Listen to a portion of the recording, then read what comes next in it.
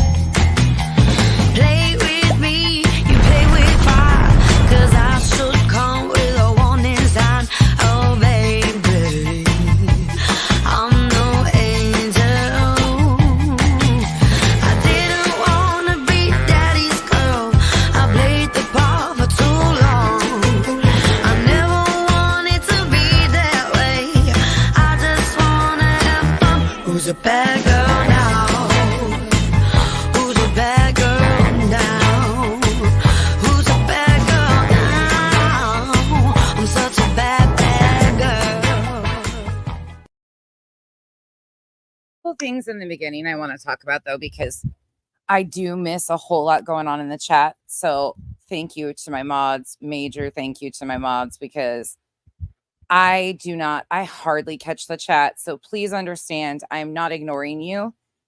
I am using one sole device for this and some screenshots on my phone of some timestamp and some written notes. So when I'm flip-flopping between screens, I'm on a completely other screen. I do not see the chat when I'm maneuvering between clips. And anybody that knows, it just kind of rolls through that. If you have questions, my mods will try to make sure I see it. If you are texting me, even to my mods, a lot of times I don't see it until after I'm done, because if I'm on screenshots or time spots in my notes, it interrupts all of that and I'll lose my spot. So I don't usually check my notes. So just please be warned, I'm not ignoring any of you. I really appreciate you engaging in the chat. However, I just am on other screens doing content. When I roll content out like this, it is, and today you'll understand why I'm giving this warning, because I'm not going to be where I see the chat much today. There's just a whole lot to piece together here. It takes a lot of maneuvering on the back end. So thank you all for being here. Again, it is nothing personal. I'm not ignoring you guys. It is just how I maneuver. Hey, Maximum Effort. Hey, Pika. Hey, Timu. I'm going to quickly say hello. Hey, Kareen. Yep, we're going to talk about Betty did file an appeal. That is correct. And I've been talking about the intent of having a 501c3 for quite some time. It is actually available on the website. People are messaging me. We knew that this was coming. We've been talking about it for months, that was their intent, because they talked about it right away. I mean, it wasn't long after Tony came on, they started talking about needing a 501c3. So none of that is shocking to me. If you've been over here with me, you know that we've been talking about that forever. Hey, Polish. Hey, Whispers in the Shadow. But yes, appeals were filed. And yes, Seth does have a 501c3. And I'll pull that up for you guys in a minute. Hey, Penny, for your thoughts. Hey, Donna. Rondi. Melissa. Oh, thank you. Lisa G. Allegedly, in my opinion, Mystic Butterfly. Feisty Nana. Hey, Tara. Everybody, I mean, Betty's crowdfunding. Tara, I think that's kind of the YouTube thing. Hey, Mai. There is some questionable things going on with that. I've heard Dolly is crowdfunding, but I don't know if that's factual. Don't take my word on that. I just heard that rumor, but he's not even a defendant on this, so I'm not really sure what's going on there. My Bo, Duchess, Candace, Smurfette, Janice in Accounting, Zoya. This is heavy clip loaded in the beginning. Hey, Lurker. Hey, Smiles. Hey, Proud Mimi. And I'm hoping this gets some good rewatch so people know that this is here. Hey, Aries. Hey, Casey. Hey, Laura. Kathy R. Natalie. Dirty French. Purge Jolene. Timu Swimming Pool. Sherry. Helen. Diana. Tracy. I do not have a link that I can publicly share for the exhibits. They haven't been added to the file yet the last time I talked, Tracy. But I'll keep working on that. Hey, Bartman. Maybe I can screenshot them and put them in a file for you guys that I feel safe. It's Meat Laws, the lawyer. What's that mean, Lacey? Some of y'all are fucking weird with Meat Man. What's that? Forever Army, Lip Locked KNS, Connie.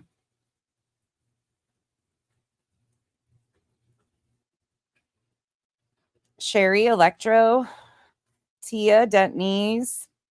Y'all, if you guys do come in here to talk shit, feel free to talk shit. It doesn't bother me at all. Like none of your shit talking bothers me at all. I'm not the one looking like a fool and I'm about to show somebody's ass on a platter. So please talk all the shit you want.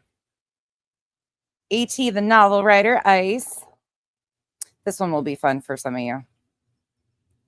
Hallucinogenic, Rocky. If I missed you, I'm sorry. Texas Blue, Bonnet. I've got pants on today. Does Betty have pants on today? Tracy, I don't try to ignore you. Flower Nana. Andrea Mama 5, Sean. I'm just not in that window ever. And even like Am and me were sitting here last night and I was showing her like it pages when the comments go, they page up. So like 7 of them go at one time and you don't see shit. Hey, Sasha. M. Greg. Andy. Miss Arnold. Baby, thank you so much for the super chat. I just love this channel. I go into withdrawals without it. Well, don't do that. Please don't do that. But thank you for the support, baby. Baby. I always get their baby bop, baby boop confused all the time. So we're just going to baby. Gosh dang B. Fit and Curvy. Teresa. Darby C. Language of Horses. Yeah, they've got a 501c3. He's got a 501c3. Gotcha, traders.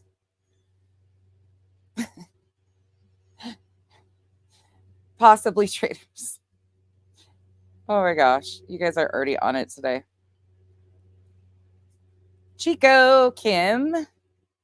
Okay, let's do that right quick. Let's go. Let's be Canvas and Crime. Hello, Baton Rouge. Amy, behave. We're probably not going to behave today. Probably a lot of petty pants in the comment section, which is okay. Hey, wishful thinking. Lynn, Love and Light. Jennifer. Let me get through this really quick. I try to say hi to as many people as I can in the beginning, so y'all know I see you. Hey, Carrie. Hey, Voodoo Doll. I feel bad though, because I miss a lot of shit. Hey, Mimi of 8.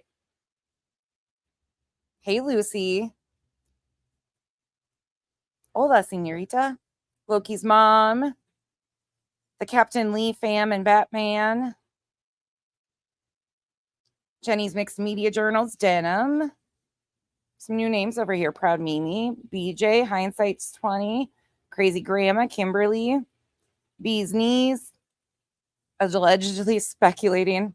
You guys on these allegedly. Casual Art. All right. Let's go. Let me open this. I'll do this one first since you guys are asking about it. Let me pull it up for you guys right quick. Give me one moment.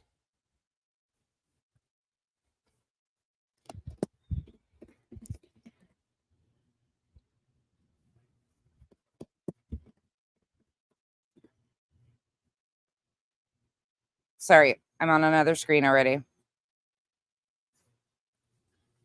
It's called the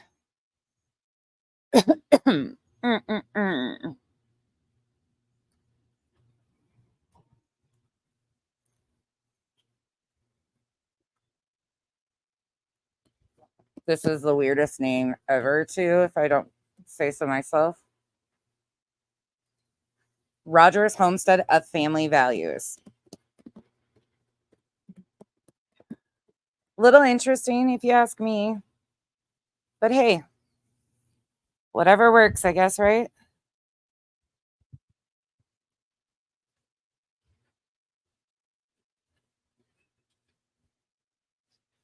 All right, it's an N Corp. Share this tab. Let's go over here. Here you go. This is a public search entity. You can go right to the Tennessee Secretary of State. You can go to the look for business or update business. You put in Rogers Homestead of Family Values. And here is the information. Initial filing date, May 9th, 2024. It gives you the information, and that is that. So that is all publicly available on the website. I'm not concerned about it. It's a public site, no matter whose address that is. Not concerned. Yep. Y'all, that was the intent for quite some time. They actually have talked about it. People have missed it. We've been talking about it for quite some time, that was something we figured was in the works. It just hadn't gone through. It is publicly available on the websites and stuff, but to me, this isn't shocking. Not in the least. So there's that. So what we're going to do, a 501c3 allows you to have funds that are tax deductible and consider yourself a charity and things of that nature. I'm not sure what their intent is. I do think that they are looking to have some sort of foundation. We've talked about that quite extensively. I think we'll just kind of watch it go through and see what happens from here. We're going to start here. Unfortunately, yes, we're going to start with BJ's from last night. And you'll figure out the mode to my madness very shortly. Okay? So we're going to start in the beginning, and then I'm going to bop around a little bit. Okay. Let me grab my notes with my timestamps. Okay. Here we roll. And the point of this is I want you to hear how things have drastically changed before we get into these filings, because this kind of stuff right here will make your mind kind of probably mush in a way, but it'll get you on the right track of when we're reading these filings, that you understand why so many of us are going, ooh, I don't know about this. Cognizance in crime. How's She's going to say hi for quite a while. Hello, Nicole. Not chatting tonight. I will be in the bushes. Is everything okay? Hope everything's okay. Hello, Sparkleberry. So that is Nicole that I called out yesterday for intentionally encouraging people to not call the TBI with tips. She has done it multiple times, and so now she's playing the victim of, she is, getting picked on because she involved herself in things like this. So that's the Nicole I've been talking about. And yesterday's stream, there's 2 screenshots of her intentionally asking people in Brittany's chat to not call the TBI with tips on Sebastian, a missing child. Very shine. Thank you, Nicole, for your support, though, for being here and, popping in. Hi, Nana Dragonfly. Hey, Megan. Well, Megan. Hello, Rebecca Casella. Good to see you. Crystal Smith.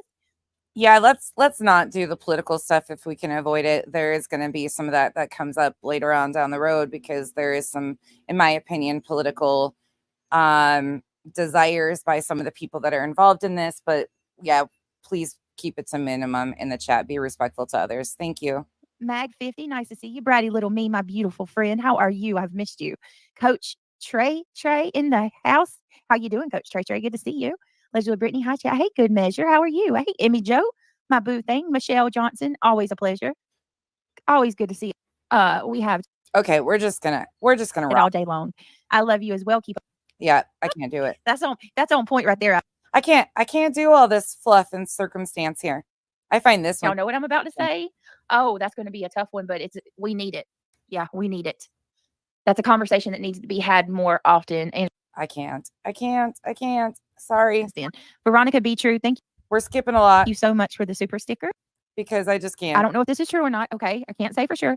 I'm hearing rumblings that it was rejected, but I don't have any proof of that just yet. Does anybody else know? I definitely am hearing rumblings that it was rejected. And I can tell you that it's not on the website.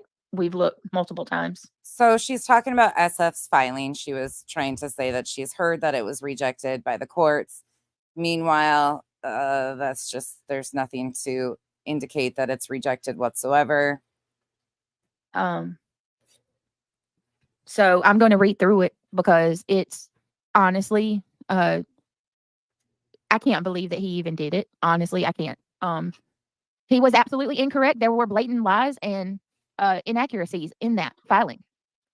Have you even read the filing that you're a part of is my first question. I mean, I don't know if it's due to him being ignorant on the topic or if he's willfully doing this. I don't know. Speaking of willful ignorance. I don't know, but it's weird. It's absolutely weird. Okay. Well, let me tell you guys what happened today. Okay. He flat out lied, Bushi. He absolutely did. And I don't know how people are acting like this man is God. How are y'all going to act like this man is God? He's not God. He's evil. Who's acting like he's God? Evil. He was on Illuminati talking shit. How people were going to be sorry that Seth filed a lawsuit. Oh, I'm so tired of hearing that. They just keep saying that. Like,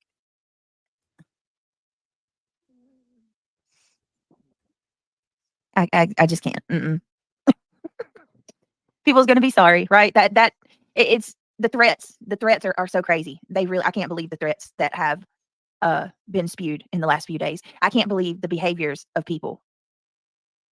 Some people have really showed who they are through this, I'll tell you. But PJ just gifted 5 memberships, guys. If you were gifted a membership from PJ, people really surely have shown who they are through this. And I'm about to show you one of those, well, maybe 2 of those people who have really showed who they are through this. But not just tell you. We're going to play show and tell. Please tell her thank you. It means so much. PJ, thank you for being an incredible mod and an incredible friend. Thank you so much from the bottom of my heart. Welcome to the green teams, my loves. Thank you for joining, or thank you for being here, and glad to have you on board. Cognizance, thank you so much for. She is sped up to 1.75 super chat. He admitted in a comment on his marching band post that his clients, quote unquote, know what he's doing, and yeah, oh yeah, I got the screenshot of that, and yes, they are paying for it. I sent you the screenshot. Yes, you did. I got it. Can you believe that? We'll get into that more too, but I want to tell you guys something that happened to me today. Okay. Tell us all about it there, BJ. So I have not talked to anybody about anything. Okay. Sure. Anything. Sure, Jan. Tony and I, hey, Mr. Mathis, was your nose itching? I was just about to bring you up. Let me pull it up. Tony and I was talking today, and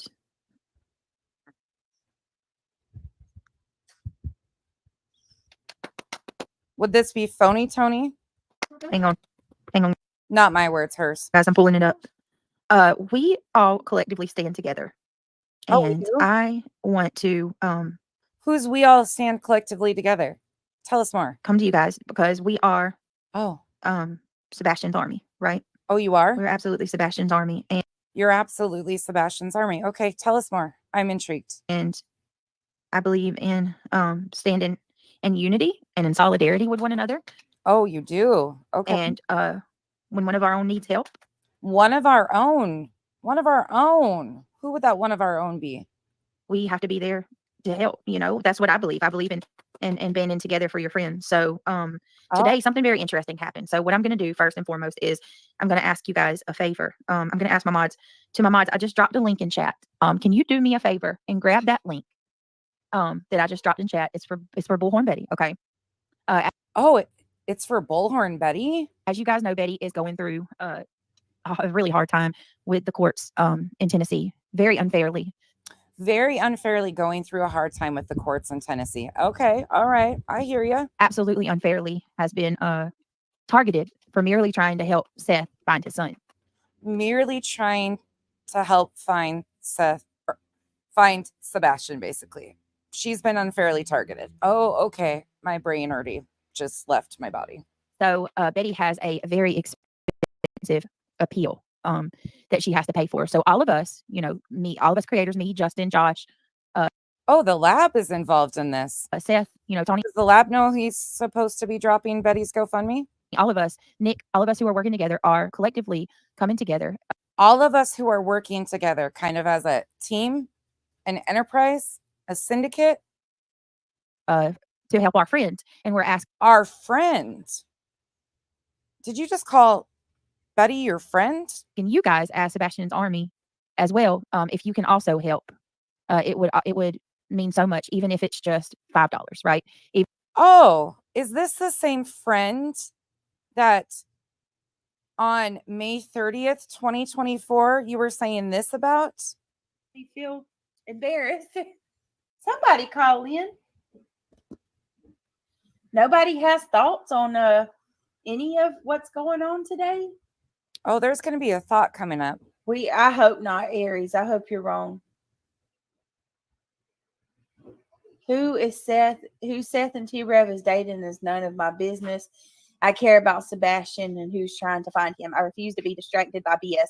All three parents are looking shady as hell to me. Tyranny. That's why tonight and last night we're going to be watching the other we're going to go through the interview and compare it because we've got Chris slipping up on a lot of stuff. Oh, darn it. We missed the call. Whoever, 317, call back. All right, here we go. Next call. Here we go. Yay. Oh, where are you? Incoming call. Here we go. I hung up on him by accident. Damn it. Call back. Functioning's hard. It is really hard for her. Can't get it right. Mom. Oh, what, babe? I'm using it right now. It's upcoming. On a call.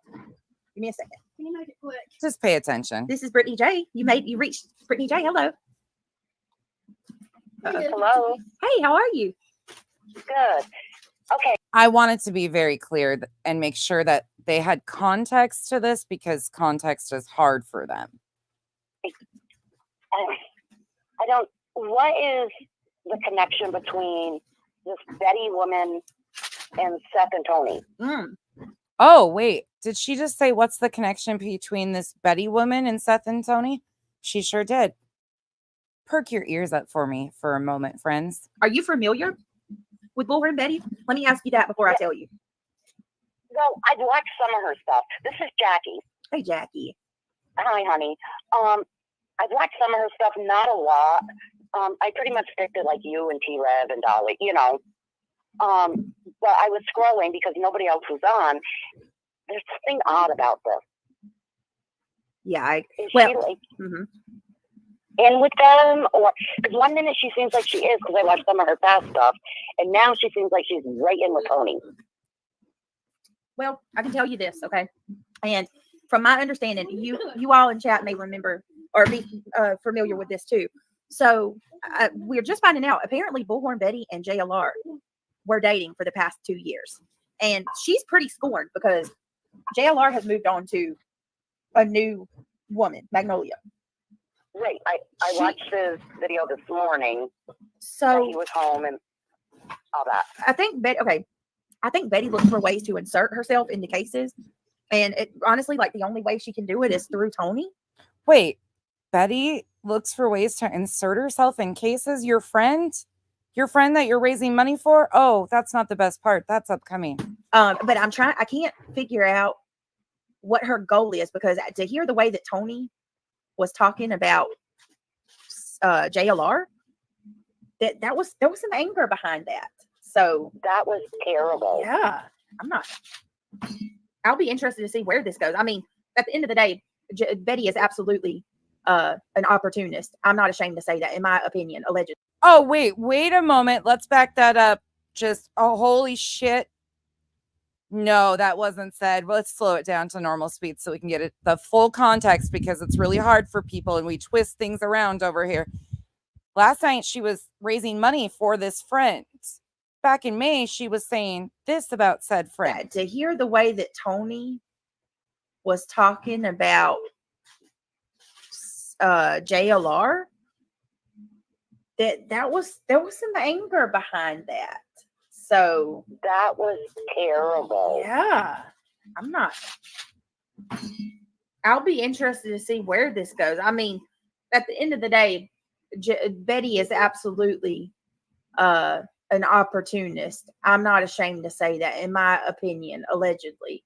She's an opportunist. So, I think she's seeing that Tony is her way to get to Seth. And I heard that Seth is like giving her interviews and things now. Well, I have lost so much respect for Seth. Yeah. And ever since Tony showed up. Well, shit. That opportunist now is your friend. That opportunist is the co-plaintiff in a lawsuit with you. That opportunist, allegedly, in my opinion, used the same person to posture themselves in a missing child's case like you did. Oh, I got more, though. Let's let this play a little further, and then let's go back, and then we'll bounce around a little bit more. Kathy, thank you for your support. I don't know. He's not even out searching anymore. And then I was listening. I can't remember who it was. But Tony has said, well, Seth will speak when I allow him to. What? Wow. When you allow him to? Yeah, he's a lost his grown mind. man. Exactly. And then I guess Seth has a YouTube page now, but has written on there that they can't show the videos of Sebastian. Well, you would want Sebastian's videos posted and pictures. Now, I have a problem with that too. Why would you not want to get that out to everybody and share it out? Right. Yep. I don't understand where Seth is coming from now. I'm so baffled with all of it. I mean, like I said, I was surfing. There wasn't a lot of people on. I went into this one, and I'm not going to say their name. It was too. Oh, we can go back to that in a minute. But let's carry on over here for a moment. Let's share this tab. Would that be the same? Are they talking about the same Tony as in this clip from August 18th, though? I wonder. I just wonder. Let's throw this one in here right quick before I go back to last night. Tony was dishonest about those messages, and I'm going to tell you how from what I saw. First, he said that he didn't know. I asked him, did he know about these messages? Wait, were you calling Betty an opportunist and Tony dishonest? That couldn't be. The same people you're co-plaintiffs in a lawsuit filing with that we're about to read more into? That couldn't be you calling him dishonest about messages, could it? Was he familiar with them? And he told me, Brittany, I have no clue what messages that you're talking about. I had no idea what your channel, what your live stream was about, and I've not heard of any messages, and I know nothing about anything. So I took the time to explain them to him, right? Later on, he says, I can tell you who put those messages out. I heard it. And no, thank you all saying I had no time to prepare for this. You guys, No. that was basically improv. That was completely, that all of that happened on a whim. Him being dishonest happened on a whim. It's not a pattern of events. Let's go back to last night. Okay. Even if we can just give, even if it's $2, you know, I know that everybody's going through, you know, a tough time with it being inflation and all that. So not everybody's made of money, but if anybody can just donate, you know, even if it's just $1 or $2, it would help more than, you know, for these fees. Oh, give me a second, guys. I'm so sorry.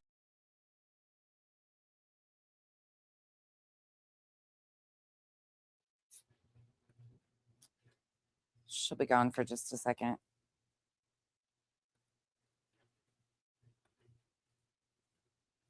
Oh, yep. There's Betty. Lord, okay, sorry about that. Okay, so what else do you guys see the link now? Dolly says, if you come for me, I come for you. I don't know what you mean about Dolly. What? Anyway, so the mod circulated the link if you guys see it. Like I said, it's no pressure. We're just trying to help out as much as we can. And if anybody wants to give, even if it's $1, it helps. So that means more. I mean, all my friends call me an opportunist. I'm sure of that. Like every day, you know, who needs enemies when you have friends like this? To me, then, you know, hold on, Tony, I'll pin it. Give me just a second. I'll pin it so people can, if you want to donate about a little bit, give me just a second. Did it let it? Give me a second, guys. I'll pin it. All right, there you go. So it's pinned at the top. If anybody wants to help, we can do this, you know. And I know that if the roles were reversed and I needed help, they would do the same for me or any of us. So that's what we do. We have to band together. So thank you. I'm sure they would be the first to sign up to help you out. To the mods, thank you, everybody. Listen, even if you can't help, if you have a community post or you have social media, and please don't feel bad if you can't. That's okay. You know, everybody has to take care of themselves too. If you can't help, you know, share it out. Share it on your social media. Share it to you know, your Facebook or your X account or anything like that. You know, totally up to you. I want to tell you guys something that happened today that really makes me angry. And I contemplated on telling you, but I want to tell you guys because I think people need to know the weird things that are going on publicly and privately. And this comment is why I let it play a little bit further. The comment on your screen is from Seth. I just want to thank those that are helping Betty. By helping her, you are helping me and Sebastian. Thank you and be blessed. How is this helping Sebastian? What are we doing here? Because Betty has protection orders placed on her to protect her from harassing Sebastian's mother and stepfather and grandparents. But Seth, the father, says that it's helping Sebastian to fight or help Betty fight these orders of protection. Okay. All right. Let's kick up here because I have so many clips to get through. Let's go to one of my other favorite spots in this. This is going to be one of those moments that I'm going to need you to chalk it up for a little bit later and keep it in your memory when we go through these next clips. You don't stop, do you? Wow.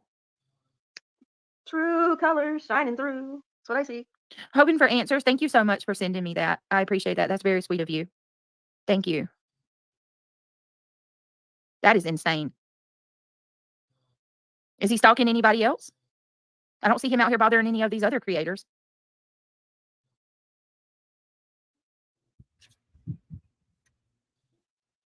Just a reminder, this is about SF. SF was watching her live stream and made a post. So she calls it stalking, that her public live stream, he is making comments about and posts about on X. So it is now to the level of stalking. I'm sure it kind of falls into that misunderstanding of what the word threat means too. But you're going to hear something coming up that I want you to pay attention to.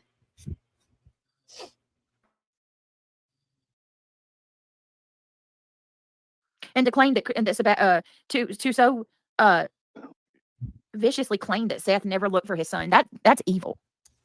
To so viciously claim that Seth never looked for his son. That is so evil, right? Okay, keep that in your mind for a moment. Absolutely evil. SF should just go Absolutely evil. audition for the next Scooby-Doo movie. Thank you. He said he abused him. He abused Sebastian, and that's Yeah, that's freaking horrible, man. Ginger girl, thank you. Another claim of abuse that Brittany doesn't push back on. She says, yeah, that's freaking horrible. Yeah. Even though we have no proof that he was abused. Okay. Especially by Chris. So much for the super chat. Get yourself some creepy swamp donkey spray. Ginger girl, you're funny. Let's maneuver a little bit further on here because I want to get through as much as I possibly can in this stream, but I want to open here. So now we're going to go back to BHB makes some very disturbing claims. We're going to start about the 36-minute mark. You are a piece of shit, JS for Justice. And trust me, your numbers, I don't care how big you get, when I have enough done, when I'm done with you, you're not going to get 1,300 people viewing you. You are the biggest piece of shit on here. This is from July 25th, 2024 on allegedly with No Brain Cells channel. That it's manufactured so many news articles that it's not even funny. News articles.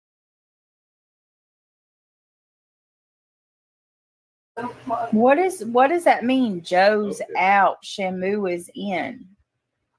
They watched the SeaWorld thing. So she was happy that Joe Petito wasn't coming on Seth's channel. I don't I don't think Bullhorn Betty was. I think she was implying though that J for Justice was happy about it. Or I think that's what she was trying to imply. But I don't really think that's what she meant. She was trying to be. I think J for Justice was honestly just trying to be funny by saying Shamu was in because they were watching his visit to SeaWorld. Is my speculation. But Betty's trying to flip it because she's mad at her essentially. Well, so here's the thing too. Like, here's my problem, and I'm gonna Betty. Here's where if you really have information that creators are going behind the scenes and sabotaging victims' families, the problem here, even for me, is you're mixing it with your personal beefs, right? Like, wait, did you just say that the problem for you is when people mix it with their personal beefs? Say it ain't so. You can't let personal feelings get involved in any of that. Like, I don't want to know who's sleeping with who. I don't care. You can't allow personal feelings to get involved. But BJ is a plaintiff in a lawsuit based, her part is solely based on personal beef with one of the defendants. Huh. That's not, I don't know about y'all, but I'm nosy. I'm nosy as hell. Obviously, that's why I'm into true crime, but I'm not that kind of nosy. That kind of nosy gives me the ick. I don't care about that kind of stuff. You know what I mean? As long as it ain't my husband, I don't care who you're Yeah, as long as you ain't touching my man, I ain't, I don't care what you do. Like, well, the thing is, it's supposed to be about Sebastian, and it's all about her personal life right now. Yes. It's crazy. She's lost her mind. Oh, they're not talking about Betty, are they? Her friend that she was raising money for and standing together with last night? That couldn't be. We must all be misinterpreting what's right in front of our faces.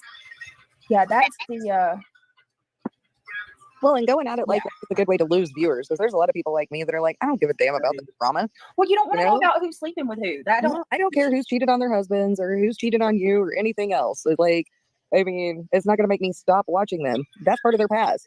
I mean, you can't go back to yesterday. I was a different person then. Well, yeah, and okay, lucky lady. I'm definitely not saying this that Betty's not being truthful at all. So but I need. So where's that? But if you missed it and you need to rewind, she did say that Betty's an opportunist. Absolutely, it said Betty's an opportunist. But now they're friends. As of last night, they're friends, standing together, got a band together. That Seth, damn it, who threatened y'all? That's what I want to know. Lucky lady said, Brittany, you're basing it on the fact that Mr. Petito didn't come on because Betty said so, but Seth also said they were threatened, so it isn't just Betty. Who did that? Seth, who threatened y'all? Like, is what Betty's okay? Or a better question, Seth, is what Betty's saying true? Like, are their creators doing this to you guys? Because we got a problem if this shit's going on, you guys. But what would I think personally, Seth Rogers and Joe Petito having a conversation is good. That's good. Absolutely. That brings awareness to both causes. Oh, Jarhead Jane, hey. And just for anybody that needs to know, Joe Petito went on with Justin from TikTok the other day on YouTube, probably like a month and a half ago. And he did say that he had received a threats. It's very simple, very straight to the point. He didn't go into detail, didn't claim where they were, what they were about, anything of that nature. It was blown into this big, huge ordeal. But Joe Petito did go on with Justin and say that he had received a threat. What is tonight? Everybody's coming in that I haven't seen in a while. This is nice. Just saying hello. And my OP on Blowhard is she's done zero for anyone except cause disruption and unnecessarily before this. Anyone who knows BHB is only out for one and it's for herself. Hey, Mystique. People warned Joe about the trio and he backed out. No threats were made. I wasn't threatened, but Joe had threatening emails and phone calls telling him on not to do my show. Wow. Okay, so Seth is admitting he didn't receive any threats. He wasn't threatened, but Joe Petito. Okay, all right. Just chalking it up for memory bank. What is happening? I wonder if you would do yours. I don't understand how that hurts anybody. Oh, this is terrifying. I just got another Amber Alert, guys. Child abduction alert. Durham, North Carolina, Amber Alert. We're going to skip forward once again because I don't got time to waste on all this insanity. We're going to go to about the 30-minute mark. All right. Nighttime. Because it's so hot. I am. In the daytime. I don't take offense to vampire. Yeah, it is hot in the daytime. I can't almost stand the heat anymore. And there's a bunch of chaos going on. It gets pretty clear here in a moment of what you're about to hear. I guess you don't realize everybody you're asking that stays up on my live until 4 and 5 in the morning. We're all we do. We're all insomniacs and vampires. Oh wait, did she just say that everybody stays up till 4 or 5 in the morning on her live streams? But I thought she's losing sleep due to the emotional stress of all of this. But she's acknowledging that it's typical to stay up till 4 or 5 o'clock in the morning. That sounds like a personal thing to me. I'm not going to say I am. I'm just addicted to Brittany. Yeah. As everybody says, I'm your best friend. You know. Not like 1 to 0. I can do a real poll. Yeah. What do you want? Do a poll and say, is your blood negative or positive? Sorry, y'all, if I'm giving you whiplash already. Buckle up, because you know me. We're not even close to being done yet. A lot of people don't know what their blood type is. Well, I don't care. Just do it and see what Well, they I say. don't care. Okay. Mine's negative. All right, let me do it. I can then tell you. Nighttime for so long, right? And like most negative blood people are they're nighttime people. Did you know that? No. So if you're staying all nights, that means that most of the people you have are probably negative blood. Would that surprise you? I'm a positive. And it goes back, like, if you want to be scientific, right? They say this, the Neanderthals were they were like nocturnal, and they had better. Now I see why she needs a mute button for her spouse. I mean, if that's defamation, I guess whatever. At least Kyle is funny or adds something of substance in the background usually. Better sight at night. Like I can be scientific. I won't do it, but hold on, y'all. I can scientifically explain it to you. Okay, hold on. Shit, sorry, I'm all over the place. Like okay. Give me just a second, y'all. Darn it.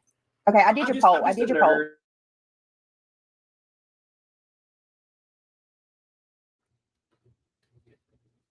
She muted to silence him, thankfully.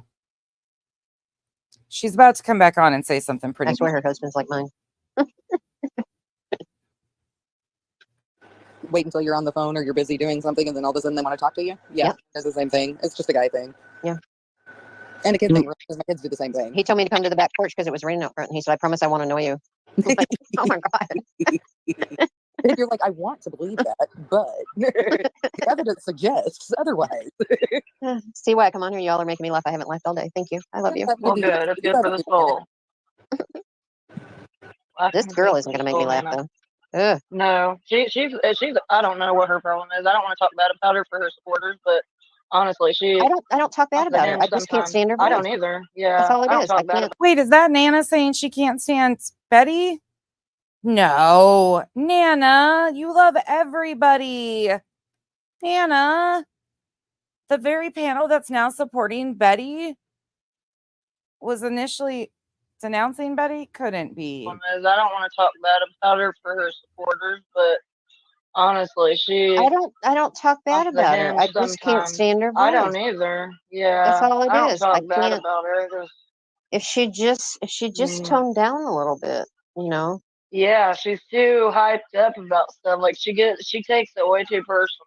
He stepped in this case anymore, that I was going to sue him. And so now I am going to sue him. I have claims against him for a very long time. And oh shit, wait a second. Is that a threat, BJ? Why didn't you call her out for a threat?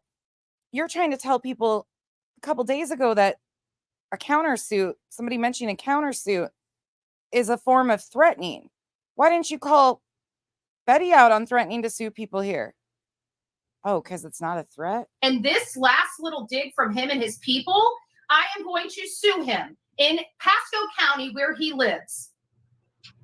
Not Tampa Bay, Pasco County in Port Richey. That's where the man lives. That's where I'm planning on suing him. And I'm going to be also including Miss Jamie Phillips in that lawsuit as well.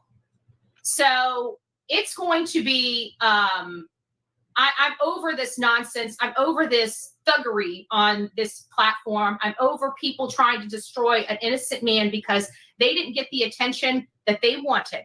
This man worked very hard to make sure I have to sue people because you are irrelevant. That's why nobody listens to you. Go make your own channel. Let's see how many people listen to your hate-filled rhetoric. Probably hardly anybody. But I'm getting so sick of this thuggery on here. And so Jonathan Lee Riches, let me be very straight up thuggery. She's sick of it. Clear to you. I know who's behind Ooh, she even got up close on that camera. All of this. And I'm coming for you, sir. Wait. Why aren't you calling her out on threats? You want to do all this dirty stuff to me? You tried to destroy me. You lied to me for over a year. And you think I'm going to sit here while you have your friends destroy. Emily, I got you on that one. Listen up. You're going to love the upcoming admittance here. Everything that. Remember, Betty and BJ are now co-plaintiffs on the same lawsuit against two defendants. I got you. This man is trying to do. He was going to talk about the Gabby Petito Foundation. All you did was hurt Joe and his advocacy for his daughter in such a ruthless and disgusting manner, threatening him. We have a no tolerance policy here, and I don't have. Let me ask that, because I'm not in the loop with any of this crap. Does Joe Petito and JLR have beef? Does anybody know? I don't think so. I mean, I don't know. But I never have heard of it if they do. But of course, you don't see everything that goes on online, but I don't know. I've never seen them, like, Look, I've never seen anything like that. Kelly C says JLR needs to clean up that Facebook group of his because it is trash. I have heard things. I don't, like I said, I've got enough problems of my own on YouTube, so I try to keep myself at a bare minimum Oh, you do? when it comes to any of the extra. Oh, any of the extra? You try to keep yourself at a... No, not you. Oh, this is about to get fun. But I have heard things about JLR's Facebook group, but I don't. I'm not on Facebook, so that might be some of it why I don't see it, but I don't know. Yeah, I don't know. Let's speed her up because we got a lot. Nana or any of y'all, I've y'all never heard about the Facebook groups? No, I don't follow any of them on Facebook.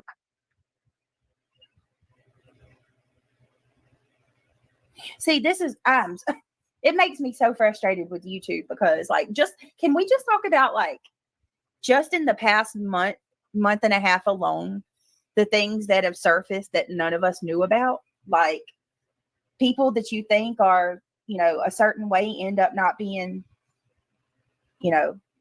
what you think at all. Like hey, Tiffany A. I've heard things about JLR and lawsuits, but I'm not on. Yeah, like I don't think I'm in that group. She's bringing too much of her personal feelings into this, and she's making it more about how she feels personally more than about Sebastian. Oh, say it ain't so. We got declarations to read today. And back here, they were talking about how they were bringing personal things and didn't like it. It was icky. It was icky. To me, it sounds like she needs one of those really good friends to be her sounding board where she can just sound off to and say all these things to, and they can be like, okay, you probably shouldn't say that. Well, she just got that friend. Her name is BJ. As of last night, even though she's called her an opportunist, said a bunch of other things about her, she's got a friend now. Her name is Brittany J. Allegedly. Best friend, like somebody that can kind of talk her off of that ledge. Yeah, somebody to pep talk her down off her, the highs she goes on online, because I mean, she's throwing people's real names out there and stuff. Nobody needs all that extra crap. Nobody. Well, and maybe somebody that can help her look at it from a different perspective. Well, maybe. Like maybe in real life, a real life friend, or even somebody offline. Like maybe she can. But yeah, she needs somebody to talk to, like personal business. You know what I mean? Like, maybe Betty and Brittany can braid each other's hair. Like, don't bring it to the internet. Because didn't her and JLR, wasn't they like together or something? I'm thinking maybe she's more hurt over that than she is the whole. I don't know. Boy, there's just no doubt about it. She's angry about. She's out for JLR. I mean, she just needs to take a breath and be like, okay, I am getting away from the main focus here, which is finding Sebastian. That's what the focus needs to be. I don't need to worry about who or what happened years ago. Let's just move forward. Right. But here's my thing too, though. Like, I don't think we should totally discount what she's saying either. You know what I mean? Just because I don't know, it's hard for me because I mean, come on, guys, look at once again, let's talk about what has transpired. This has been like the year of revelations. T-Rev. Yeah. I hate to use T-Rev for an example, but look at what came out about him.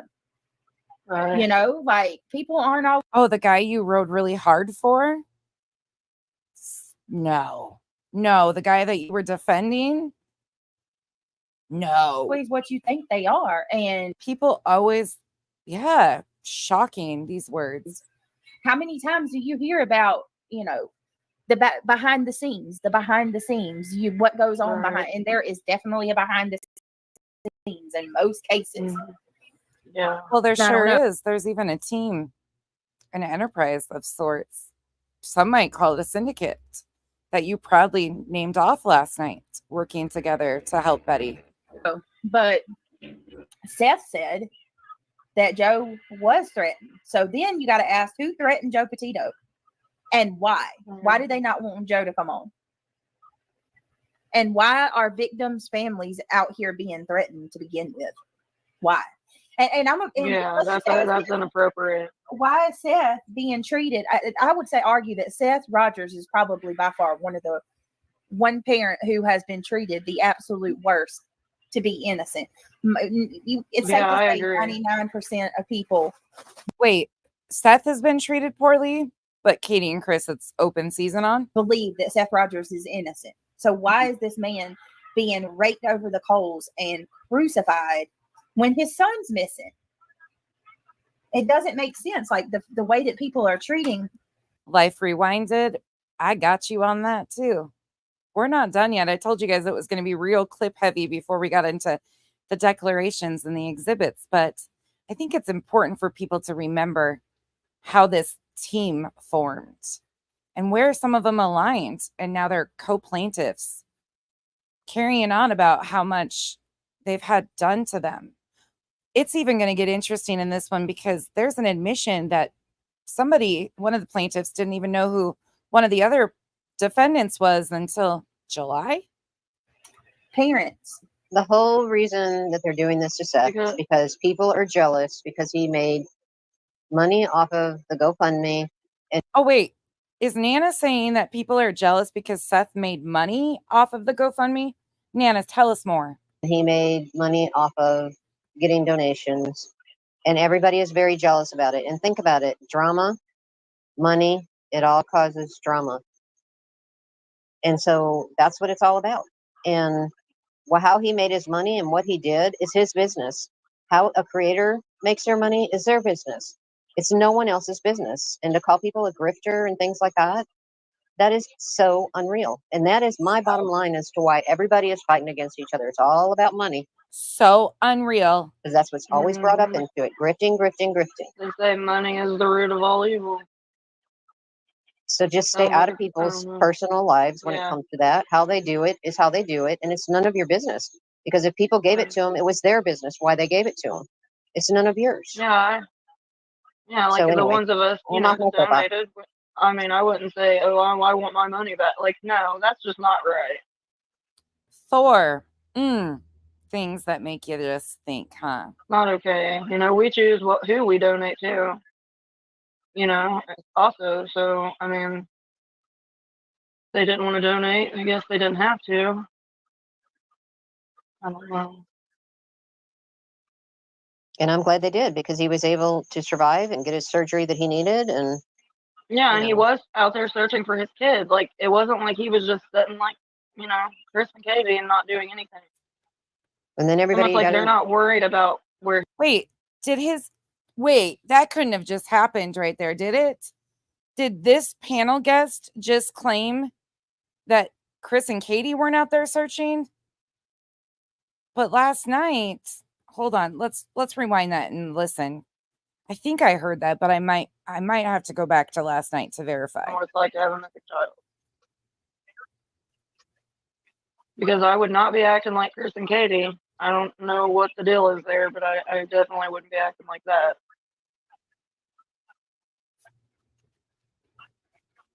Yeah, I don't know.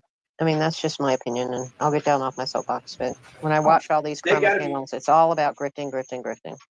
Which this person's making money. This one's making more money than me. Here it is. It is. People are. Wait. No, let's go back a little further. I want to hear that again. Give it to them. It's none of yours. Yeah, like So the anyway, ones of us, you know, donated. I mean, I wouldn't say, oh, I want my money back. Like, no, that's just not right. Not okay. You know, we choose who we donate to. You know, also, so, I mean, they didn't want to donate. I guess they didn't have to. This one is a brainiac. And I'm glad they did because he was able to survive and get his surgery that he needed. And yeah, and he was out there searching for his kids. Like, it wasn't like he was just sitting like, you know, Chris and Katie and not doing anything. Oh, it wasn't like he was just sitting like Chris and Katie and not doing anything. But wait a second. Last night, I don't see him out here bothering any of these other creators.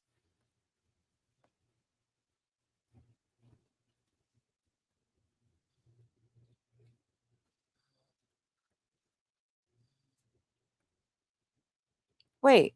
And to claim that, and that's about to so viciously claim that Seth never looked for his son. That's evil. That's absolutely claiming that a parent never looked for their child when we know that they did, because even Seth talked about him and Chris searching for Sebastian together. We've also heard Seth talk about how they took Chris searching for Sebastian. We know that they've done other things. They've talked about it. It's so vicious, right? To claim that, but your panel did that to Chris and Katie. absolutely evil. Oh, it's evil. SF should just go audition for the next Scooby. It's evil, you say. Oh, shit. Yeah, caught that. And then everybody almost like they're not worried about where he's at. And I myself, I couldn't imagine. I don't even want to try to imagine what it's like to have a missing child. Because I would not be acting like Chris and Katie. I don't know what the deal is there, but I definitely wouldn't be acting like that.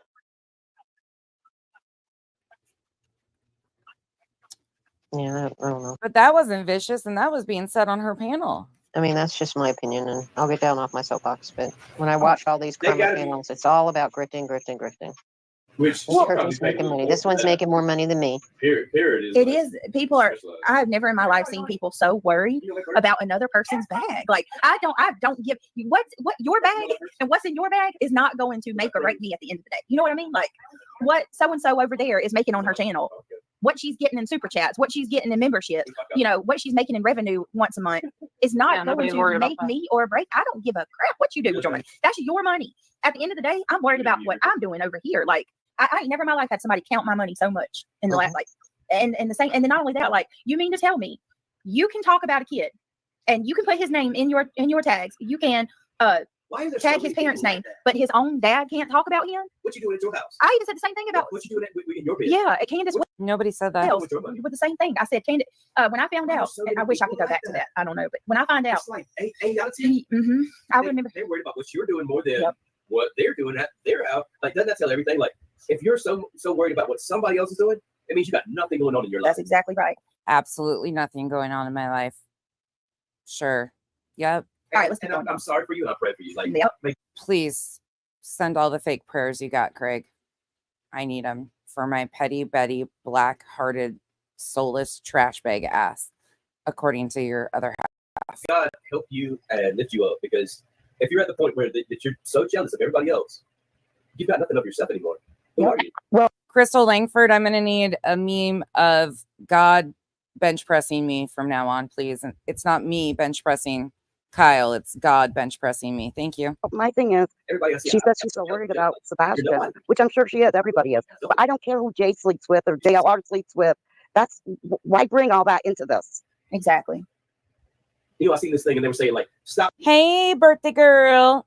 Y'all give Mal a belated happy birthday if you see her in the chat right now. I hope you had a wonderful rest of your day. And hello, body. Comparing yourself to other people. Yep. Because as long as you're comparing yourself to them, you're never going to live up and never going to be good enough. You're never going to be happy. That's true. That's true. Don't measure your happiness off what somebody else has got. Because there's people all over the spectrum, bro. They're like, they're high, they're low. You know what I mean? Yep. So you All have right, to keep pushing. You get me? Somebody get that asshole up. Naturally, I'll do it. Pay attention to what's upcoming here. I have a no tolerance policy. Remember, these are friends now. They're standing together in solidarity. We got to stand firm. See here, I want everybody that needs to be hidden. Thank you. Thank you. We're not gonna deal with this nonsense. J is for justice. You need to keep your legs closed first and foremost. Secondly, you and your misfits need to stop harassing Seth. And as a matter of fact, he's already sent all these people cease and desist letters. I think it's time to start executing some lawsuits against these people that want to just cause him harm for no other purpose than to show that they have the ability to cause this man harm. It's disgusting. Joe Petito did not deserve to be treated like that. They didn't tell them about what kind of people they were working with. They threatened to harm him and his foundation in order to get him to not show up. Let's be very clear on what these people did to Joe Petito. I know for a fact, Barbecue Lady, which we are going to start exposing her nastiness. Oh, wait. Not another defendant on the lawsuit that Brittany is a part of, right? As a plaintiff, Barbecue Lady? Okay. Because she won't stop either. And she's obviously not.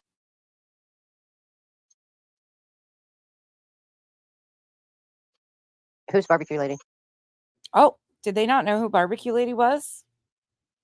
Would that be that Magnolia maybe? I don't watch those kind of channels. So I don't know. I mean, Yeah, I don't know. I'm very limited in who I watch.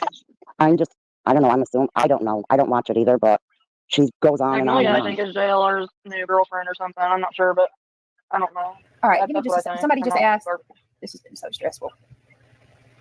Hold on, where's that comment at? It's so stressful talking about Betty. Wait. Let me find it. Hold on. Somebody just told me that to give them details of that 8-year-old little girl or they're leaving. Honey, listen, I don't have any details of the 8-year-old little girl that was abducted. It just happened. You're more than welcome to go try to search it out, but I don't have any details. That's simply something that I've shared. Thor, we've been telling people since April. You and I, like, I've never talked to Thor ever out of a chat. And I swear to God, so many of us, not just Thor, but there were so many of us that saw what was going on and how this has all been playing out and planned out and coming to, shared that come across my phone. As of right now, I don't know what to tell you, but if you want to go find it, you can, but it's going to take me a little bit to try to find it. It's the little part, I don't even know if it's a boy or a girl yet. The kid just went missing. So it literally just flashed across my phone. I got you on the age of the stream. Sorry, guys, I'm trying. This is July 25th, 2024. There's not really anything to report yet. I don't know who Barbecue Lady is. It's a little boy. Is it Black Skies? Okay, hold on a minute. They said in Durham. Wait, did Brittany just say she doesn't know who Barbecue is in July? But now she's a plaintiff in a lawsuit against her? Well, fuck. Oh, dear. So it literally just flashed across my phone. There's not really anything to report yet. I don't know who Barbecue Lady is. It's a little boy. Is it Black Skies? Okay, hold on a minute. They said in Durham. Give me a second. Hell, this is happening so much. Give me a second. It could be a domestic, but violent, or it could be a domestic. So if she didn't know who Barbecue was in July,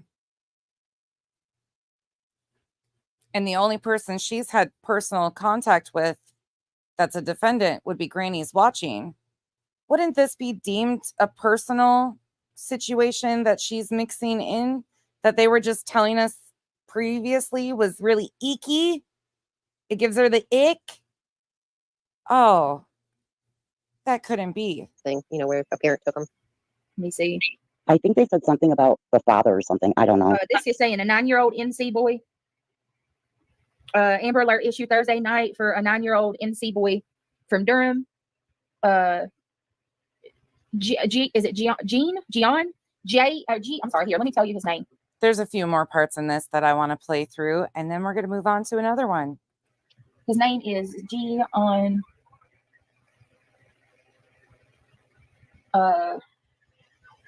King / how do you even say that? Gian Harriet? Here, you guys can tell me. Harriet? That's his name, and he's a 9-year-old little boy. Hold on. I'm writing. All right. I just dropped the details in chat. I don't know how you would pronounce that. Does anybody know? Jean King Harriet? I just dropped. Let's fast forward a little bit. Let's go up here a little bit. We can move it. All right, guys. If you don't mind, I'm just going to ask one more time. Take a second. There's 652 people here. If you can, just take a second and click that thumbs up. It's greatly appreciated. And if anybody wants to become a member, we'd love to have you on board the green team. Thank you. No, I thought you were. Oh, really? No, it's the handsome Ben from another country. Okay. No, Brittany, I haven't been here since you did Delphi. Really? Well, welcome back. That's a long time.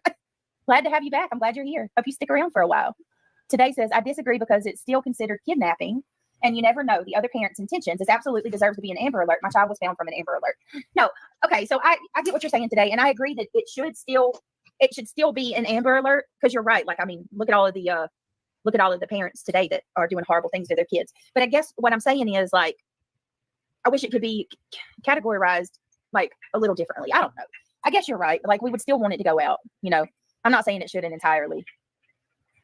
I'm glad that your baby was found. I'm so sorry that you went through that. That's terrifying. Nobody should have to experience that.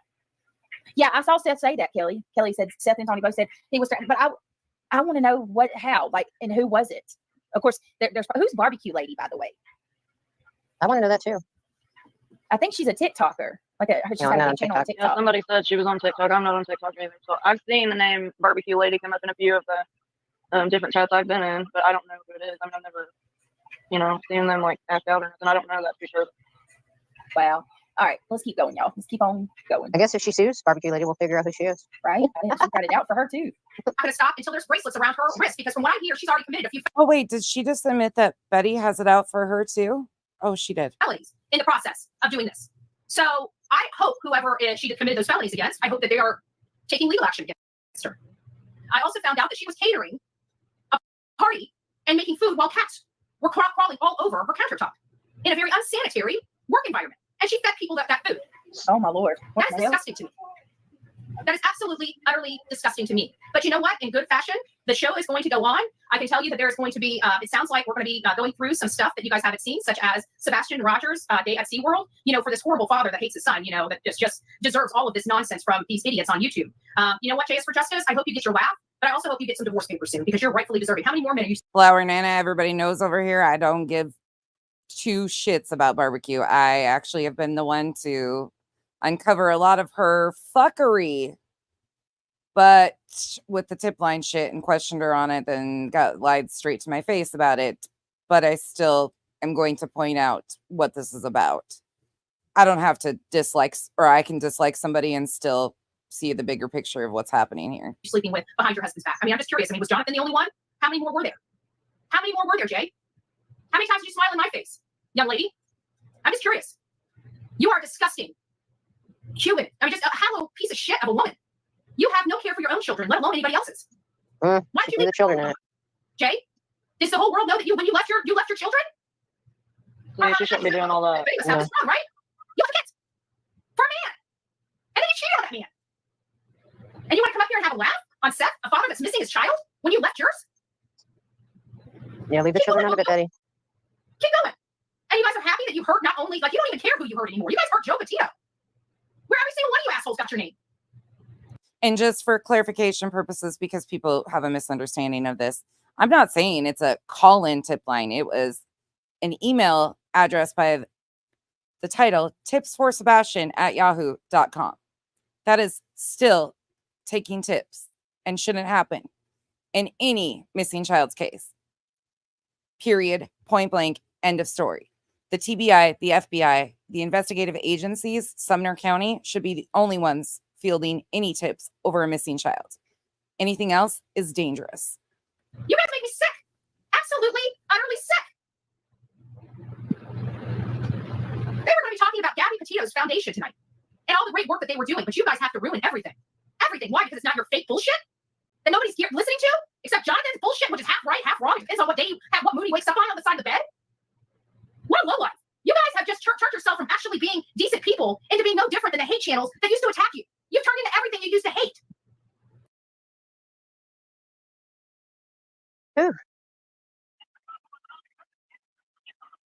Well, she's doing the same thing. She's attacking people, and that has nothing to do with Sebastian. Nothing. Right, like people's kids, other people's kids. But I hate when they do that. That's crossing the line. And she doesn't have any biological kids, does she? Just asking. I don't think she does. I just know that it's not cool to be bringing people's kids into it. It's not at all.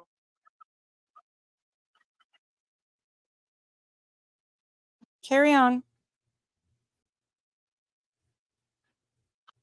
Brittany, are you muted? Imagine being desperate enough to now have this as your friend. Can you guys hear me? I can hear you now. Yeah, we can. Okay. All right, Betty, that's too much. That right there, I do not like that. We don't like. She's talking. Now you're talking. Y'all know how I am. Y'all know. Where did you go, Mama? You want to come back up, Tattoo Mama? I dropped the link for you if you want to come back up. Oh, I thought she was working. Like, she's off tonight, but I don't know where did you go, Tattoo Mama? You don't feel anymore. What is she? But Betty, what are you doing? Like, you're sitting there talking about Jay's kids and her, like that. Come on, we don't do that. I don't like that. I don't like. We leave kids out of it. But now you're friends and raising money for this woman. We leave kids out Tattoo of it. Mama. Yeah, I kind of gated myself. I don't know what the hell I did. Oh, yes, Bailey. And see, Bailey and these things. We leave kids out of it. Jay's custody, Jay's family, none of that shit should even be a factor. I don't like that. That makes me feel ick. That, you know, I even listen, that's not, and I'm sorry to anybody for that being said. I'm not playing this to have that shit out about Jay, about JLR. None of them. It's more about, you know what I mean? She Like, got the ick again. Her friend's giving her the ick. what is happening? Is Joe Petito really being Well, what was the reason like, for what's going them on? shunning him from doing this interview? Do we know? Well, according to Lisa, I don't think anybody's my friend. To be honest with you, I don't know to trust my own damn shadow when it comes to YouTube.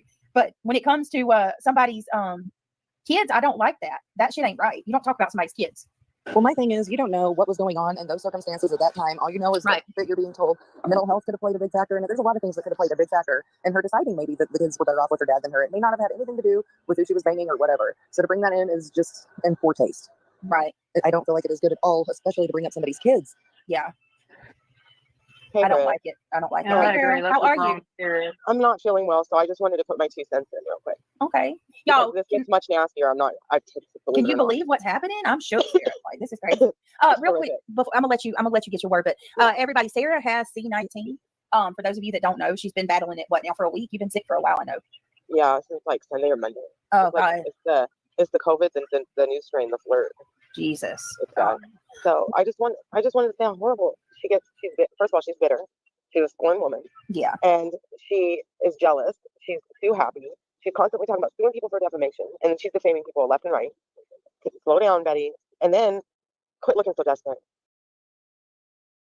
Well, shit. The panel said more about Betty. Oh, no. That's all I got to say ahead of time. But this is horrific. This should not have been what her video was not supposed to be about. You know what I mean? Like how all that other extra stuff got thrown in there. I don't even know. Right. Thank I was you. blindsided. I was like, wait, what is this about again? I thought this was about Joe Petito not coming on. That's why I asked, why was Joe Petito not coming on? Because I haven't heard anything Well, as to why. It's making it hard for me too, because it's like, damn, every few seconds I'm over here wincing to myself because she's saying some really bad stuff.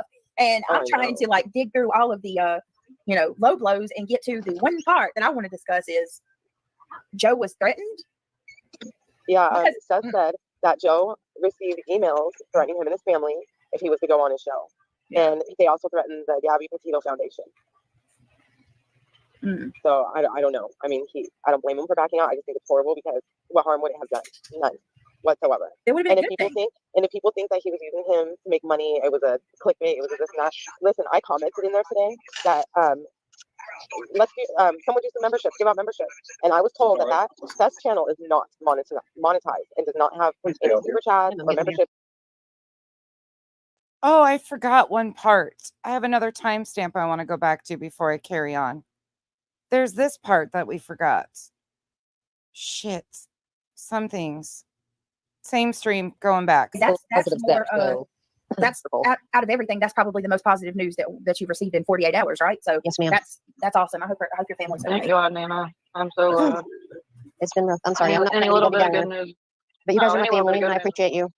I love you. I love each and every one of you. Wish I could hug y'all. Okay, go ahead and continue with this rapper. No, you're good. So are we the only ones that are vampires? You sue him. I have claims against him for a very long time, and this last little dig from him and his people, I am going to sue him in Pasco County where he lives. Not Tampa Bay, Pasco County, in Port Richey. That's where the man lives. That's where I'm. Betty, you doxing. That's doxing, Betty. That's not, you can't do that. Oh, no. Wait, is BJ saying that Betty was doxing somebody? The co-plaintiffs, Betty and BJ, they couldn't have been doxing somebody. BJ can't be calling her out on doxing somebody. We had to have misheard that. Let's back that up. Wait, they're friends now. Long time, and this last little dig from him and his people, I am going to sue him in Pasco County where he lives. Not Tampa Bay, Pasco County, in Port Richey. That's where the man lives. That's where I'm. Betty, you doxing. That's doxing, Betty. That's not, you can't do that. Can't be doxing. Can't be doxing. She just straight up. She does that though. Oh, Lord. She does that a lot. Not good.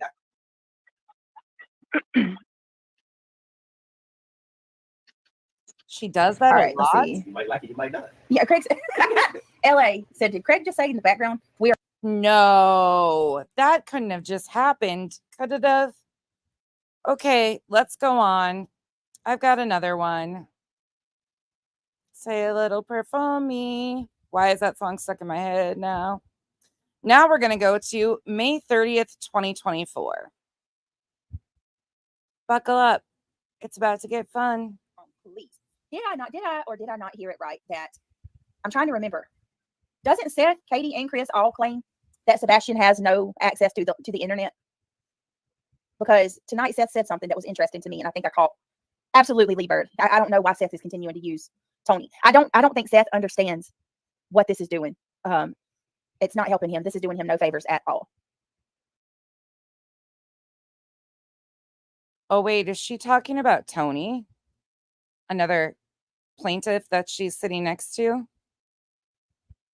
in the lawsuit? Oh, couldn't be. Okay, tonight Seth had said something on Bullhorn Betty's that remember Katie says, right, educated opinion, I don't know anymore either. You know how Katie says that Sebastian has the switch and that's what they give him, and that he has no access to. Let's get to the fun parts though. Let's go up here to the 141 minute mark ish. It's when I say it's never ending minor, it is. Poor Seth. Sorry about that, man. Yeah, phony Tony. Listen, Seth walks away. Tony starts talking about his zoo Oh, she read a comment calling him phony Tony and said, "Yep." Oh no, that didn't happen. crew again, right? Honestly, he talked about the when he talked about the vigil they had. It was a freaking. It sounded like a damn meet and greet, right? I don't think anybody likes him at all. Nope. At all. No. Her laugh scared you all, saying, yeah, she's got it. Yeah. You know, I just want everything to be the way it was last time he was here. You know, Betty, these kind of questions are tough on Seth, but quite frankly, Seth will be the first one to tell you that this is the type of stuff he wants people to hear, and this is truly what he wants to talk about. There's so much stupid fucking drama. Oh, and there is. He's right about that. It's not helping me find my son. No, not at And all. we'll get into that a little bit further down. You know, I can't even remotely imagine what you're going through dealing with a missing child, but all the other stuff going on that's just unnecessary. I mean, there's a time. I always talk. There's a time and a place for everything. This is a time. This is a place. And It's never the time and never the place for a kid to be missing. Her volume's really low on this. I'm talking about the other nonsense. I try my best to ignore most of it. You guys will get the valid points there here coming up. It's probably the best thing you can do. I mean, like even right now, I got my list of questions over the comments and just praying to God that everybody's being good over there. You know. I'm not even after being on another particular podcast or so. I don't just see your comments. I don't have them up. Yeah, I'll be doing a Q&A and I'll be kind of vetting the comments before you go over them. And we got so many questions here, and I got questions from my mods and a couple questions that were sent to me for some. And I don't want to keep you all night, you know, but I do want to get through a few. Well, I'm pretty sure you can try to keep it all night. Yeah, well, I'm sure even when you do have an opportunity to get sleep, your brain probably doesn't shut off. So, It doesn't. so this is going to be, I don't know, this is going to be a little bit different. You asked for a kind of, I don't know how, I'm just going to be blunt. You asked for basically a proof of life video from law enforcement because you had not spoken to your son since the Thursday before he went missing. So you didn't speak to him Friday. He was out Saturday with his mom, Sunday, and then Monday he wasn't there. And so law enforcement did brought you in and talked to you about the Roadhouse video, and you got an opportunity to see your son walk out of the restaurant. Can you tell me what was the first thing that you noticed when you saw that video? He's alive. It was literally just a proof of life video. What was his demeanor like? There wasn't enough for me to tell. How about the clothes that he was wearing? Were those, I think you've already answered this, but just for my clarification. Chris answered that question. Huh? Chris answered that question. What did Chris say? Chris said that he used his clothes from the night before for the set off. Okay, gotcha. Did anything appear odd or out of place when you were looking at that video? I didn't pay that much attention. I was just happy to see that. So she is reviewing Betty's exclusive interview from May 30th with Seth and Tony. That is what she is playing right now in the background. Do I wish I had? Yes. Do I wish I had that video so I could sit there and just look at it? Yeah. But I'm not law enforcement in this case. I'm a suspect. And you have not been cleared. The upcoming parts are what you're going to be paying attention to, and then we're going to flop through a few. No, nobody has. If you had a list. All right. I want to point that out too. I'm not trying to compare, but I mean, it has to be said. Look how Seth simply said, I'm a suspect. He has no problem admitting that he's a person of interest, that he's a suspect in the case, because that's the process. Chris Proudfoot, he goes out of his way to tell us how he's not a suspect. Do you think anybody bat an eyelash at him saying that just now? So why does Chris, as soon as he say, you know, if he was today, he won't say that he won't even utter those words. But why does he go out of his way to prove to us, to say that he's not? You know, or law enforcement needs to clear them.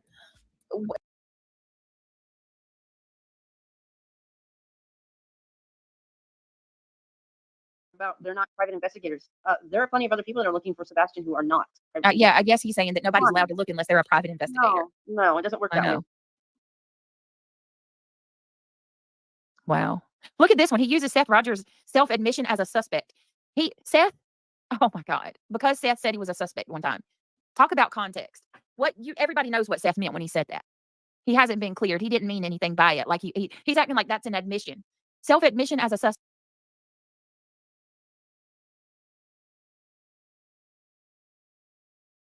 Seth Rogers, the father of Sebastian Rogers, has repeatedly self-admitted that he is a suspect with law enforcement in the disappearance. How many times has Seth said he is a suspect? And how many times have we heard these people saying that he needs to be cleared because he shouldn't be a suspect? Of his son. His role in this case raises serious concerns about the legitimacy of the plaintiff's claims. Furthermore, as a non-custodial parent, Seth Rogers lacks the authority to pursue these legal claims without the consent of the custodial parent who was not. But of course, Brittany knows more than anybody. Okay, let's go back to this one. It's a part of the process. To me, that's a red flag too, when you're going out of your way to. And factually speaking, the parents have been fully cooperative, according to law enforcement, the actual investigative agency. Their stories have been vetted. Nobody is cleared because there hasn't even been a crime that we know of that has been committed at this point in time. Everything is on the table. But factually speaking, Seth has called himself a suspect. Vinny even corrected him the last time they were on and said that nobody's been named a suspect. Their stories have been vetted. And according to law enforcement, they've been fully cooperative. That's where it stands factually. Explain to us how you're not. It's not, you know what I mean? Yep. When we know you haven't been cleared, that's a part of the process. Emilio Cruz, thank you so much. She says Seth serves himself better staying away from Tony. Yes, Emilio, he can speak for himself. He doesn't need anyone. Scarlett, what's the source of that? Because factually speaking, the last we knew, it was an open investigation, not a criminal investigation. The mistakes that were made by calling it a criminal investigation have been redacted and corrected. So can you give me a source of where it states that it's a criminal investigation? Please and thank you. Yes, you are right, Emilio. And from law enforcement, preferably, or a news source. If it's anybody out here, that's not going to work for me. All of the progress and support Seth gains, Tony's presence sabotages it. What happened with Nina? Nina's not coming, thank God. But yeah, like, I want you to think about everything that we're sitting here listening to tonight with Seth. The very minute that Seth got up and walked off for a second and Tony started talking, I don't know about you guys, but I can speak for me when I say immediately my feelings changed. I'm like, oh God, here we go. You know, I was gripped in and I was.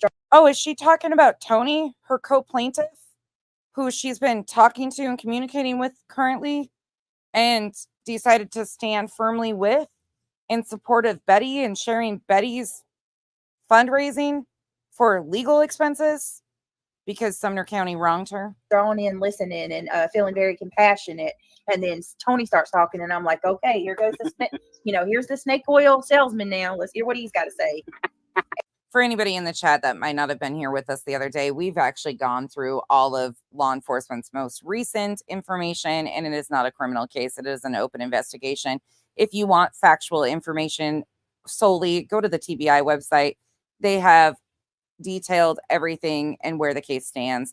You can also go to Nick Barris's post on Facebook, and he details what it would take for this to move to a criminal investigation after he sat down with the district attorney. However, it is not a criminal case. It is an open investigation into a missing child, teenager. Everything that Tony says sounds very contrived and scripted. What do y'all think? I agree. You know, we all have an intuition.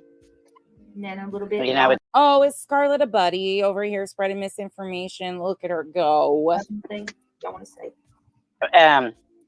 Yeah, we all have an intuition. I think we need to follow it. You know, that's with everything. Yeah, I can't stand Tony. Every time he talks, I just want to. Wait. No, Nana, you didn't say that. Nana, you love everybody. Don't disappoint me now, Nana. Oh, let's listen to that again. Pay attention. Damn it, Nana. Contrived and scripted. What do y'all think? I agree. You know, we all have an intuition. Nana, a little bit. You know, it's something y'all want to say? Yeah, we all have an intuition. I think we need to follow it. Wait, were they trying to say that it was contrived and scripted, Tony's involvement? Oh. Are you just a piece of their puzzle that they needed to maneuver and use? Would that make you a useful idiot, BJ? You know, that's with everything. Yeah, I can't stand Tony. Every time he talks, I just want to cringe. Right. If I talked over anybody, I literally could not hear y'all. I just had to reset my my headphones, but I can hear you now. Tony makes you want to cringe. Mm-hmm. Me too. A snake oil salesman, yeah. Right. That's what I'm saying. Here goes the snake oil salesman. That's what he. Yep. Oh, they're calling Tony a snake oil salesman? No, the man that she has no reason to question his honesty about. All right, here we go. Let's carry on. I'm gonna give her. I got to give her credit. I think Bullhorn Betty, like regardless of how. Which part, Revival? Which part do you want to hear again? I'll gladly play it again. You just tell me which piece, Revival. Nana saying that she can't stand him, or BJ saying that he's a snake oil salesman, or agreeing that he's a snake oil salesman. Oh, yes, we can hear that again. I know that you like that part too. All right, here we go. Guys, but I can speak for me when I say immediately my feelings changed. I'm like, oh God, here we go. You know, I was gripped in and I was drawn in, listening and feeling very compassionate. And then Tony starts talking and I'm like, okay, here goes the snake, you know, here's the snake oil salesman now. Let's hear what he's got to say. Everything that Tony says sounds very contrived and scripted. What do y'all This couldn't be the plaintiff that she's sitting next to and standing so firmly with. think? I agree. You know, we all have an intuition. Nana, a little bit. You know, Y'all it's have anything y'all want to say? My intuition gives me the bubble guts. Yeah, we all have an intuition. I think we need to follow it. You know, that's with everything. Yeah, I can't stand Tony. Every time he talks, I just want to cringe. Right. If I talked over anybody, I literally could not hear y'all.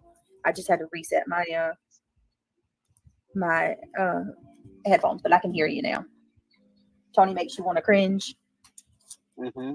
Me too. The snake oil salesman, yeah. Right. That's what I'm saying. Here goes the snake oil salesman. That's what he. Yep. All right. Here we go. Let's carry on. I'm gonna give her. I got to give her credit. I think Bullhorn Betty, like regardless of how you feel about her, she's doing a really good job on this interview so far. I can't fault her or find anything wrong with it. No, me neither. And Really, I can't stand her voice, but tonight she kept her voice down. Wait, Nana, you can't stand her voice? Where did that loving Nana go that loves everybody? She didn't giggle all the time. She let them talk. She's not. And her questions were phenomenal. Yeah, a lot of the times in these interviews, the interviewer talks a lot, and they don't let the person they're interviewing say what they need to say. I've noticed. Let's go to a funner part. We've got more fun. We of course we got the fun. I got the petty pants on today. All right, 2:56. Let's roll. Here though, all And, jokes you know, I know aside, you're a smoker. If you need to light I it up, go ahead. appreciate you don't mind guys me more with than it. you know. You know, I know this is gotta Yeah, be just I do.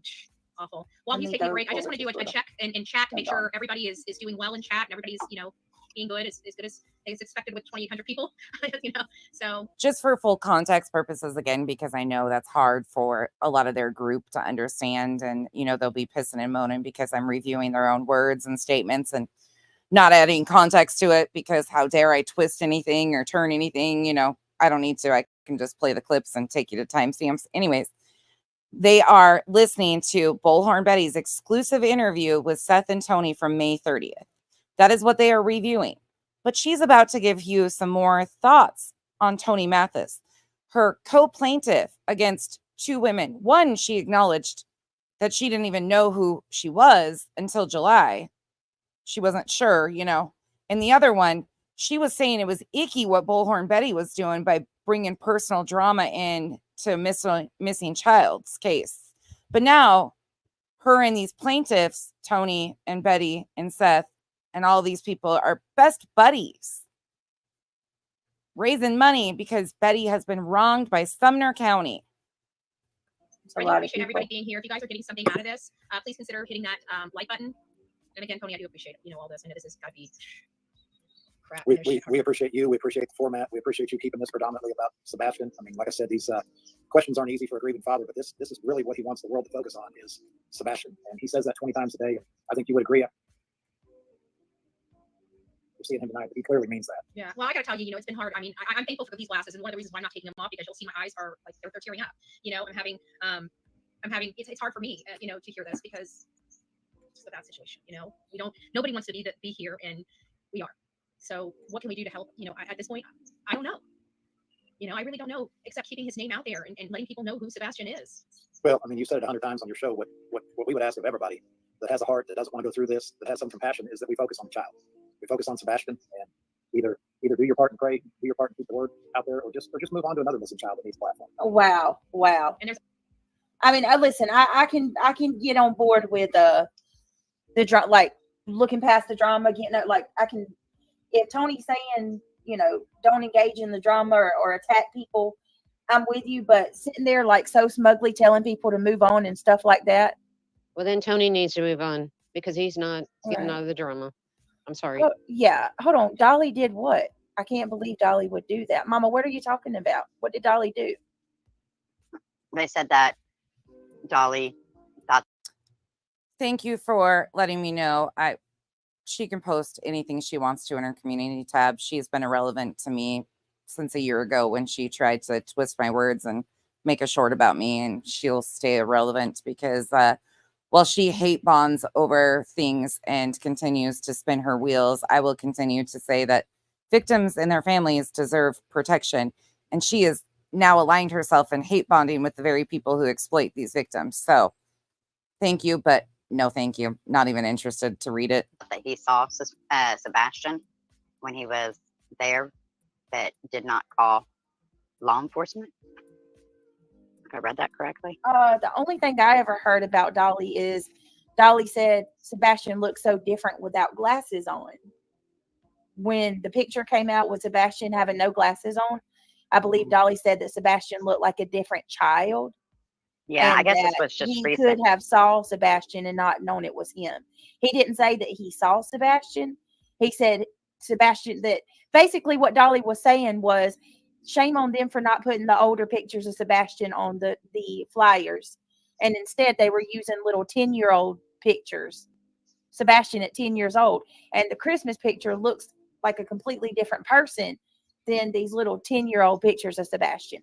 And that if he'd have saw the Christmas picture, Sebastian in real life, he wouldn't have recognized him. That's what he said. He didn't say that he saw Dolly. I guess this is something new.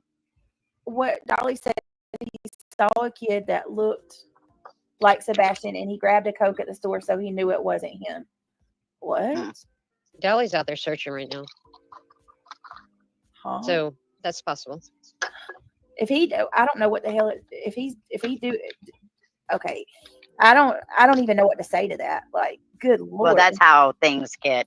That right there is how rumors get spread. Not saying the person that said it didn't hear it that way, but we didn't hear Dolly, or I didn't hear Dolly say that. So, all right, Julie said he said it looked like him, but it wasn't him. Julia a lot of said- kids could look like him.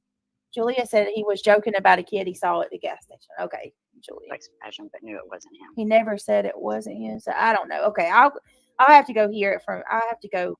Yeah. Yeah, because there ain't. I don't even know y'all. I have to go hear it for myself. All right, Yeah. let's keep going.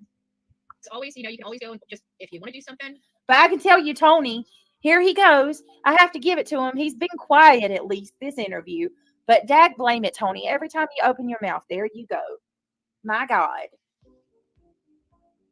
Telling people to go on to another case. Wait, you're not mad at Tony again, the same person you're friends with now. Tony, it's your smugness that gets us. Why are you acting like you own Sebastian's case? The more people on the case, the better. I wish Tony would go back to Caleb's case and get away from this one. Shame. I don't think Caleb. I don't think. I don't know, but I just want him away from this one. I don't know anything about Caleb's case. I'm just saying. I don't want him in this one. Right? I wish that Seth would see the truth.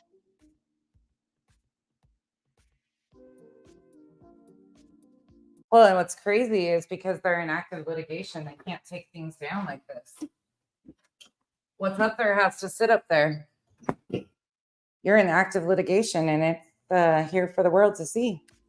I just want to shake Seth and say, yeah. Look at this. No, I know. Oh yeah, no, you're good, Genevieve. You're good. We're good.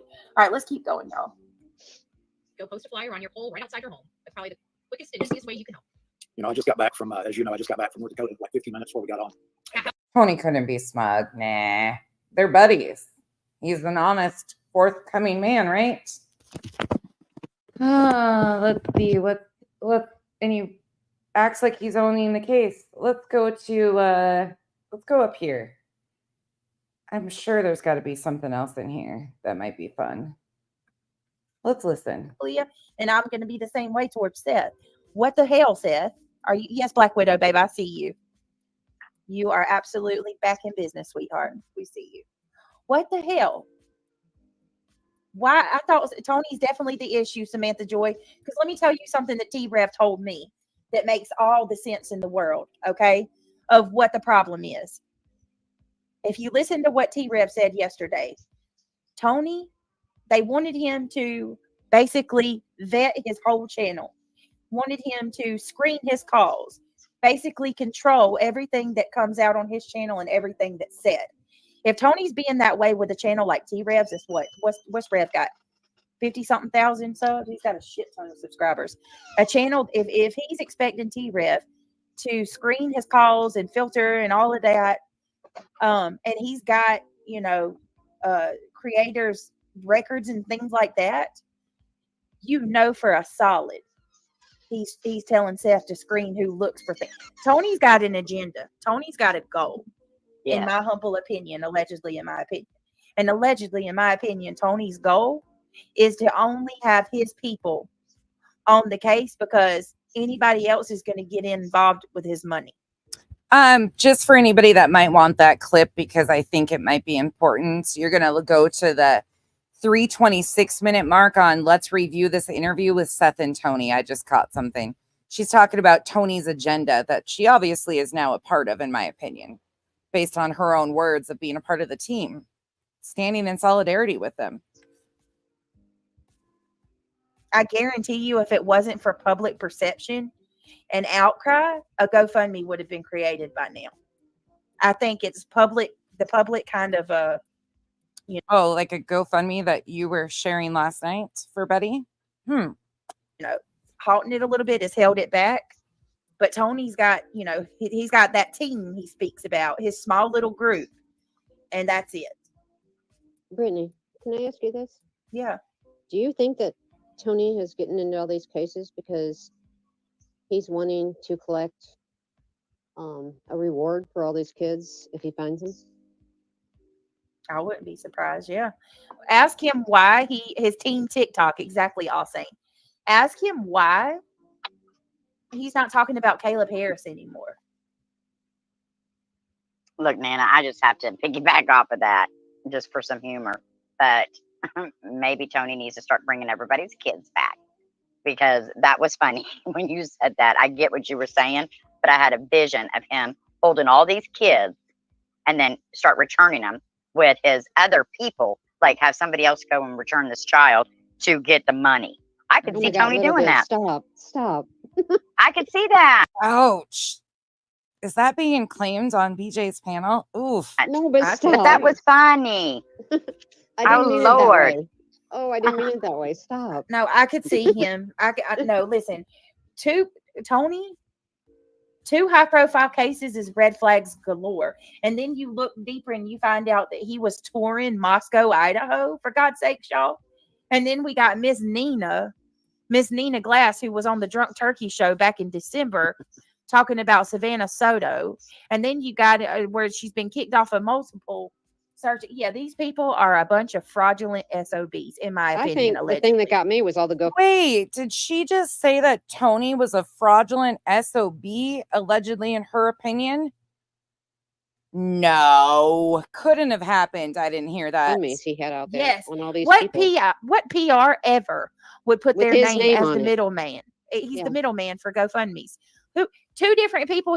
And she's not claiming that he's the middleman for GoFundMe's. Meanwhile, Tony talked to her yesterday and they decided to push Betty's GoFundMe for legal fees. fuck, this doesn't age well at all. Let's just continue on. There's more. Works with one being Caleb Harris's father. He put a $50,000 GoFundMe up for Caleb Harris's father. And then he puts a GoFundMe up on behalf of a person he works with as well. I've never seen a PI put up a GoFundMe.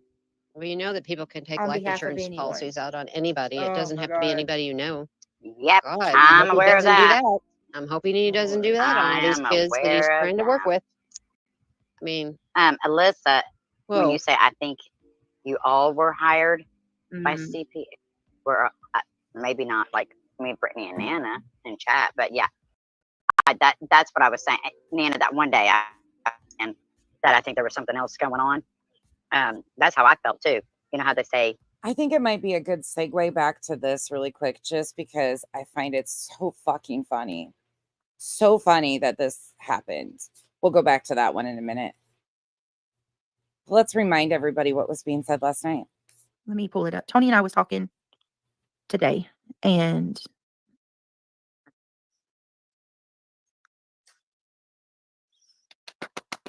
hang on, guys. I'm pulling it up. We all collectively stand together, and I want to come to you guys because we are Sebastian's army, right? We're absolutely Sebastian's army, and I believe in standing in unity and in solidarity with one another. And when one of our own needs help, we have to be there to help. You know, that's what I believe. I believe in banding together for your friends. So today something very interesting happened. So what I'm going to do first and foremost is I'm going to ask you guys a favor. Banding together for your friends. I'm going to ask my mods. I just dropped a link in chat. Can you do me a favor and grab that link that I just dropped in chat? It's for Bullhorn Betty. Okay. As you guys know, Betty is going through a really hard time with the courts in Tennessee. Very unfairly, absolutely unfairly, has been targeted for merely trying to help Seth find his son. So Betty has a very expensive appeal that she has to pay for. So all of us, all of us creators, me, Justin, Josh, Seth, Tony, all of us, Nick, all of us who are working together are collectively coming together to help our friends. And we're asking you guys as Sebastian's army as well. All of us who are working together. If you can also help, it would mean so much, even if it's just $5, right? Even if we can just give, even if it's $2. I know that everybody's going through, a tough time with it being inflation and all that. So not everybody's made of money, but if anybody can just donate, even if it's just $1 or $2, it would help more than to these fees. Well, shit. Let's just go back here again. Let's listen to that part again, just because that's fun. That's a lot of fun. Let's listen to this piece again. We can speed it up though, because we got a couple more spots. Huh. Do you think that Tony is getting into all these cases because he's wanting to collect a reward for all these kids if he finds them? I wouldn't be surprised. Yeah. Ask him why his team TikTok, exactly, all saying. Ask him why he's not talking about Caleb Harris anymore. look, Nana, I just have to piggyback off of that just for some humor. But maybe Tony needs to start bringing everybody's kids back, because that was funny when you said that. I get what you were saying, but I had a vision of him holding all these kids and then start returning them with his other people, like have somebody else go and return this child to get the money. I could see Tony doing that. Stop. I could see that. No, but stop. But that was funny. I didn't mean it that Lord. way. Oh, I didn't mean it that way. Stop. No, I could see him. No, listen, two high-profile cases is red flags galore. And then you look deeper and you find out that he was touring Moscow, Idaho, for God's sake, y'all. And then we got Miss Nina Glass, who was on the Drunk Turkey show back in December, talking about Savannah Soto. And then you got where she's been kicked off of multiple searches. Yeah, these people are a bunch of fraudulent SOBs, in my opinion. I think the thing that got me was all the GoFundMes he had out there. Yes. On all these What people. what PR ever would put With their his name as on the it. middleman? He's the middleman for GoFundMes. Ooh, the middleman for GoFundMes. Oof. Different people he works with. One being Caleb Harris's father. He put a $50,000 GoFundMe up for Caleb Harris's father. And this is what I call reviewing somebody's own words. This is what I call commentary over somebody's own words. I don't have to inflate them. I just have to let you talk for yourself and just remind people of what you've said out here. That's it. And then he puts a GoFundMe up on behalf of a person he works with as well. I've never seen a PI put up a GoFundMe. Well, you know that people can take On life behalf of insurance anyone. policies out on anybody. It Oh doesn't my have to be God. anybody you know. Yep, God, I I'm hope he aware of doesn't do that. that. I'm hoping he doesn't do that on all I these am kids that he's aware of trying to work that. with. I mean, Alyssa, when whoa. you say, I think you all were hired by Mhm. CP, were maybe not like me, Brittany, and Nana in chat, but yeah, that's what I was saying. Nana, that one day and that I think there was something else going on. That's how I felt too. You know how they say, keep your friends close, but your enemies closer. I hate thinking that, but I just see But so much that corruption. Yeah. Oh, I don't know. I just hate thinking that. Like I went, ugh, what you said. I was like, no, stop it. Julia said, when a person runs somewhere, they often will disturb the ground of whatever they step on. They also will be dropping sweat, skin cells, etc., which the dog can detect that lasts a lot longer. So I would imagine that these parents are aware of this. I would imagine, being that they believe, specifically Chris and Katie, right? They believe so wholeheartedly that Sebastian left on foot. Well, if you believe that, you would think that you would want every dog handler you could get to look anywhere you possibly could imagine. And Seth, I don't know what's going on with him, Julia, but I'm not giving excuses at all. Oh, wait, you're not giving excuses? You don't know what's going on with Seth? Is this the same dog handler that you took panels and saying, like, trying to diminish her story? Is this the same plaintiff, not only dog handler, that you tried to say that she reached out to you about being missing or something at one point in time and brought that all publicly out here, who is now a co-plaintiff in a lawsuit against two defendants? That couldn't be, could it? He's a grown man. He is responsible for the decisions he makes. But I have to tell you that I really do genuinely believe that, oh my Lord, you're so sick. I believe that it's got something to do with Tony. Look at this. This is sick. I tried to order off your wish list that cream you needed for your, I don't even know what the hell that is. Between your skin folds. I know it's bad. I want to get it for you ASAP. Can you add it back? Where is this? This right here, Mr. Holland. That was my cream. They're trying to be fucking funny. You're real. No, he was on the wrong wish list. That's mine. And it's on there in bulk. You're not Itty hurt. bitty, you're funny. Like you're funny. Okay.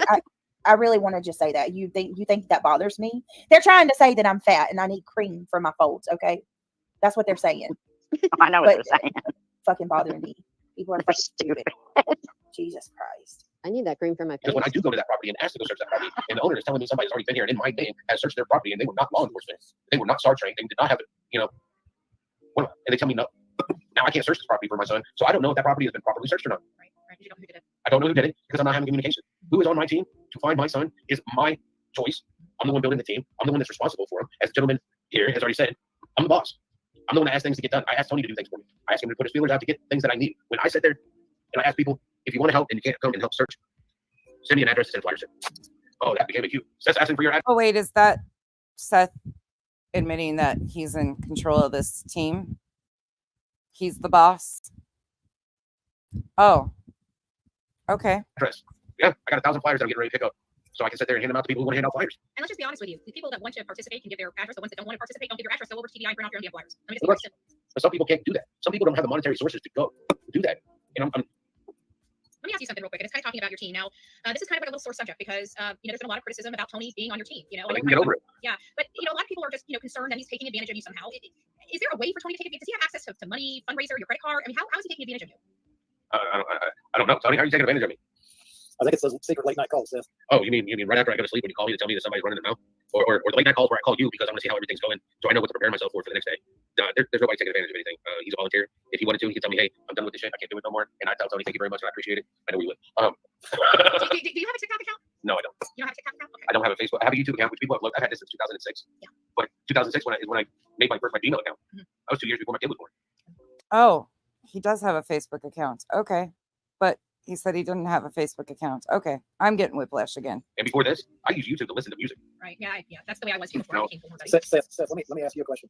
When you're with me, forget you paying for anything for me or me taking any money. When you're with me, do you even pay for anything for yourself? No. Oh my God. Who the freak Tony won't let me. cares, Tony? I mean, Tony won't let me. With my team, we've gone out to dinner at times, and I get the third degree when I start reaching for my wallet to pay for shit.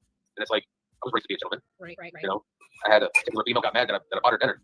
So everybody was splitting up the bill. And I was like, well, you know, I'll pay for these two people here, this one and this one. Right. And I got the third degree because I was told not to. And I got yelled at because I left the lady a tip. Damn if you do, damn if you don't, right? You know. Okay, why do every single time? Wait, Tony, I don't care. Seriously, like what? Why? Let me tell you something that I was taught, and the Bible says this. Whether you believe or not, whether you're a believer or not, you can take this lesson. Is a BJ about to hit Tony with some Bible verses? Her team member.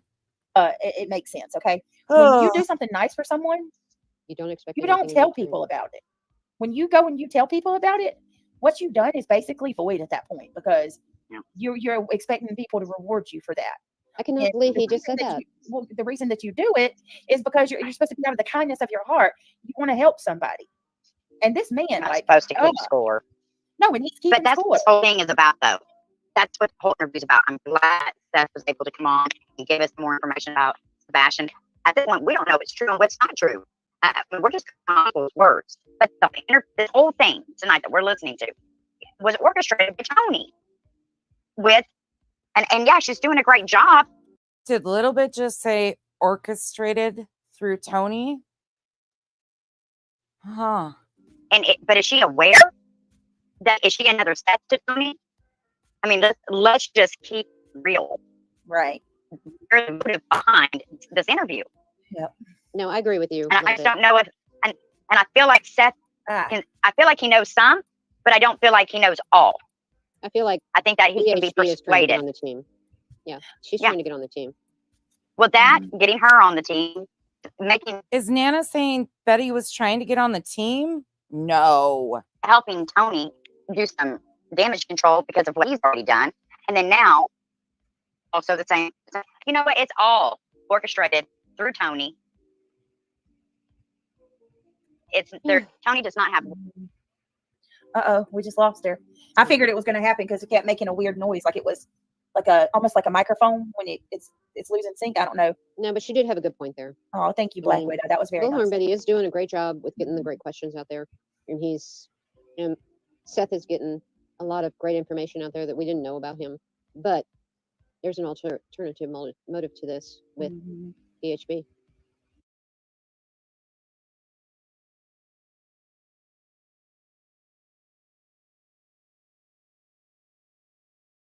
I mean, I have never trusted her, so that's just me. That's wait, Nana. Sorry, I had to let it go a little further. Nana, you've never trusted her, but now your buddy Brittany is raising money for her. No, it's what I feel, and I have the channels I watch and the channels I don't watch. So, I think she's doing a great job. I like what she's doing here because I like the things that we're getting. Because Seth is getting out a lot of things that we needed to hear that are great for him. Because look what Chris did. He made himself look good, and we needed to hear some good things about Seth so people would stop bashing on him.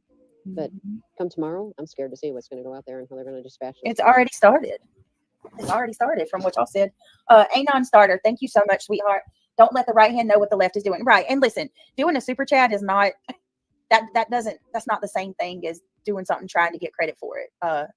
So you don't have to. I understand that a lot of people. That's many people's reasons for why they do super chat. Some people don't like to do Cash Apps or PayPals because of their name. I mean, that's okay. So it doesn't automatically getting super chats and PayPals doesn't automatically mean you're orchestrating a syndicate, a crime syndicate.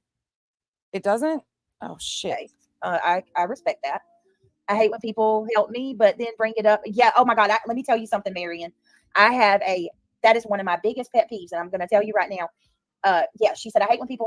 Let's go to one more part in this because I think it's fun. I just really am enjoying this probably too much.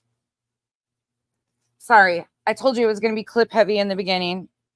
We'll get into more of the filings, but I think this is important for people to remember what's happening.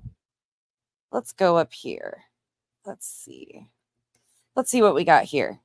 Got a text from him and said, I really need your help. Are you going to help me or not? And I just agreed to come on board and help him. So, and it's been nothing but smooth sailing since then. Are you robbing Seth blind? I got to tell you, I've been very, very blessed in life, and I give Seth the shirt off my back. I have not taken even a nickel from Seth or Randy Harris. Quite frankly, I set up a GoFundMe for Randy through our employees at work, our coworkers. Even that account, I never even had access to the funds. As you know, they're kept in cloud. And then when Randy was ready for him, I sent him an email and he captured those funds. But I've never even had access to any of these guys' funds. Matter of fact, when I'm with them, I pay for everything for them out of my wife and I's pocket. Jesus. Heavy scrutiny. I think a lot of it has to do with Seth was on a lot of these hate channels, and he was out there doing everything he could do to get his son's name out there. And I started watching where he had been and started researching these people and looking at their history. I told him, I said, there's a lot of these people that don't have your best interest at heart, so we're not going to do interviews with these people anymore. And I think a lot of it has to do with when I took the access away to him.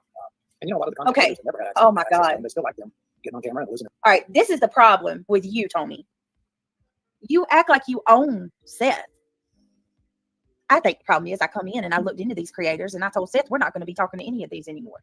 Not once. So from what I'm listening to, we got a guy that's working as a crane operator in the business of cranes. One of his friends that he works with, a coworker, his son disappears. He helps his coworker set some interviews up, and he got a couple of compliments, and it went to his head. That's what I hear. No certifications, no credentials, or anything like that. You got a couple of compliments, and you helped a friend out, and it went to your head. Oh, she's not talking about her teammate again, is she? She's not doing that, is she? See, the thing was, there shouldn't have been a side in this to begin with. It should have been following law enforcement and their direction and not putting all this intentional misinformation out here on Sebastian's case. Pretty simple. Pretty fucking simple. But people couldn't do that. So I guess once you realized what kind of money comes with this type of stuff, sympathy, notoriety, you thought you'd take it a step further, and here you are, multiple high-profile cases. You tried to get your foot in the door with the Idaho 4 case, but there was nothing to basically glue you. Isn't there? Didn't we just hear somebody else mention high-profile cases? Oh, would that be the same person that she is now calling her friend that she's pushing her GoFundMe for legal fees for? That mentioned involving herself in high-profile cases? Huh.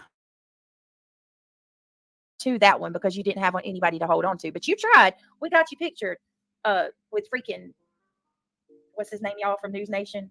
We got a picture of him with damn, I ain't watched News Nation in a while. I forgot his name. Oh, Brian Enton. So that shows up. We got a picture. We got some drone footage of you in Moscow.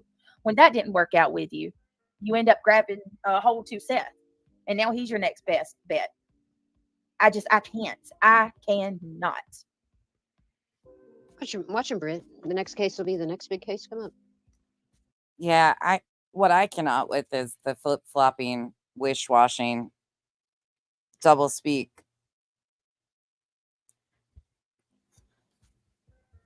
He's making money off of these people, and it's ridiculous. He claims he's not, but I don't believe that. No. Oh, money is not a problem with him. He's living his life with the money he has. And he keeps talking about how blessed he is. Yeah. And then, he pays for Dear terms of service, this is from, let me go down here, May 30th, 2024. everything for Seth. Seth doesn't have. God, I can't So believe we he said really that. are supposed to believe that you do all this for nothing? I don't believe it. No, I don't either. That's cool. I don't trust that. Whatever, because it splits and views. And I can see it. It made me sick. yeah, it made me sick too. And I just tried to give him a plan. And people love to see Seth Rogers in the raw, and he can be in the raw like he was tonight. He can be himself, but he can still be in an environment where people and platforms care about him. And there's a difference between being in the raw where people are laughing behind his back and being in the raw on a show where somebody has passion such as yourself. And I wanted to control his environment, not what he says, but I wanted to control the environment. I think what you guys are doing, putting him on his own platform, I think that's going to be a benefit for you guys in the long road. And you don't have to depend on people like me. He can go pop up there if he's got a message or information. You guys can because at the end of the day, I did watch everything unfold. I do have intimate knowledge of all the people involved and how everything transpired. While we're not going to get into that here, it was wrong. Yeah. And so, I just really am very thankful that you guys took time to come here. I would like, when Seth is, ready, I would like to open it up just for a few questions. I'm going to go through my start accounts here real quick. I've got a few questions in here if he's up for it. I'm just going to read through them before, if you don't mind, just give me a few minutes to read through, make sure nothing's too crazy here. And so if you want to drink or something, you go ahead, take a break, whatever you need to do, and just give me about two or 3 minutes to read through these. Guys, now would be the time if you guys. You know what? Lip locked. I've changed my opinion about some people. In fact, most of the time it's people that I didn't like at first that I've grown to like over time. If I have a hard time once I see you as a piece of shit, or once you've lied and twisted stories on people, there's really no going back for me. It's not about changing your opinion on somebody. It is about intentionally misleading and being a part of a bigger problem of spreading misinformation. And then, especially in a missing child's case, and then having the audacity to join a lawsuit over personal beef when you have addressed those things yourself off of the back of a missing child. That is what is the problem, in my opinion. For me personally, that's my issue. If Seth was defending himself, if things were being done to him, like Katie and Chris, I would 100% support. If there was proof of all these things, like we've seen with what Betty has done and filmed herself, I would 100% support it. But the fact is, they don't have that. They have all this muddy mess, and they're throwing everything at two women in a state because, in my opinion, they needed two defendants that they had jurisdiction to try and claim that there is this organized syndicate, while telling all of us that they are a team. They're an organized, what would the word be? Syndicate? Guys have any questions, now would be the time to get those in. There's a lot. I'll try to go check down at the bottom so far. Oh, you guys were really sweet. I saw some. All right, I've got a few questions. I'm not gonna. You've been here long enough, and I know. All right, let's move on. Let's do one more before we get into these filings. Okay, some of you might remember this when August 17th, when Tony went up, there was initially going to be pushback about messages that were released on Brittany's panel. So let's go take a look just for full transparency. Let's go to the beginning of this. All right. We're going to look at this really quickly just so people can understand where we're going. And then I've got a couple more clips, and then we're going to start into the filings. But I wanted to give a baseline of all of this before I start reading some of these declarations and the further complaint. Array of pretty much our entire friendship bundled up in several files on her computer, okay? Of my private accounts, my just everything. Oh, so, I'm going to back that up, actually. Hold on. Because this seems very, very familiar with claims that we're hearing now. People aren't going to go log on to my Patreon by me saying that. So it doesn't help me get Patreon members. And it certainly doesn't help me get donations by saying that. So I'm not really sure why they're saying that. But Brantley, I agree. And that's why I said I would support Seth. If Seth decided to take action and go for those things, I would absolutely support. I support any victim and their family protecting themselves. However, the fact that they've got Nick, Dog, Tony, some of the very ones, in my opinion, that have exploited Seth at his very worst moments and caused huge chaos for Seth. Yes, Seth is the boss. I get that. Seth is the one with the 501c3 now. I mean, here's this for those of you coming in late. This is out there. I 100% agree with you, Brantley. Terrible things have been said, but I wish he would have done what Chris and Katie did to protect themselves. If he has evidence of all these things happening to him, people following him, threats being made to him, all of that, do something with that. Tony has personal issues with barbecue. I think that's been a thing. I don't know about Seth. That I wish they would have sparsed it out. And then I think we would have had a different situation. But the way that they're trying to involve this with racketeering, RICO, a bigger organization while doing those things, exactly. And it's so messy because you're putting it on two people, whether you like these people or not. Let me be very clear. Whether you like these people personally or not, it's not the point. RICO claims are massive. That could be life-altering for people, for future jobs, situations like that. If they can prove it, that's one thing. But the burden of proof, and to just label people like this while playing in everybody's faces that this is going on while they're all doing this over here and intentionally pulling their team together based on misinformation is outlandish. And I will always stand on victims and their families deserve protections, period, point blank, end of story. But this damages. At first, I was like, maybe something good will come out of this. The only thing I can hope right now is that people see how much victims and their families go through and how much even Seth has been exploited by the very people around him. If you step out of it and don't have connections to any of these people on a personal realm, it's really, really disheartening. And it wastes court time that could be spent protecting victims and their families. Things need change.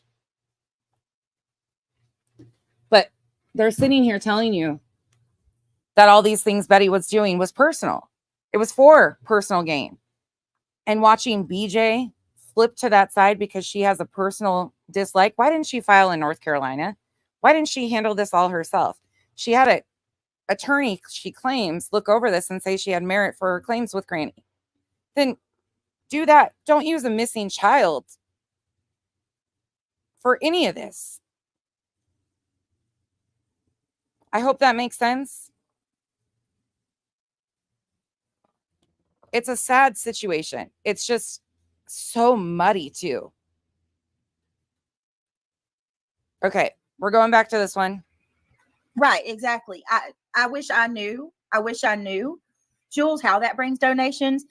I said it because it was the absolute truth. So with that being said, they have continued to say that I've lied about that. So I'm going to show the proof that my Patreon was someone tried to access it, and it happened. Hold on a second. Let me show. And the other thing, I just thought of the other thing too, like another big thing to me. They're sitting there asking, they tell you that it's about their complaints, which we're going to get into, claims that these people interfered with the investigation of Sebastian.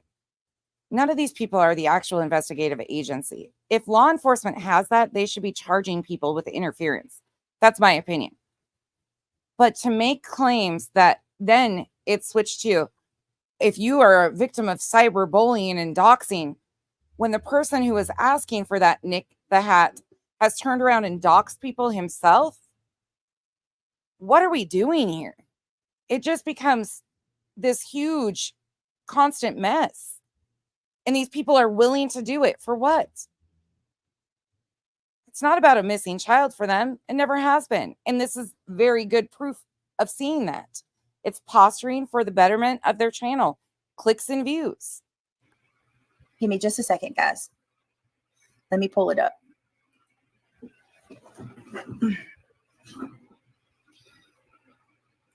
So, one moment. And I have a real hard time, one more time, too, defending his actions that have re-victimized the mother of the missing child. Unfortunately, multiple things are true at one time in these arenas. And they have intentionally weaponized misinformation. Like the neighbor supposedly said all these things that Chris said 7+ months later. That is on its surface hearsay. And they're trying to amp up and emotionally pull their audiences in, which incites potential harm and damage to a mother who we have no evidence from law enforcement that they are involved in his disappearance. This continual incitement is dangerous and scary for the victim's family, in my opinion. So the first thing I want to show you guys is...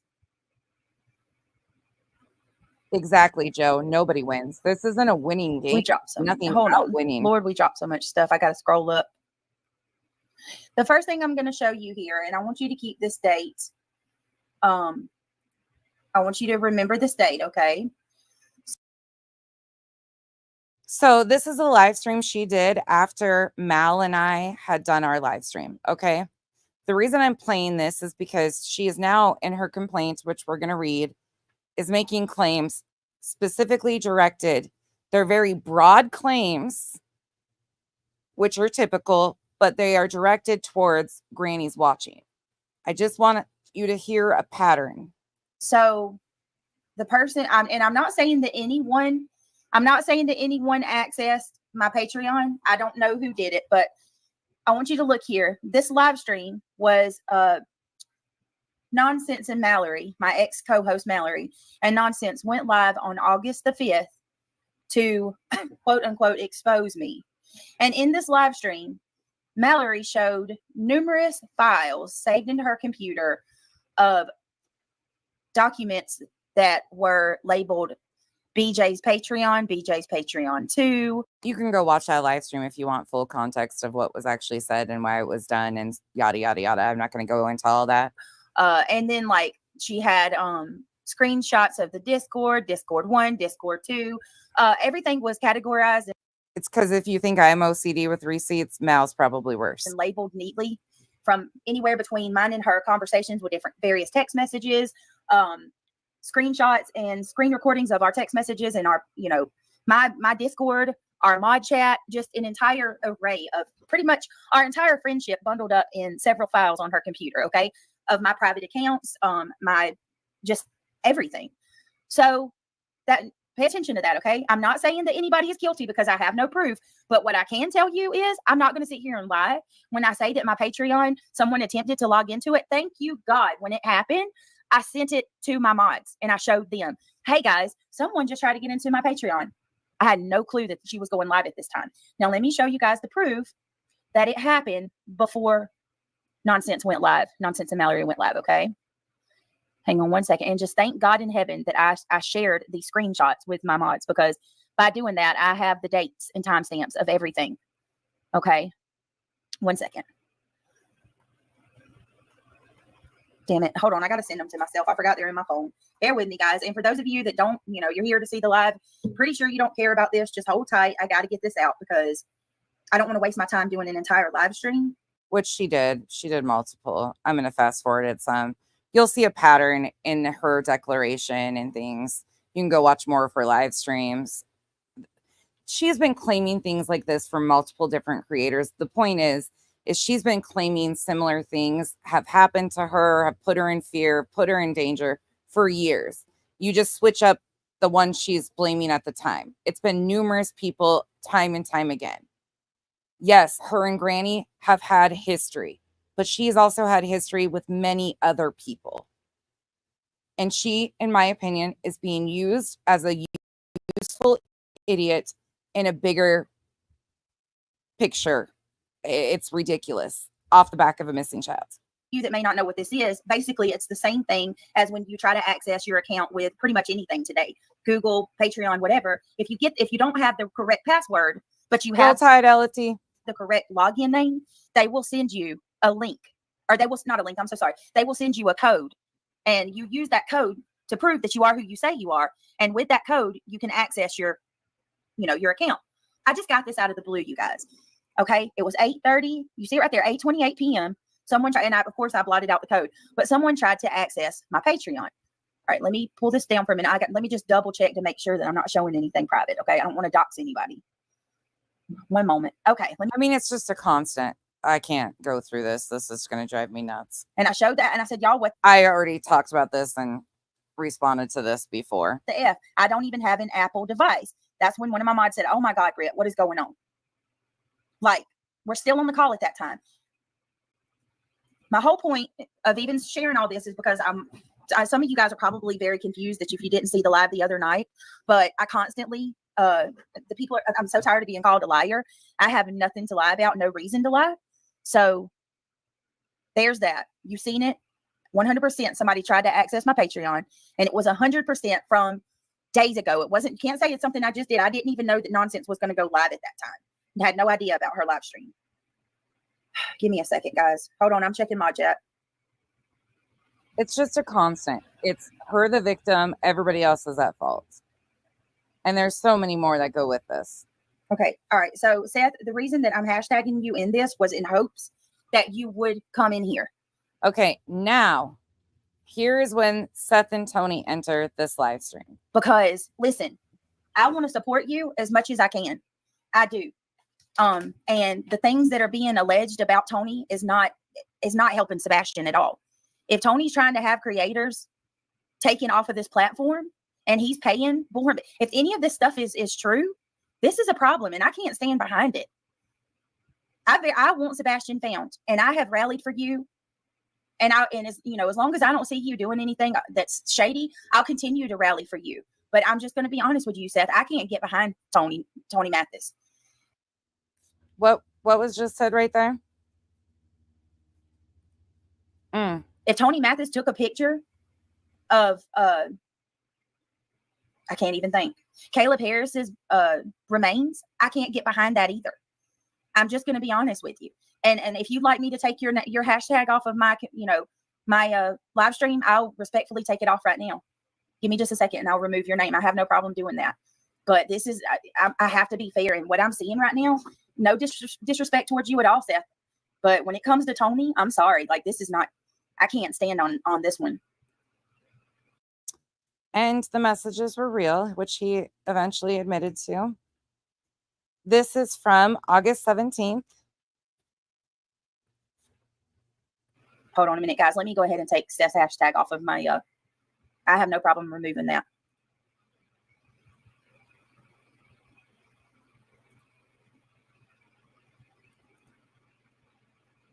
Give me 1 minute.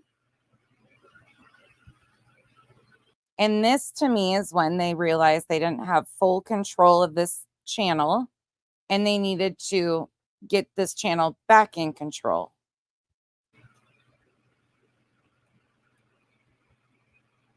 Give me just a second, guys. Tebow, about now. About this. Jeez, Louise.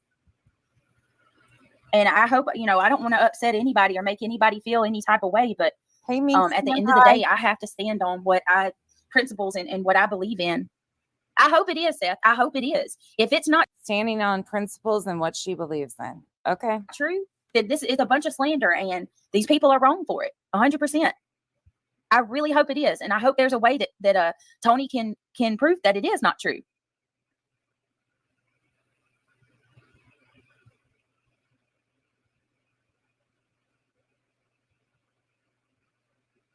Really? Dee said Stephen Crabtree was just on a live. He said it was not Tony. He did not do it. Okay, well, let me ask this.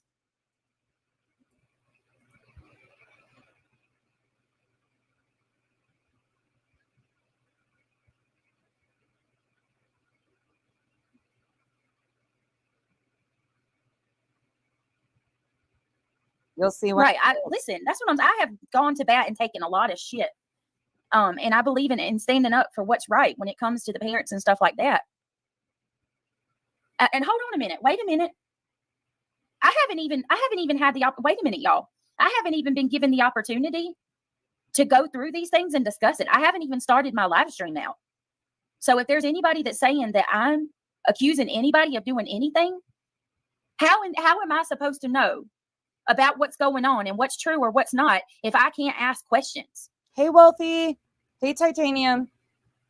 That's a problem. We have to be willing to, regardless of our personal feelings, we have to be willing to ask questions.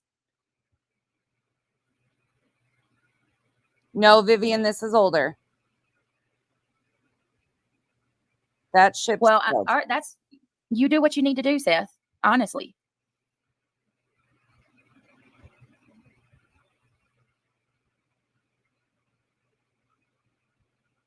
Am I not supposed to ask questions?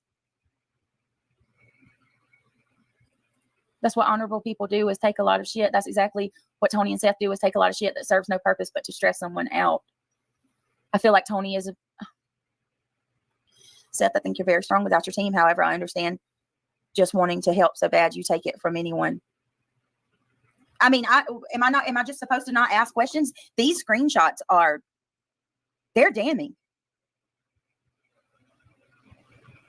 Screenshots that he later admits are real. His words are damning, but now she's a part of this team. Okay, what Steven said was that Tony did not take the picture. He didn't say he didn't send the picture out. This is horrible. Right, I haven't even had an opportunity to, I have yet to even go through anything. But if what I was honestly hoping to get from tonight was the opportunity to ask Seth the questions, but he's not even going to allow me to ask the questions. If I'm going to stand up and defend you, can you not answer some questions for me? I mean, look,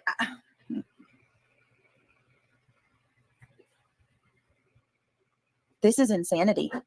I'm disappointed. I'm really disappointed. And it's not, and that's the sad part, Ginger. That's the sad part of all of this, Ginger. Ginger says, I'm sorry, but trust is earned. And Tony. BJ was asked to be a part of this lawsuit. She talked about that the other night. They asked her. Seems to me they knew what she was doing, but they needed to be able to, in my opinion, bolster claims against 2 defendants that they had jurisdiction over in Pennsylvania. Again, my opinion, I'm not illegal, nothing.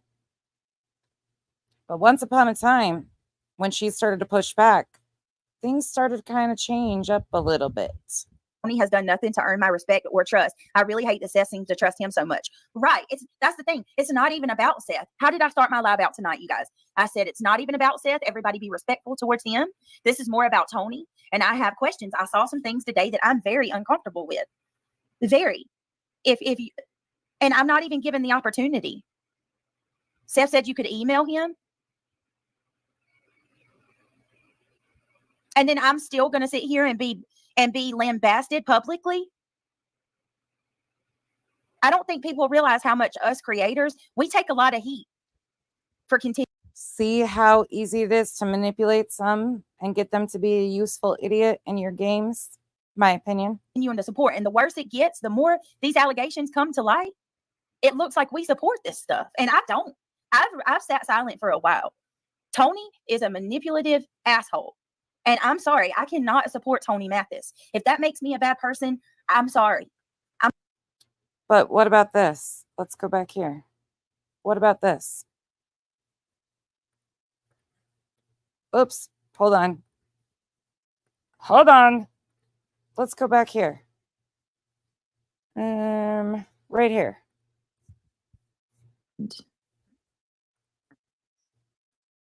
This is last night for those coming in. Hang on, guys. I'm pulling it up. We all collectively stand together, and I want to come to you guys because we are Sebastian's army, right? Let me go back a little bit more. Know what he's doing, and yeah, oh yeah, I got the screenshot of that, and yes, they are paying for it. I sent you the screenshot. Yes, you did. I got it. Can you believe that? We'll get into that more too, but I want to tell you guys something that happened to me today. Okay. So I have not talked to anybody about anything. Okay. Anything. Tony and I, hey, Mr. Mathis, was your nose itching? I was just about to bring you up. Let me pull it up. Tony and I was talking. Hi, Brenda. Thanks for coming over. Brenda, nobody's doing anything to BJ. I'm leaving her completely alone. Watching her public YouTube content is exactly what creators want you to do, is watch their public YouTube content. I am a review and commentary channel that just likes to point out misinformation, the hypocrisy, and the assholes on YouTube. Welcome in. But nobody's doing anything to Brittany. Playing her own words back doesn't do anything to Brittany. Have the day you deserve, Brenda. Go stomp your feet somewhere else. Today. And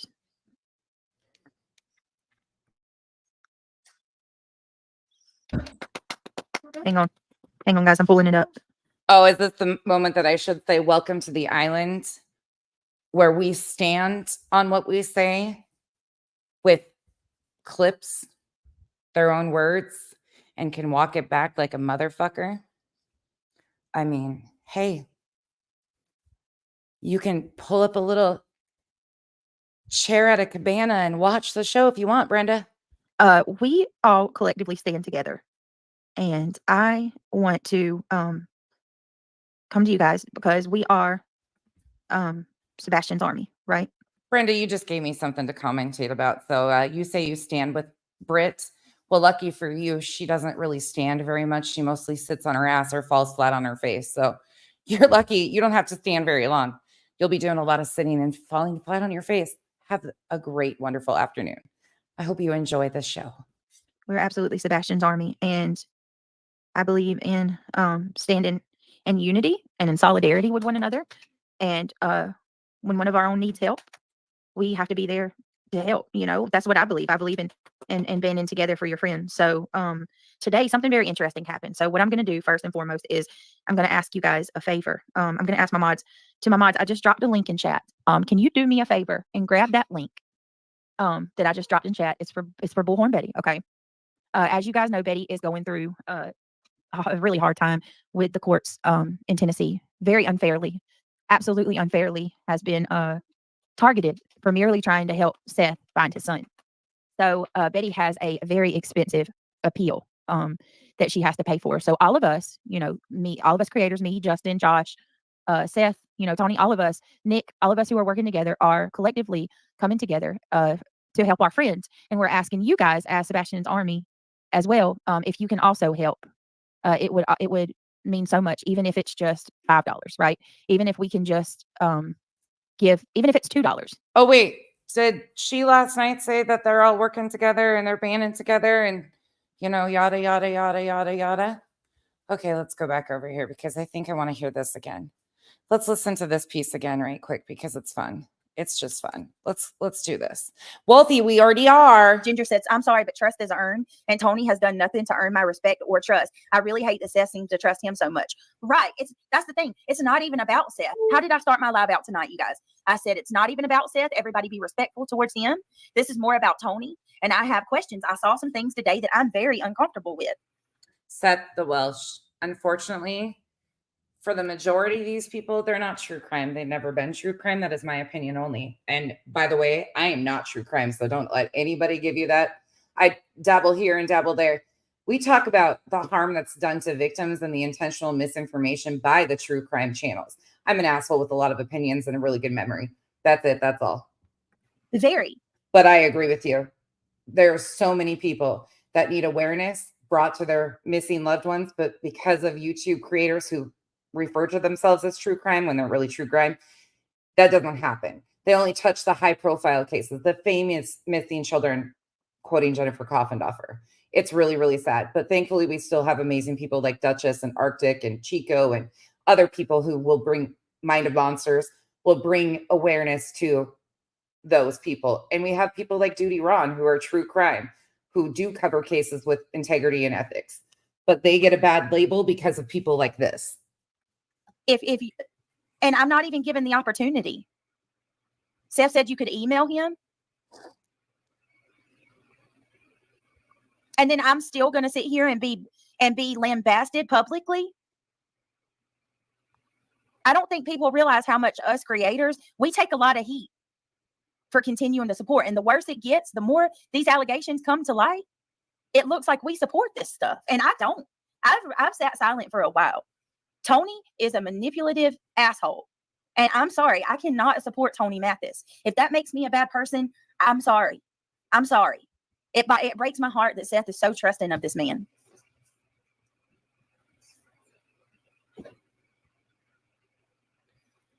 Jules says, no, you should not. Seth is very confused. He is asking like the supporters are his employees and he is being abused. Yeah, I can't do it, Jules. And if that means I lose people, that breaks my heart. But I got to stand on what I believe in. I'm going to drop the link if anybody wants to come up. Please, if y'all want to come up. We can go through this. Okay. What, Sherry, you saying you texted me? Here's the thing, too. I don't have a contact for Seth. I don't talk to Seth outside of the YouTube channel, outside of my live streams. Give me just a second, guys. I apologize. And this is when there was a big shift and they started to lose control over one of the channels, willingly pushing misinformation without fact checking anything. And they got said person right back in line. And she walked right into it. That is my opinion on what we've seen in a timeline fashion over her behavior and those around hers.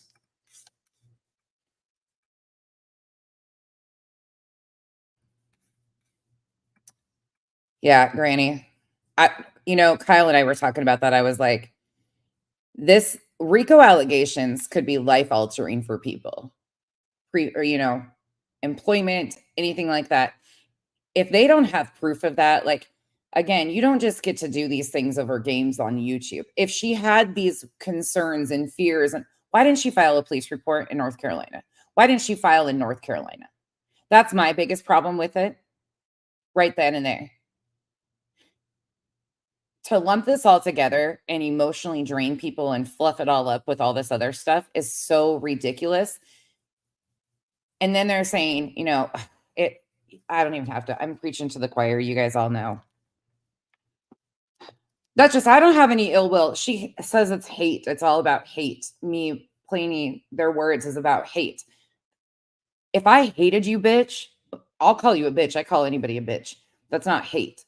If I hated you so bad, do you think I would have freaking hunted down, spent hours of my time to get it back to exactly where the false allegations about you started that were spread, that you talked on Kathy's son? Do you think I would have invested my own time? No, because I care about the facts and people not being accused of shit that didn't happen. That you didn't do that. And I invested time going all the way back to the very initial comment, finding the initial comment of where it started and how it got added to and manipulated. If I hated you, I would have laughed and gone along with it. That's the difference between me and you.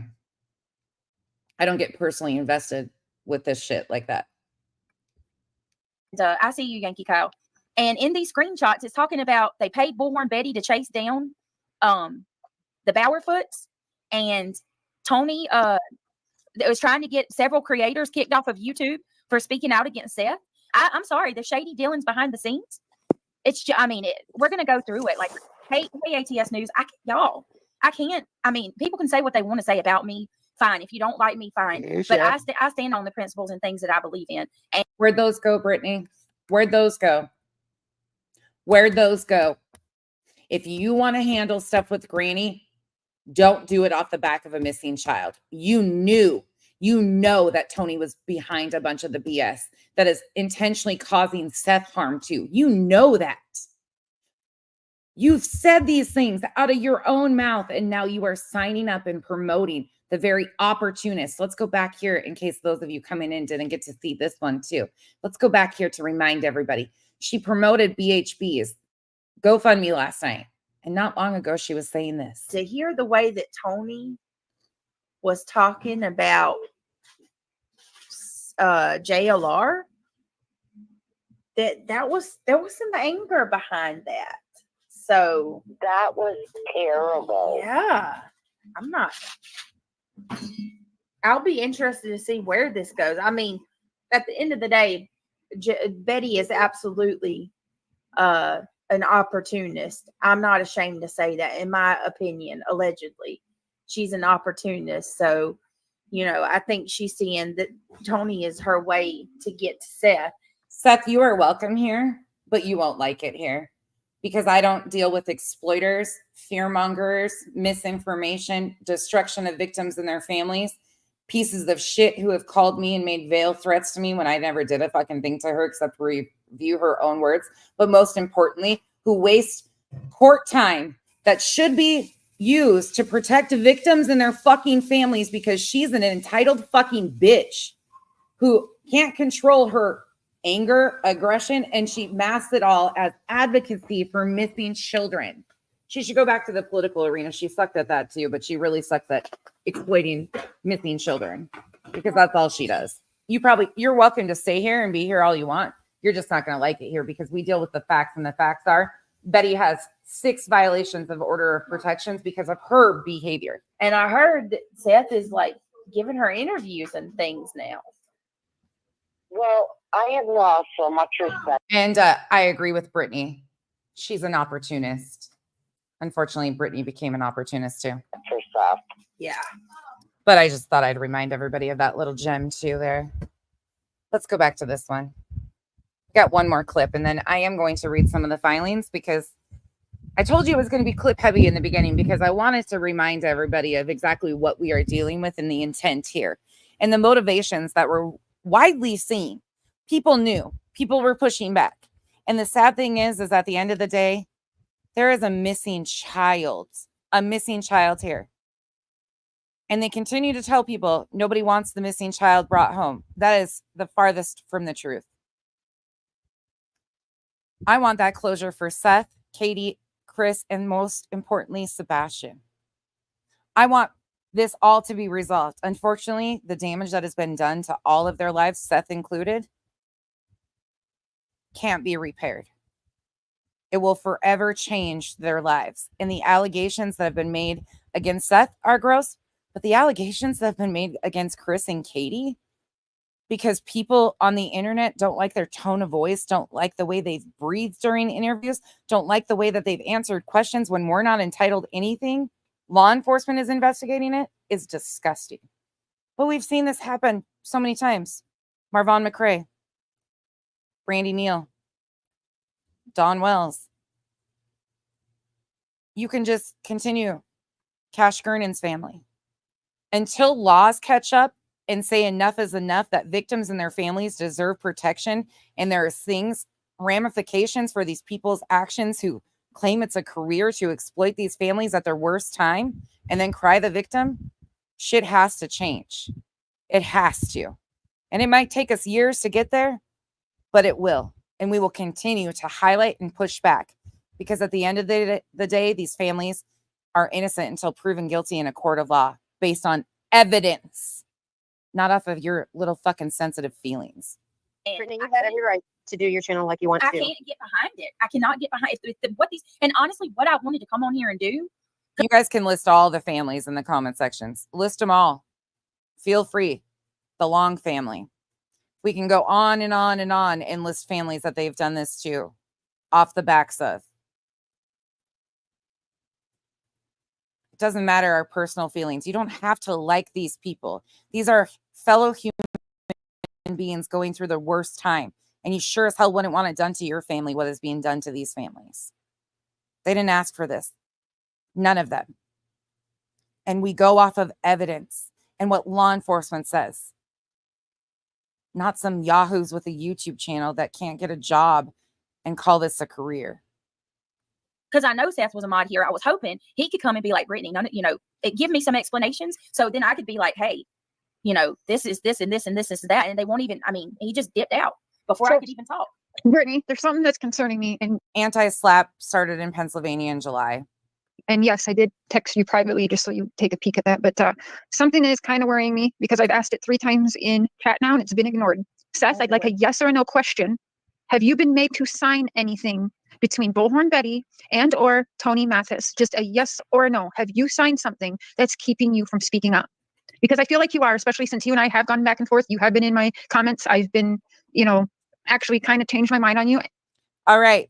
The date of this is August 17th.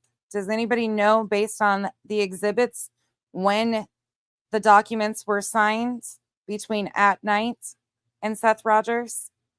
Can anybody tell me that's seen the exhibits off the top of your head? I think your hands are tied. I feel like you signed something with somebody, and I watched this go down in another case, so I know what it looks like. I know what it feels like. I just like a yes or a no. That won't get you in trouble. Have you signed a document with anybody? Yes or no? I know you're in here. Please answer, because that will help you if you just answer. And don't lie, because it will come out. It will come out. So don't lie. This is very mimicking of the Wells, don't you think? After everyone had NDAs thrown in their face. Yeah, he won't answer that. He's been quiet on that comment. Why?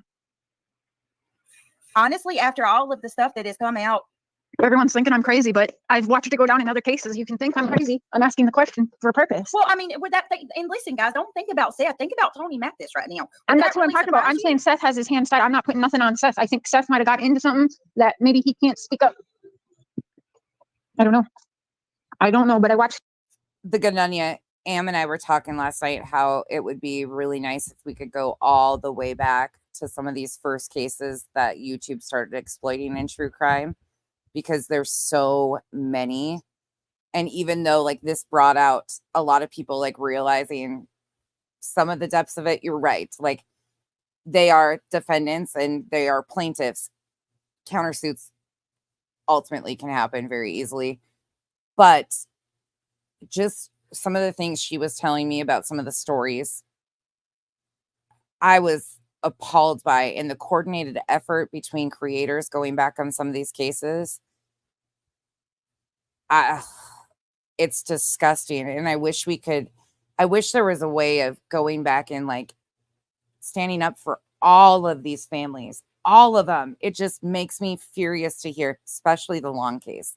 That's the one we were talking about. And Am had always told us bits and pieces of that.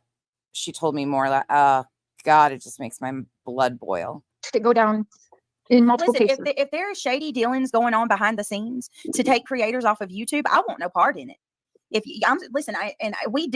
Saying that nobody owes us an explanation. If that stuff is happening, everybody has a right to know that. Yeah, I think somebody signed something. I do. I really feel that. No, I agree with that, Sophia. I do. And I want to say this too, because Sophia's right. And that's exactly why I'm standing where I'm at right now. As a creator, you should be independent thinker, not tied to Seth or any parents or victims. It would make you like other biased creators that many hate. And that's the thing. That's regardless of how I feel about Seth. When things like this come out, and I'm going to show you the screenshots. This is bothersome. Beyond bothersome. And if we can't ask questions, then this is a platform I don't want to be a part of. Do you have Seth's email? He told you he said he would email with you, but maybe you could talk privately. I don't have his email. Like, no. No. That's what I'm saying. I'd never talked to him outside. Maybe Justin might have a contact. Do you see the chat? Literally everyone thinks I'm absolutely crazy and saying they're leaving your chat, all because I asked if there was a document signed, as if we hadn't seen that happen. You guys are picking up on all sorts of stuff. That's the thing is, unfortunately, a lot of us watched this unfold because we were watching how the targeted channels were being fed intentional misinformation, in my opinion. And it created this whole noise situation. The sad thing is, in reality, the baseline of Sebastian's case, there has been no new information in Sebastian's case since he went missing. And it's all been noise. All of it. The flip-flopping, the posturing, the back and forth. Like, it just really just... Do y'all really think it's out of the realm of possibilities that someone would sign something for another? I mean, it happens all the time. Listen, I'll never forget the call when Benny called me and said he caught freaking the other dude going through his backpack. Who does that? And then, yes, there's documents thrown in people's faces that still to this day have certain people quiet from telling the truth. I didn't sign shit. I do smell that in this case. I do. And that's not no. And we know that Seth ultimately did sign with At Night Media, who is part of Nick and Hong's company. No hit to Seth. Like I said, it could be he's probably just trying to get the help wherever he can get it from. He's just like hell bent on getting the help, that maybe he got in too deep with someone who is more worried about than themselves, if you will. And unfortunately, even though I don't like Cher, I agree with her there. People exploit victims and their families. Desperate times, people will do things. He has said he's the boss. He's in charge. But both things can be true. He can think he's in control and be manipulated by those around him very easily. Like, I don't know. I'll just leave that alone. I said it. That's how I feel.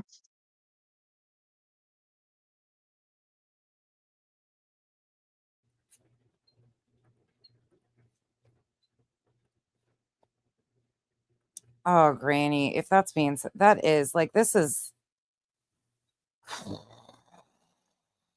too far, just too far.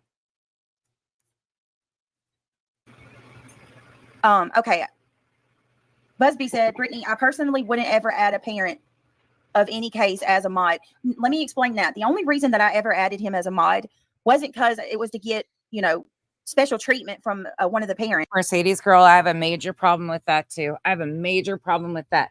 And then doing it under the guise that it's protecting a victim. No, they're not. That very attorney came out here and reposted, in my opinion, dangerous narratives about using truth serum on parents of missing children that never should be in contact. Like, if they're working with law enforcement, that's all they need to be doing. There should not be a third-party entity coming out here trying to exploit their grief and going to get to the bottom of it by using truth serum. And that attorney reposted it. And then, like, made adjustments to it and shit.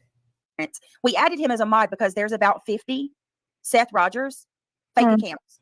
Seth was added as a mod, so we'd know it was him when he came in. And it That gives was- them a fair playing field too. Yeah, so it wasn't because You know have what I mean, Tony was in trying your to get him chat. good. Tony's in your chat. You want to make sure that's legitly him. He's Is saying that- nobody has signed anything on either side. Why is Tony in here answering that, not Seth? Okay, if that's really Tony, I That's want to weird. know. Would Tony answer these questions regarding the screenshots that have come out?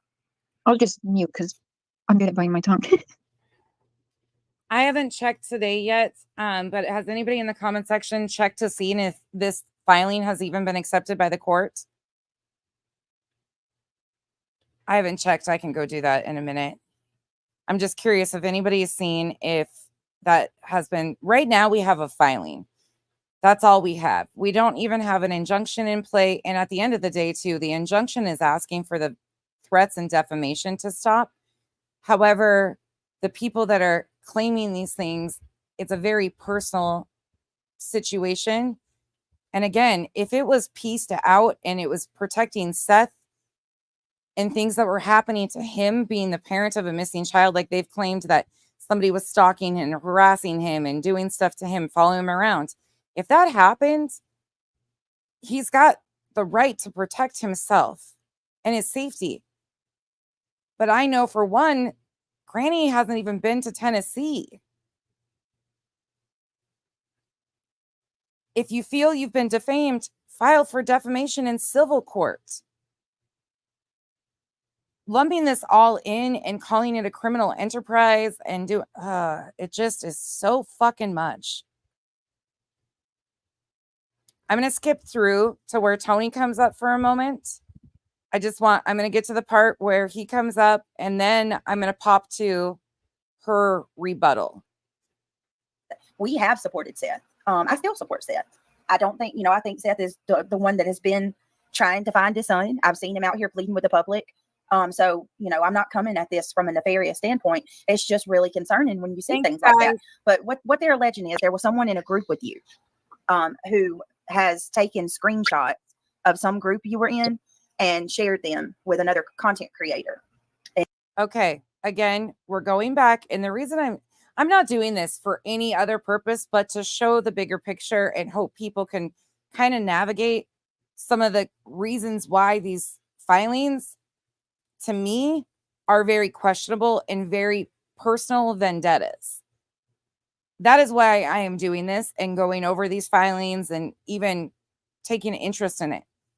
Laws have to change, but doing stuff like this and taking court's time when you don't care about protecting victims, in my opinion, whatsoever, is not the way of going about it. When you flip-flop and posture for the best views on YouTube or what's going to best serve you and your channel, your career, you're not for the victims. Because if you were for the victims, you'd realize that we have no evidence of foul play, that all three of the parents are considered innocent until proven guilty, and they've been working or cooperating with law enforcement, according to law enforcement.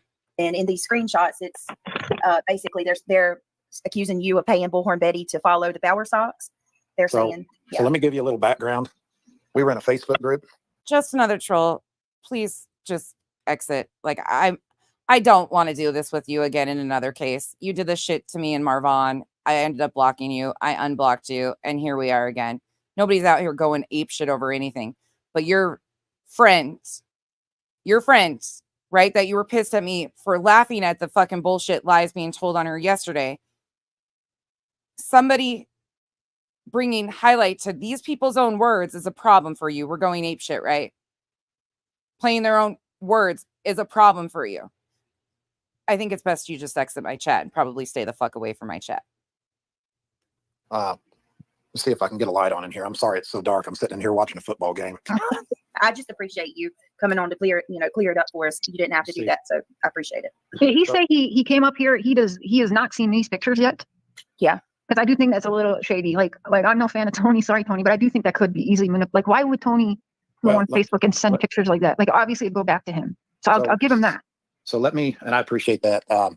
So we were in a Facebook group of a bunch of TikTokers that supported Seth that I created a group with. We had 2 or 3 ladies that were in that group that left the group. They them and the other girl. They're cut from the same cloth, in my opinion. JLR and Betty were team hooves on the ground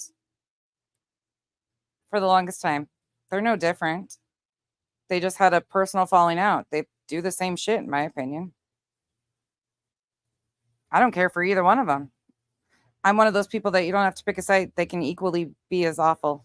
Girls had a falling out. As you guys know, I seem to somehow get the blame for everything. So when they left, they took a lot of that frustration out on me. And there was 5 or 6 groups, subgroups that these girls created that I was not in.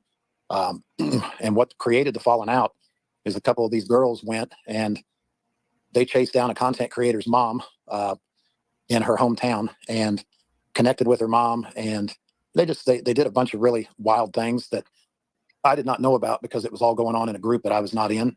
And they told me that was. Is he admitting what they did? Is this what happened to Barbecue's family or Barbecue by other TikTokers? Is that what he's talking about here? I'm pretty sure. For my protection. The TikTok stuff, just, I can't do it. It's fucking messy and ugh. But yet when it all blew up, somehow they blamed me, which is fine. I mean, as a spokesperson, you get blamed for a lot of things. But I can tell you now that regarding Bullhorn Betty, Betty went down, when she went down on that trip, she had been hanging flyers all day. She had had lunch with Seth. She had helped him set up his YouTube account. And then on top of that, she'd been stalked by Terry. He got her pulled over and then they had their little altercation. And I knew that she said on her live that she was getting ready to go have a steak. So I bought the woman a steak, and it was because of all she had done for Sebastian and Seth that day. And it was due to what she had experienced with Mr. Bowersox. And I sent her $50 to buy her steak, and that's the extent of it. And the memo on it said for beating up the bee socks. And in the memo on my Venmo, it says, enjoy a steak or get yourself a steak or something to that effect. So that shows you how things get spun out of control. I'm a person that lives in Oklahoma. We back the Blues. He is not. He is rocking in a recliner. Let's not be stupid. No, he is not doing anything. He's got a chair that's rocking a little bit. That's it. Come on now. Strongly. I don't do things that break the law. Would you be willing to share and be transparent with your Venmo and Cash App and stuff, at least towards, I don't know if you know her name's not Betty, it's Andra. Yeah, but it's Andrew Griffin. But so yeah, would you do that? I certainly would. That'd be appreciated. I don't know. Let's see here. Do you guys want me to pull that screenshot up? I have it. I can pull it up and show it again. It's also in a lot of videos that I've done. Let me see. I don't want to. But you don't got to do it tonight. I was just wondering, would you be open to doing that? Yeah, absolutely. I mean, I'm not gonna pay somebody to stalk somebody because that's not what she was there doing. I mean, if you watch the live, she's a close friend of mine, and whether you like her or not, she's very close to Seth and I, and she was not there to stalk anybody. She got in an altercation with Terry after she noticed that Terry was following her and taking a picture of her license plate. You can clearly see it. She saw him in her rearview mirror. But I'll share a Venmo. I mean, I have receipts for my claims. The sad thing is that people don't have to prove guilt. It seems that we are always having to prove innocence. Regarding Caleb Harris, I had an administrator of our Facebook group that sent me a picture and a video that I did not care to see. I was not involved in the case anymore. And I can assure you that I sent that to nobody. And I had many people ask me for it. And I told them that Randy was a coworker and a friend of mine, and there was no way in hell I was going to be sharing that information. And quite frankly, when it was sent to me, they didn't even know if it was him at that point. So, that didn't happen either. I mean, and Brittany, the only thing I will say, and I have no, you can have my cell phone number. I gave it to Josh the lab the other day, and we had a great conversation. If you ever want to ask me a question, I would much rather make myself available than to be tagged and have a video with that kind of a title on it, because I'm not hard to get a hold of. I'm glad to talk to you at any time. Right. It is a little disenchanting, to hear you just make up your mind that I'm an asshole when we've never even had a conversation. I don't think No. She's just questioning it. I don't think that's She's fair. just questioning it. No. She's honestly gone privately for me being too hard on you, and Seth privately. Like this is not fun for her to do tonight, Tony. I'll tell you that. When you were talking about Brittany here, you were talking about someone who has put her butt on the line. She has had faith in Seth. She has been there 100%, and she's not done anything questionable. So that doesn't work. I get that.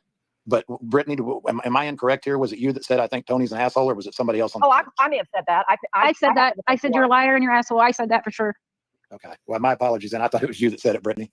No, I did say that I want to be able to ask questions because I don't That's fair. blindly follow anybody, you know, Yeah, because that's fair. That's fair. Completely fair. honestly, Tony, there have been some horrible things that have come out, and if it is things that Okay. I grabbed it. Sorry. 1 second. Here you go. Look at that. Look at that hair from being out here in the wind.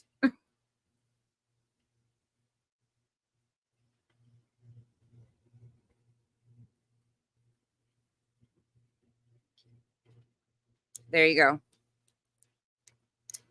There you go. That is what they're referencing as far as the $50. All right. And now, so we're just going to listen to a few more minutes here.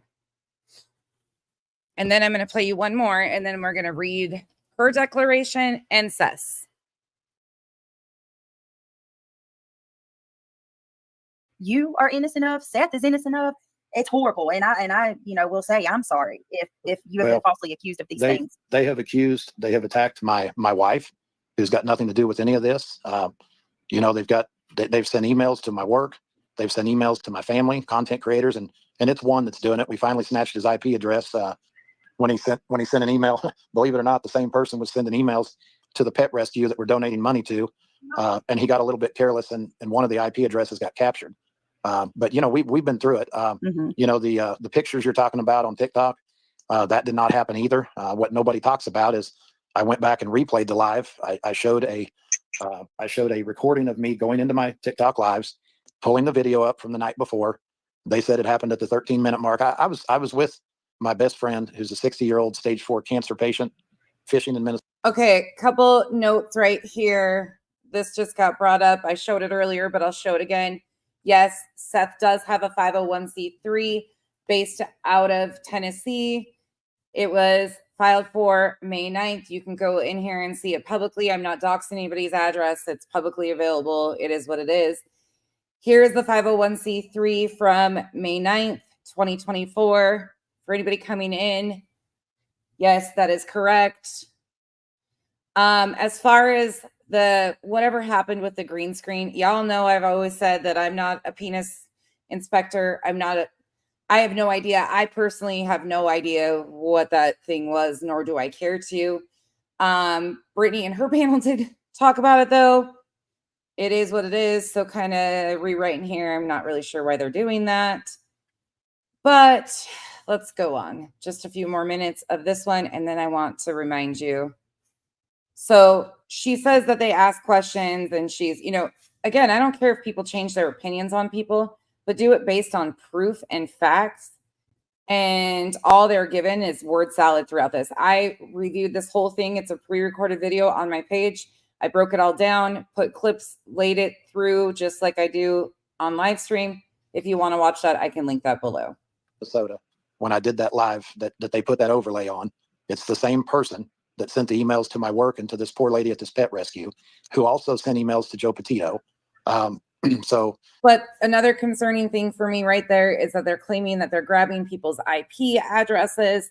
This is why I would hesitate to email places and so on and so forth.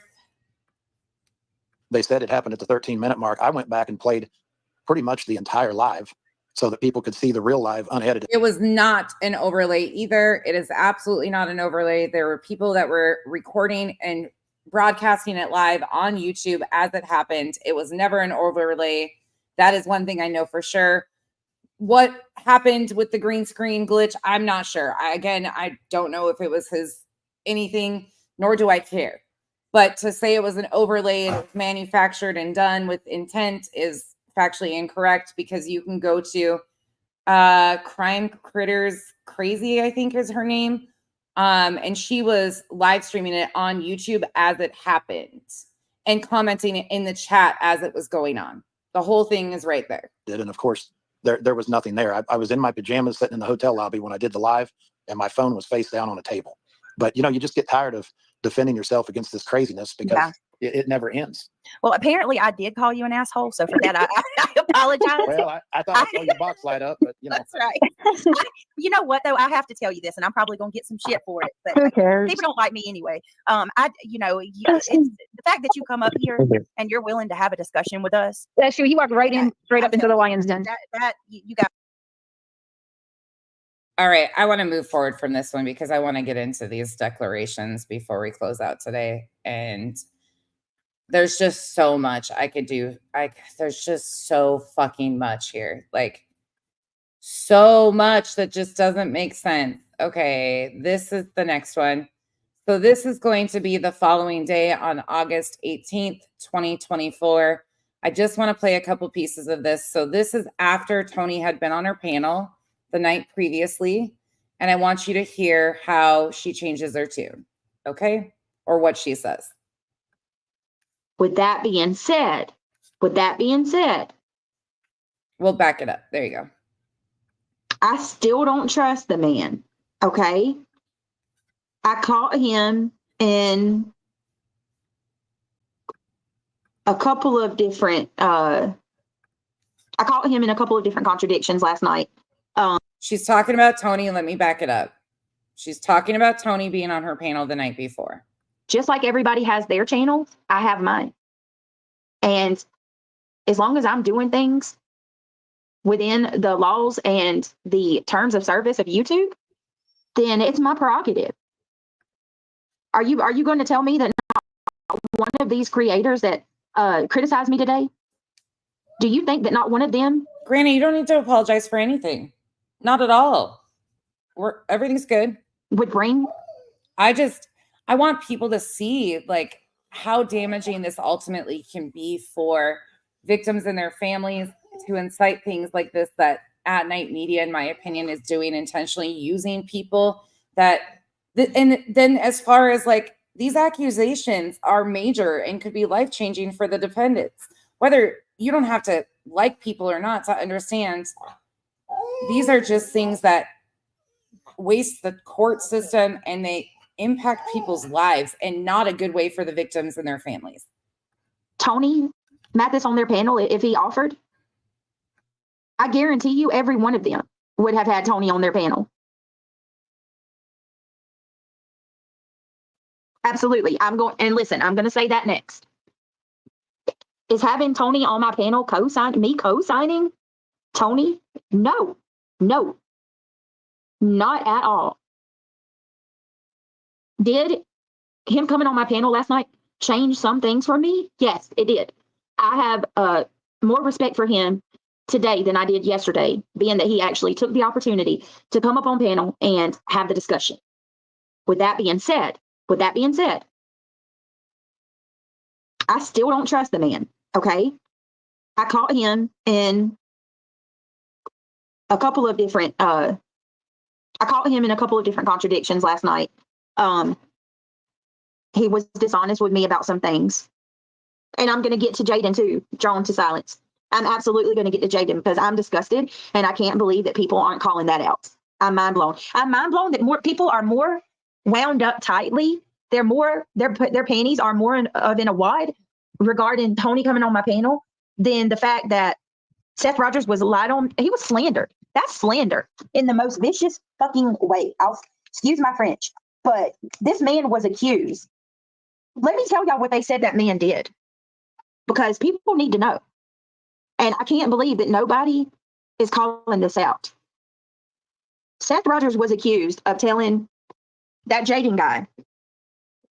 It was alleged that Seth, and I want to be clear, Jaden has said that this did not happen.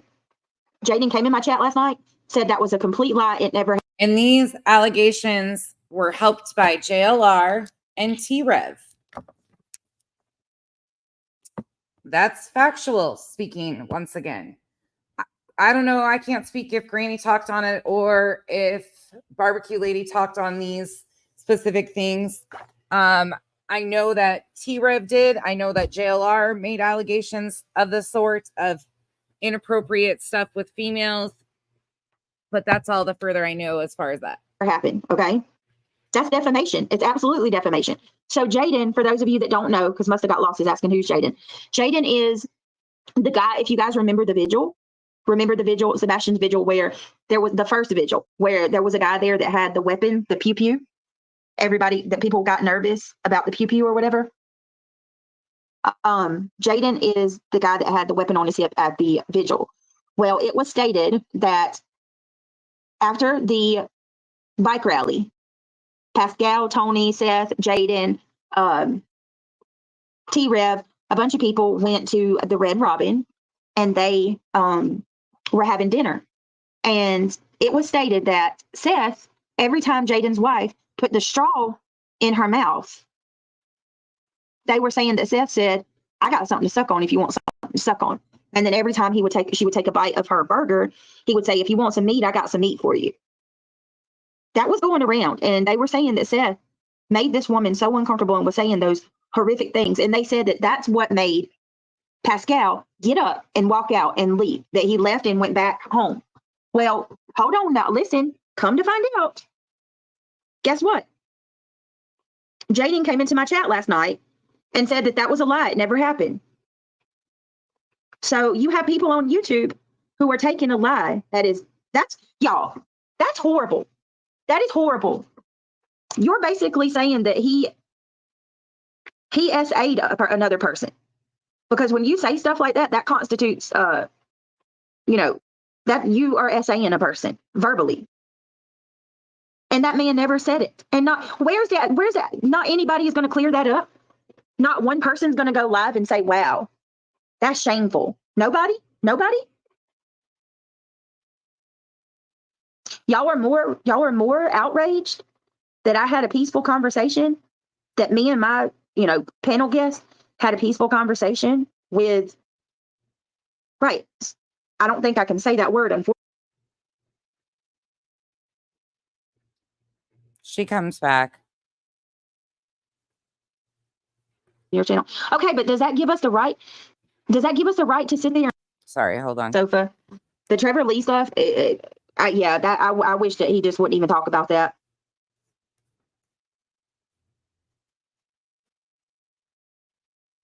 T-Rev 757 did a whole lot, has said a whole lot, has made a whole lot of claims. The very initial team created an absolute shit show, in my opinion, in this case. The misinformation was horrendous. Sweetie Pilo, Donna Serafina, T-Rev 757. The list goes on and on of the very the very extensive list of people who created a ruckus. JLR was a huge source of misinformation in the beginning of this. Why can't we say the important words that bother me? We've heard Seth and Uncle Taco talk crude in your channel. Okay, but does that give us the right?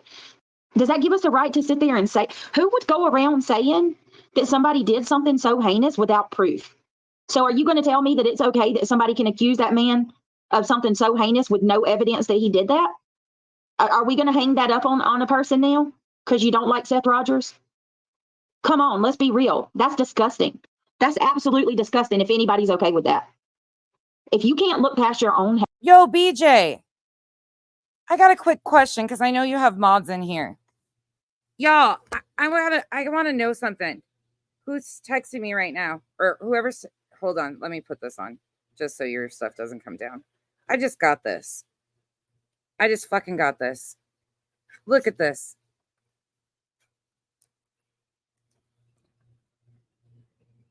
Why are you hashtagging alien?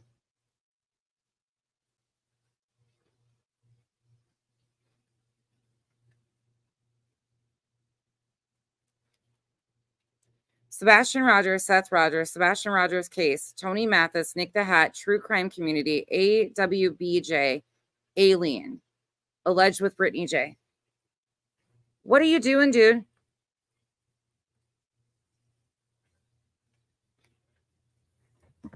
What is that? What?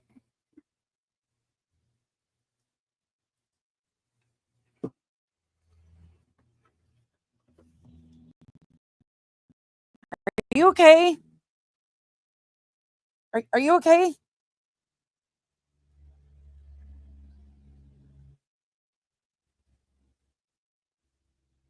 What? Okay, I'm just gonna.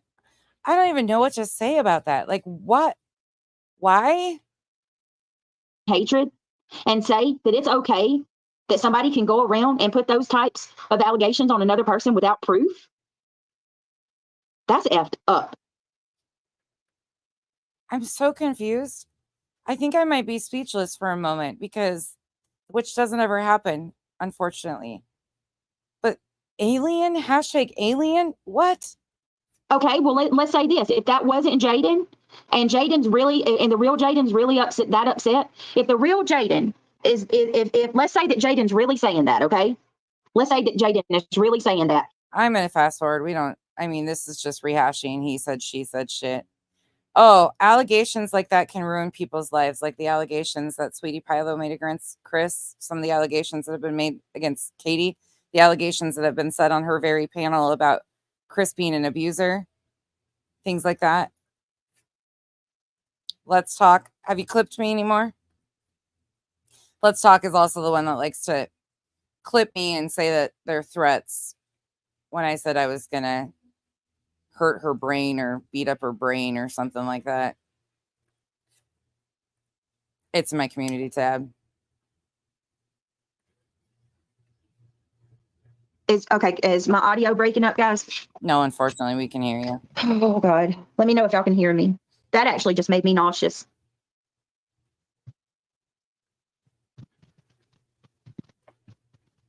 This is just... Put a 5x5 if you can hear me. Oh, God. 5x5. I cannot believe that people are actually... So do you, I mean, honestly, am I being unreasonable here? I cannot believe, it's so disgusting. It's so disgusting.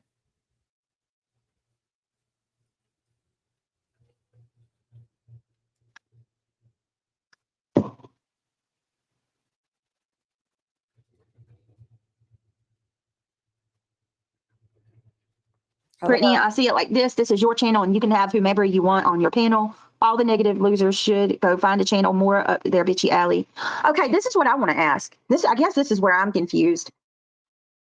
Many women have come forward about Seth being inappropriate with them. Are they like, where are these women at? Show me. Thank you, Ren. Who are these women, Coffee Addict? Where are they at? Go ask JLR. He's the one that kicked that off. I think there's two people that have an agenda. They're trying to derail and deflect everything too. You know what's sad? You want to know what's really sad about all of this? We have a child. There's a 15-year-old little boy, and nobody gives a F that he's missing. They much rather do this, do all of this. And then they say, I'm the problem. Even though I asked Tony to come up last night in hopes that maybe we could get some answers to dispel some of the rumors so that we can move along and actually focus on what matters. And that's Sebastian Rogers. Everybody wants to get hung up on destroying his father instead of actually focusing on the fact that this kid has been missing 170 something days. Why is it so hard to say everybody's focused on destroying his father, his mother, and his stepfather, and his grandparents? And majorly him. Why is it so hard to be fair? That's true crime, right? You base your opinions off fact, right? It's sick. I haven't seen any of these people actually come on this platform and talk about that night. Talk about the facts of what could have happened. Why aren't you talking about how he went missing without any one of those dogs tracking his scent? Where's the conversation about the actual details, the small amount of facts that we do have? And as we all know, there was a scent. It wasn't verified because it didn't lead to anything. This was August 18th, and she still hadn't figured that out. Meanwhile, reviewing stuff involving this case daily since she started covering it. You know, me and Justin, we get our ass rode about looking at a flashlight video. Well, at least we're trying to keep his name out there. All you want to focus on is if his dad has sat there and spoke to two women at Red Robin in the most inappropriate way with zero proof that it happened. And then in the same breath, you want to call us tragedy pimps and say that we're here to exploit children while you sit there and slag on his father the whole time and do absolutely nothing to bring awareness to finding him.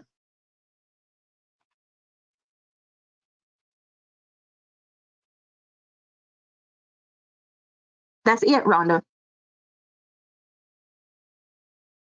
And they all look past the one major detail that sticks out like a sore thumb. The dogs have no scent of Sebastian. They have no evidence that proves he ever even left that house.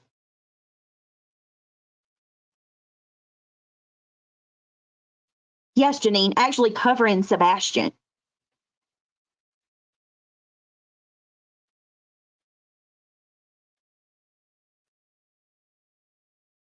Kelly, did you listen to the whole stream? And did you not hear what I just said? First of all, I did. I asked him about the flashlight video, which I'm still shocked as all get out that he don't know about that. You don't know about the flashlight video with the bite marks or anything like that. I asked him what he thought happened to Sebastian. I asked him if he believed Sebastian ran away. There were several questions about Sebastian last night. But also, the major reason for having Tony come up was to try to ask questions about all these stupid rumors so that maybe we could get some answers so people can move on from it. But stupid, naive me, I should have known better. Nobody is ever going to be okay with anything to move on.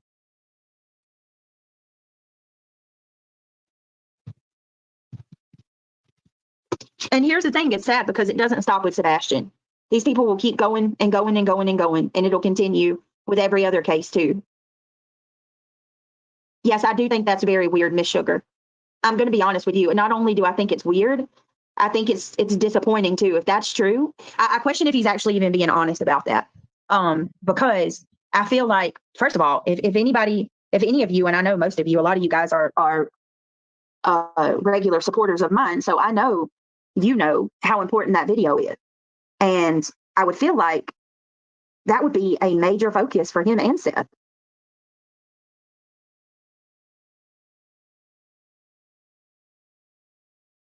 Wrong. The main reason Tony came up was because Seth whined. Had you removed his name, then Tony didn't call Tony to cry. Well, regardless of what his reasoning was, Nisi, I'm telling you what my reason was. My reason was hopes that he would actually. What's going on now? Jesus, hold on. I think you guys get the point of what I'm trying to show. I think we can tail off for a moment into a couple of these declarations. I think that would be a great place to wrap up. And I think it would be a great place to insert BHB's declaration and Brittany's declaration. You guys good with that? I think we've had a really heavy clip segment for about 3.5 hours. But I'm really like, that is so important to me for people to see the back and forth, the up and down. We can go back and date this stuff in a timeline fashion. You can look at how things have changed, when people came in, how things have intentionally moved. And I really think it's important to look at all of this when you're looking at this complaint and these exhibits and these declarations and seeing that these very people don't like each other. They're not doing this for victims and their families or to stand up for Seth. Most of them, if not all, in my opinion, have very self-serving missions in this. Let's read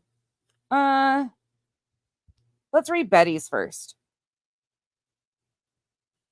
These are the declarations in the filings. So this are considered exhibits. This will be exhibit 58. And then tomorrow we'll read the rest of the complaint and go through all of the rest of the exhibits. Hopefully that will work for you guys, because I have clips that go with some of that too. But I think we got about another hour, 45 minutes, and then we'll end this one out and leave this where it's at. And then we can go into the rest of the complaint. And again, at this point in time, it is just a filed document. It hasn't been accepted with the court. There was supposed to be a press conference today. They canceled it because of threats of a marching band. I mean, okay. I have heard and seen you guys commenting that there is a news source. I think it's probably Nashville. Is it Fox 17. Is that who it is that did something about the and Betty did appeal. I don't know the status of that appeal or how that's going to go. I'm not sure what's all going there. And okay, so we're going to start with Exhibit 58. I'm not going to put it on the screen just because of the fact that I don't want to dox anybody out. I'm sure you've seen other people put them on the screen and read them. But I do want to finish the final complaint. Y'all just know me. My brain just trails off and I find all these clips as I'm trying to pull stuff out. So, all right. This is the declaration of Andrea Griffin. She is a public person and uses her full legal name, BHB, Bullhorn Betty. I, Andrea Griffin, being duly sworn according to law, hereby depose and affirm. Don't even mean to. Jesus, Becky. I'm just reading it. Here we go. What time is it? 3:25:05. I gotcha. I'm going to go back and mute that because my dumbass just started reading it. Well, fuck. There we go. Well, I always tell you guys when I fuck up too.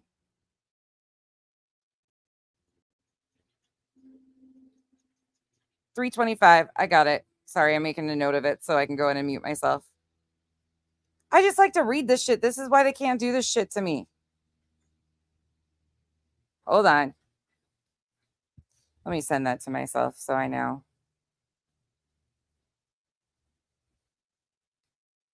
I tattle on myself too. I'm like, I could have just rolled on that part of it.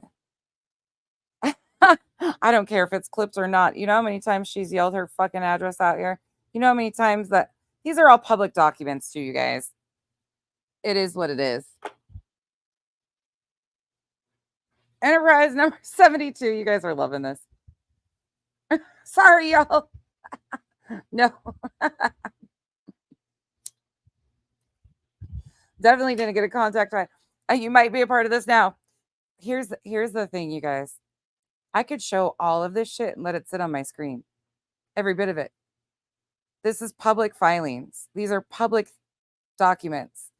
They signed up and did all this. I just pointed it out and said, oh, well, there I go. I already did it. They drained my brain. I said, I'm not showing them on screen so I don't dox anybody as I continue to read the address. Jesus. Okay, carrying on. Declare under penalty of perjury under the laws of the Commonwealth of Pennsylvania, pursuant to 18 PA.C.S. 4904, relating to unsworn falsification to authorities, that the foregoing is true and correct to the best of my knowledge and belief. I affirm that I am ready, willing, and able to testify to these facts at trial. The fuck? This declaration outlines the profound harm I have endured due to an organized campaign of harassment, defamation, and intimidation initiated by two individuals, Granny's Watching and Barbecue Lady. This campaign was not an isolated incident. It was a well-coordinated, sustained effort that involved multiple people acting in concert to tarnish my reputation, disrupt my work, and incite fear in every aspect of my life.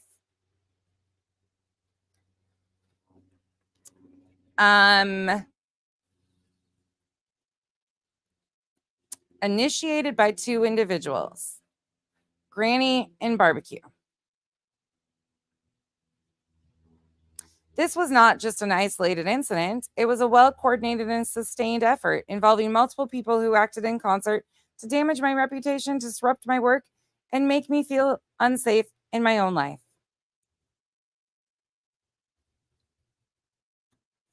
I first became aware of Granny's Watching in 2021 when I was covering the high-profile case of Summer Wells. At that time, she was relatively unknown. But as I began reporting on other cases, particularly Quentin Simon's case, her attacks on me became more frequent and malicious.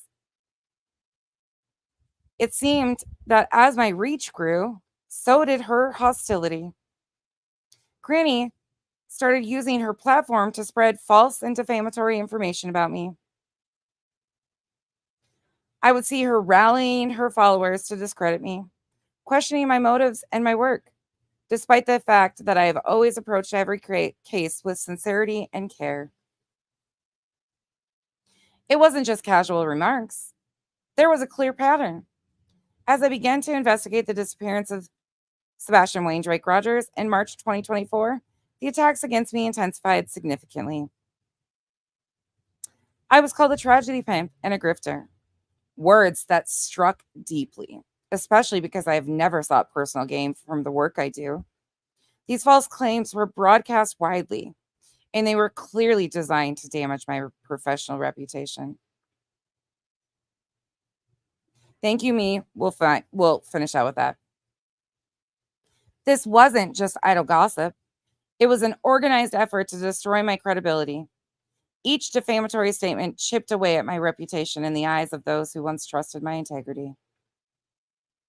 This campaign didn't stop at defamation.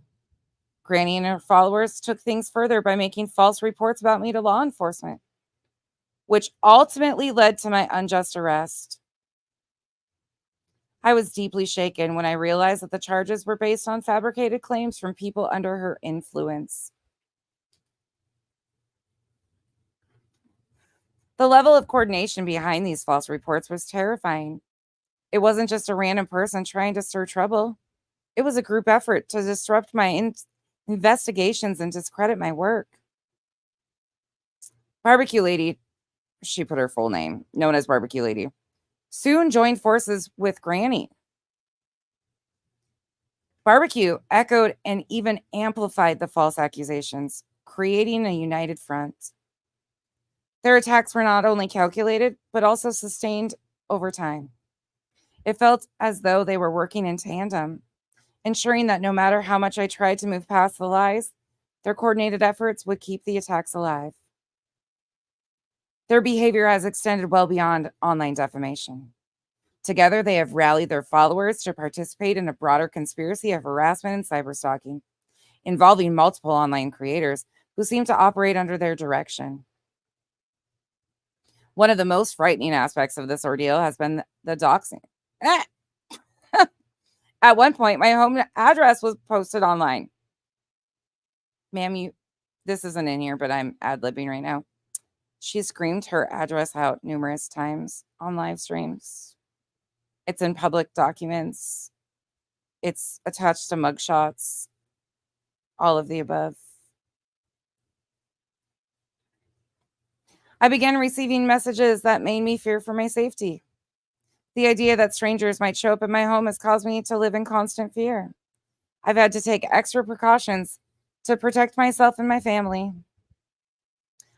On or about July 27th, 2023, Burnt Now, another individual involved in this coordinated effort, posted a comment on X, formerly known as Twitter. The post referenced another online creator, Dolly Vision, stating that Dolly Vision would be able to use the lawsuit against me to his advantage by going through my personal texts and details during depositions. Attached here too is labeled Exhibit 1 is a true and correct copy of the post made by Burnt Toast. This just isn't just internet drama. It has escalated into a campaign of stalking, threats, and harassment, much of which is incited by Granny, Barbecue, their associates, and followers. Beyond the emotional toll, these attacks have deeply affected me financially. Granny and Barbecue spread false allegations that I was involved in fraudulent schemes, claiming I had inappropriate relationships with others involved in the investigations, such as Seth Rogers and Tony Mathis. These baseless accusations were meant to undermine my credibility and sabotage my professional work, especially in a sensitive, high-profile cases. Hold on, you guys, just one moment.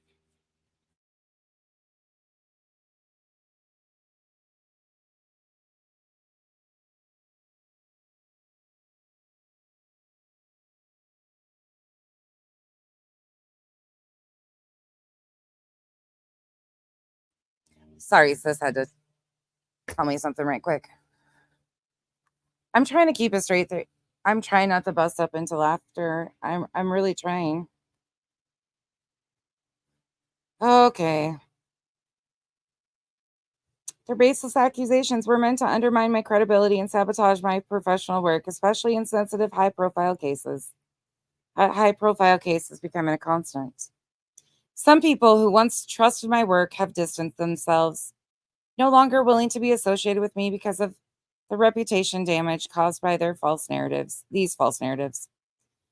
On December 10th, 2023, I received an email from Blank Screen that contained a veiled threat saying, "You better hope your backup channel isn't connected to your AdSense account on your main channel. If that gets terminated, that backup channel of yours gets terminated along with it. LOL. Molly learned the hard way. Your time is up. You just don't realize it yet." That was an email from Blank Screen. I mean, okay. This email left me feeling even more vulnerable, knowing that these people were targeting not only my reputation, but also my financial means and livelihood. Attached here too and labeled Exhibit 2 is a true and correct copy of the email. I have also endured constant cyber harassment, and the threats against my life and safety have grown more frequent and more severe. I live with the daily anxiety. I live with the daily anxiety of wondering who might come after me next. Every time I see a new message or post, I feel my heart race, fearing it could escalate to real-world violence. On December 9th, 2023, I received another email from Blank Screen. Quote, "I see you sitting up there on your stream yesterday morning trying to blame two creators of bullying you with the intent of making you unalive yourself on a live stream. You're basically saying that BS just to get attention and sympathy from people." End quote. This email was another attack on my mental well-being, attempting to dismiss the real pain and harm caused by this harassment. Attached here too and labeled Exhibit 3 is a true and correct copy of the email. The most painful part of that is that Granny and Barbecue have used their platform to build what feels like a cult-like following. A group of people who seem eager to act on their behalf, to spread hate, and to cause real tangible harm to me. These attacks have been orchestrated in such a way it's hard to see this as anything other than a coordinated campaign. On an unknown date, Queen Bee, another prominent figure in the group harassing me, posted a derogatory definition of me on Urban Dictionary, labeling me a tragedy pimp and using hateful language to diminish my character. This post was yet another layer of public humiliation designed to mock and damage me. Attached here too and labeled Exhibit 4 is a true and correct copy of the defamatory post from Urban Dictionary. On or about May 8th, 2024, Queen Bee publicly solicited donations for her legal defense fund, stating that the money was needed to stop me succeeding in a lawsuit against her in Illinois.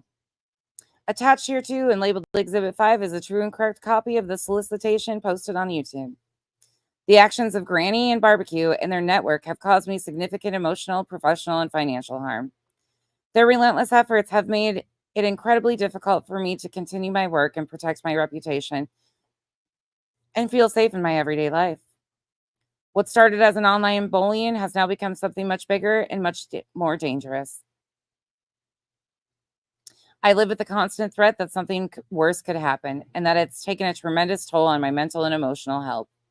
I am prepared to testify under oath to provide detailed accounts of these organized, sustained attacks, including the incitement of harassment, the continuous threats to my life, and the severe emotional and professional harm that I've endured.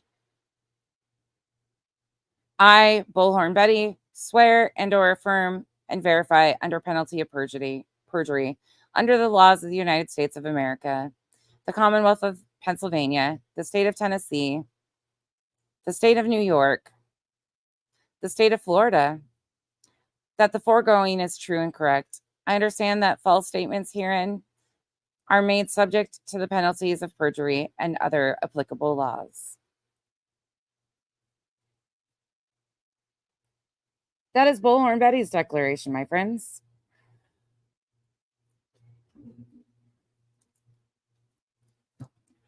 Okay.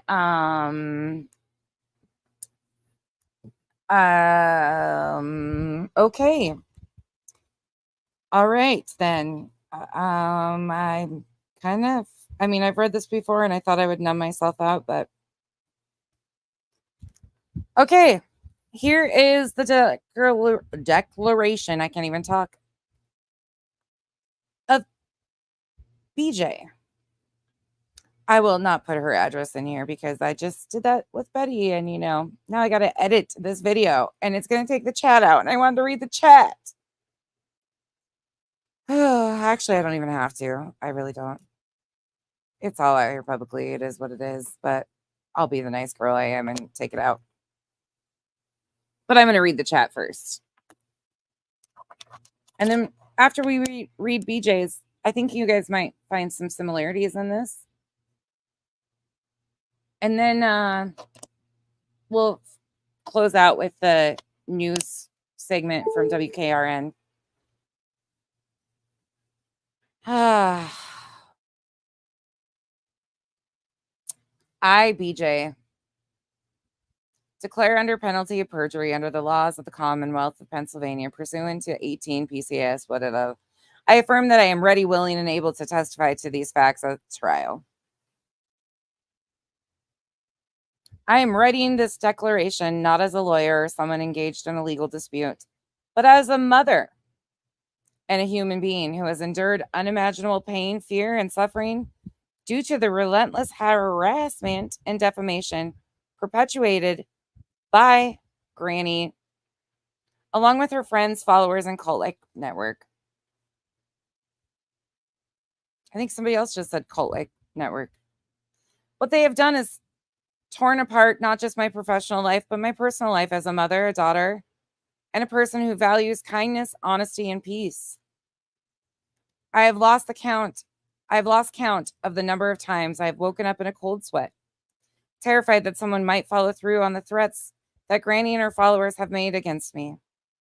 She didn't just stop at insults or gossip. She looked straight into her camera and told me, quote, "I will make you a fucking victim," end quote. These words haunt me. It's not just fear for myself. It's the gut-wrenching fear that I may not be able to protect my children. How can I explain to my kids that their mother is being targeted by strangers on the internet? People who seem intent on ruining our lives. I try to hold it together for them, but inside, I am broken. The words of Granny uses to describe me, a lazy, wasteful piece of shit, aren't just casual insults. They cut to the core of my identity as a mother who works hard to give my children the love and stability they deserve. When she says these things publicly in front of thousands of people, I feel the walls of my world closing in. My children have seen me cry because of these things. I try to hide it, but they notice. How can a mother explain that strangers are attacking her, saying horrible things, calling her names, and trying to destroy the life she's worked so hard to build? The most painful part of this has been watching my children ask if they are safe. Granny and her associates even implied that I neglect or harm my children, saying things like, quote, "You will never catch me driving with my children unbuckled standing up," end quote. Those comments go beyond personal. They attack my ability to be a good mother. Oh, I've spent sleepless nights wondering if someone might actually believe these lies and come after me, or worse, my children. As a mother, there is no greater terror than the thought of your children being hurt because of lies and hate spread by strangers. This campaign of hate has also impacted me financially. Before this started, I was proud of the work I did, and I was able to support my family. Now, people who once trusted me no longer want to work with me. The lies, the accusations, the threats, they've destroyed the professional relationships I've worked years to build. And the worst part is, I'm not just losing business. I'm losing the ability to provide for my children. How am I supposed to rebuild my career when my reputation has been torn apart by people who don't even know me? My mental health has been shattered by this. Every day I wake up with a knot in my stomach, wondering what new attack will come. I'm exhausted, not just physically, but emotionally. I feel like I'm constantly walking on eggshells, afraid that one wrong move will lead to more lies, more harassment, more attacks. This anxiety doesn't just affect me, it affects my family. My children have seen me cry more in the past year than I care to admit. I've had to cancel family outings, miss important moments, and withdraw from the people I love because I'm so consumed by the fear and stress of what might happen next. At times, I've broken down completely. I've sat in my car in the driveway of my own home and just cried. I don't know how to protect myself or my family from this kind of hate. I'm a mother, just trying to raise my children and do my best for them. I've had to tell my kids why people are saying horrible things about their mom online. I've tried to shield them, but it's impossible with this campaign of hate. It's so public and so vicious. Your Honor, as I sit here writing this, I'm asking you, not as a plaintiff, but as a mother who is desperate to feel safe again. I want to wake up one morning without the fear of what might be said about me, or worse, what might be done to me or my family. I just want to live my life, raise my children, and provide for them without this cloud of fear and hatred hanging over me. I am asking for justice, not just for me, but for my children who have seen their mother's spirit broken by the relentless cruelty of strangers.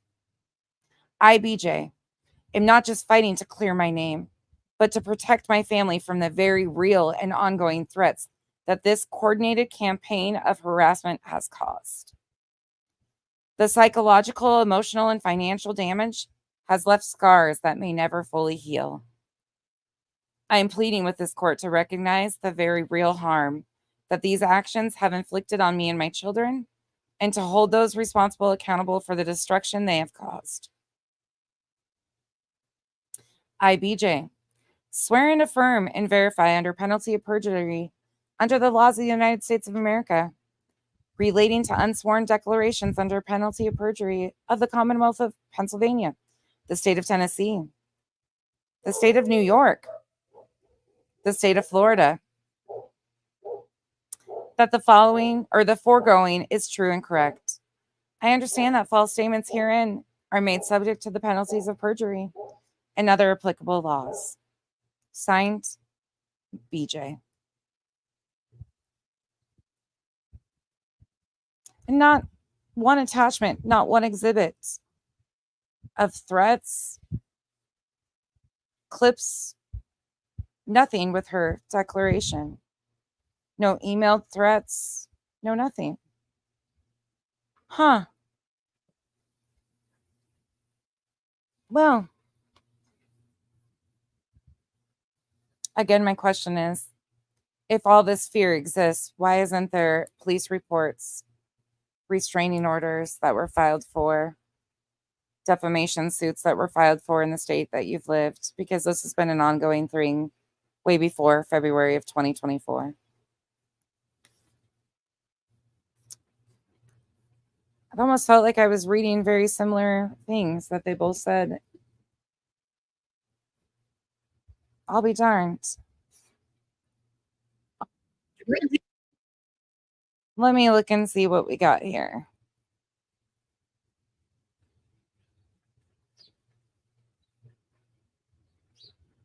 Oh, well, shit. Shit, here we go. And this, my friends, is where we're going to wrap it up today. Also, if anybody remembers too, I've reviewed the things of her saying that she had to kill a spider one night, and one of her children was so worried about her saying she had to kill a spider because they didn't want, there was a whole story. It was in that 11-hour live. If you need clips of those things, I don't know if her lives are still up that I reviewed in that, but That's a whole interesting moment too, if you want to see how it was claimed that other people were causing that fear before, and now it's, I guess, all grainy. So yeah, I got a lot of fucking questions, but I guess we'll just follow it along. We've got a lot to read in these complaints and the rest of these declarations, but let's see what WKRN has to say about this. For a missing teenager are going back to court. Dog, the bounty hunter, and Sebastian Rogers' father filed an injunction against 2 social media influencers in Pennsylvania.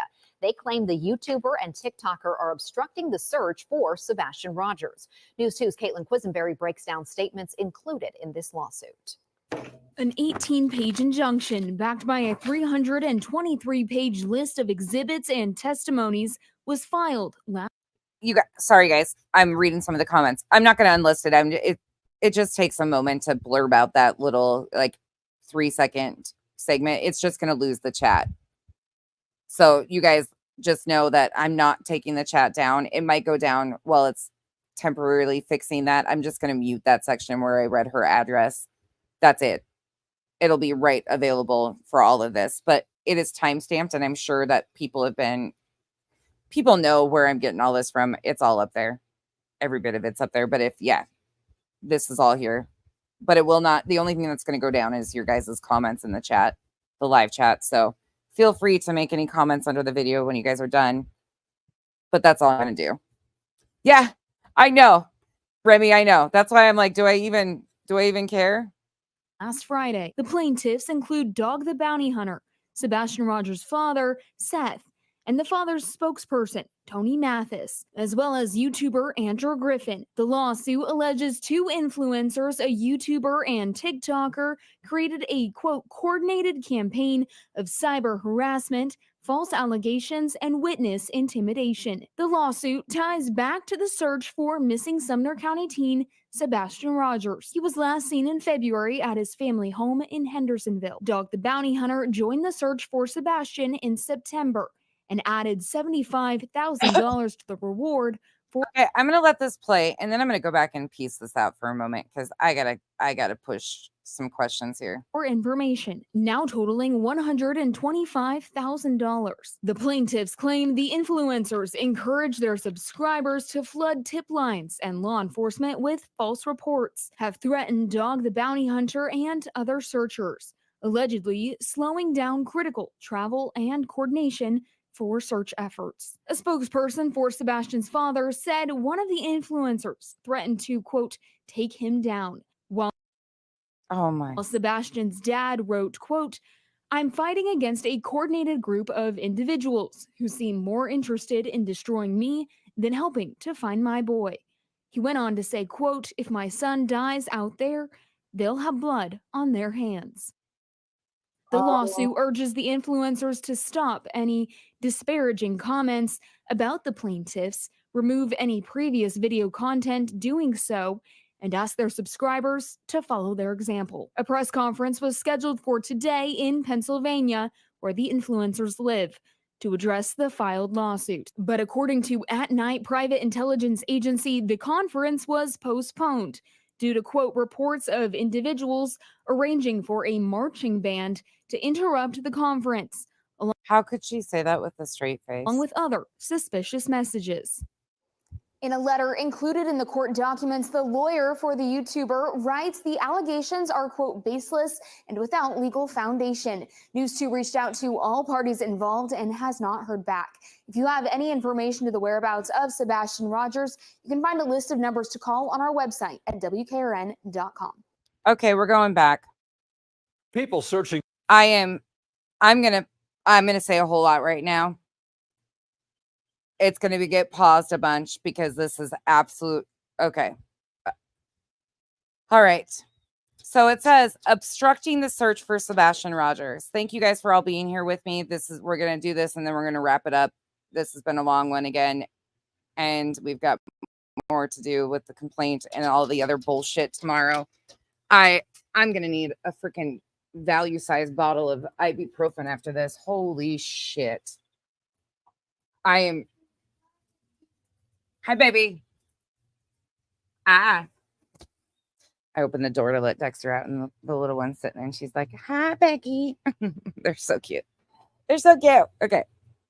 For a missing teenager are going back to court. Dog, the bounty hunter, and Sebastian Rogers' father filed an injunction against 2 social media influencers in Pennsylvania. First thing I want to note is they're obviously using Dog's name for attention grabbing solely. Again, he is not really heavily involved. He, in my opinion, is the face of that night media for attention gaining purposes.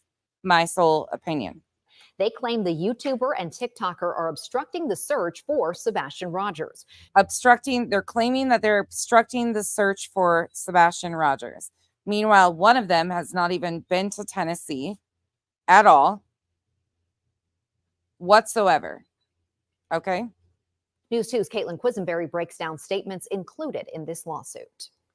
An 18-page injunction backed by a 323-page list of exhibits and testimonies was filed last Friday. The plaintiffs include Dog the Bounty Hunter, Sebastian Rogers' father, Seth, and the father's spokesperson, Tony Mathis, along with more, as well as YouTuber Andrew Griffin. The lawsuit alleges 2 influencers, a YouTuber and TikToker, created a, quote, coordinated campaign of cyber harassment, false allegations, and witness intimidation. Who's this witness that they've intimidated? Who are the witnesses that they're intimidating? Can somebody let law enforcement know who these witnesses are so they can interview these witnesses so they can get the information? Like, where's the witness intimidation?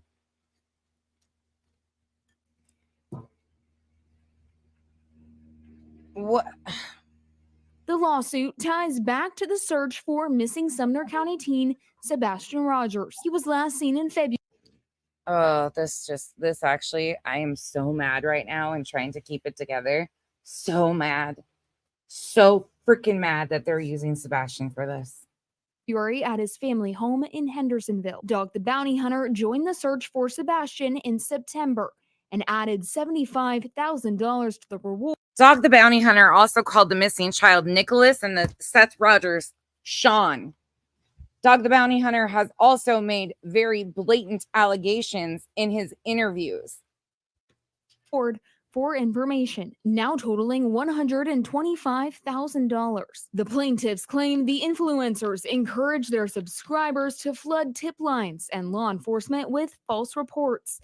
Speaking of flooding tip lines, BJ, do you remember that one stream I reviewed of you when your chat was calling the TBI hotline, flooding the TBI hotline, saying that they couldn't get through?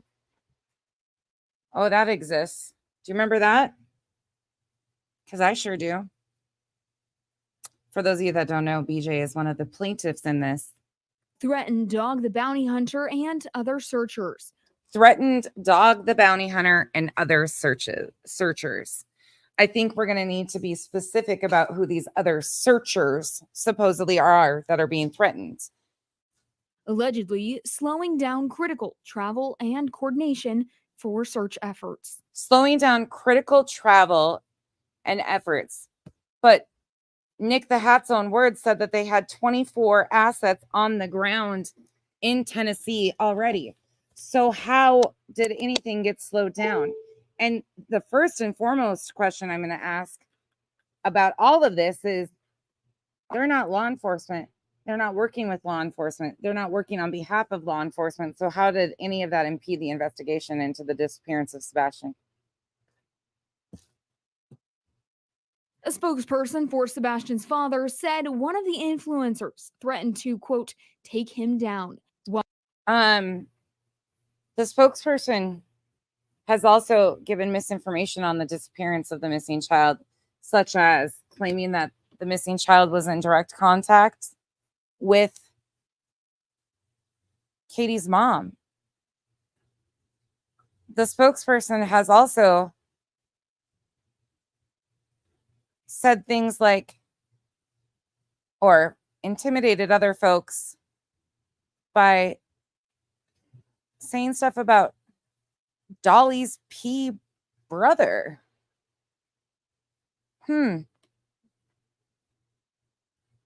and so much more. I was trying to figure out how to word that.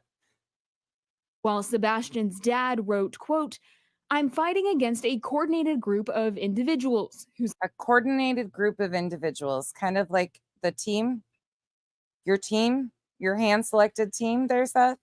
Seem more interested in destroying me than helping to find my boy.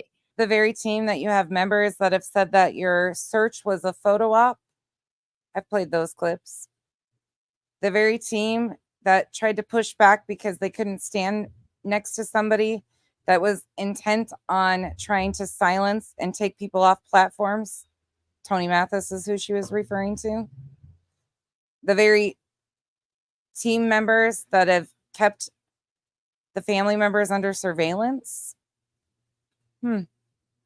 Such as Bullhorn Betty. He went on to say, quote, if my son dies out there, they'll have blood on their hands. That right there. That right there.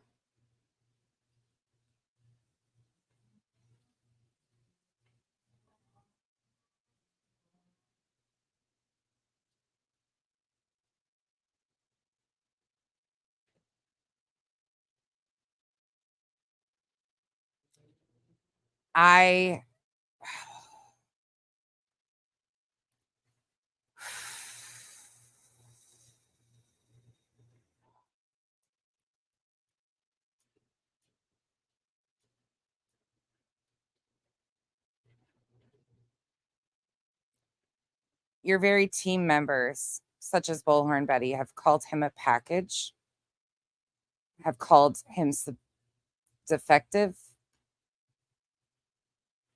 have encouraged people to not continue to search for him because something nefarious happened to him, have claimed that Katie murdered him.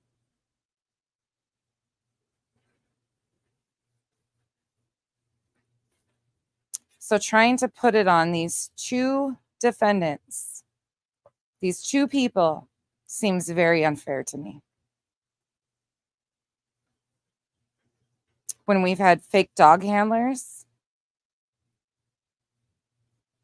I just like the list could go.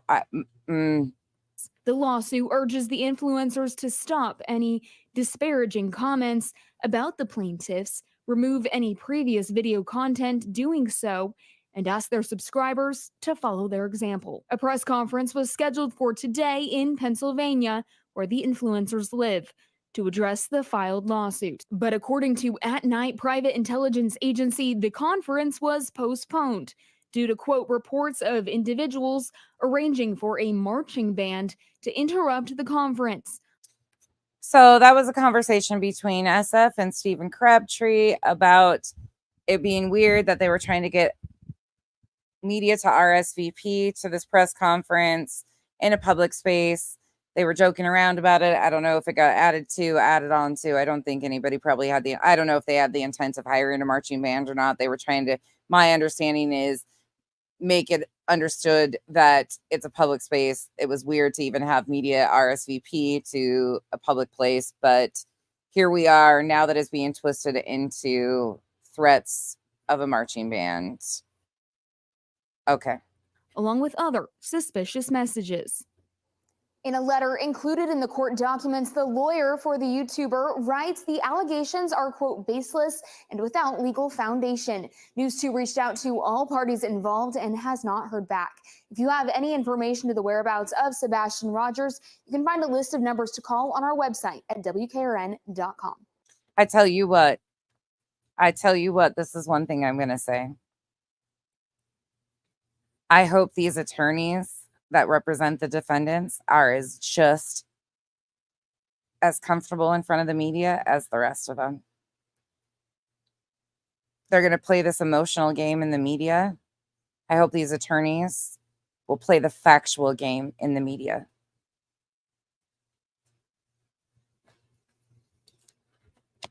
This is unbelievable. Yeah, the marching band shit was a joke, to my understanding. I don't think I don't think any plans were in place about actually hiring one. I'm not in any of the know of that shit, but that again, it was a public place. I mean, it's just stupid. I'm going to leave you with this. I've tried telling everybody all along. I've been calling this for months about the intent of this because they started telling us about this. This 501c3 and all of this other stuff. How is this helping in the search for Sebastian?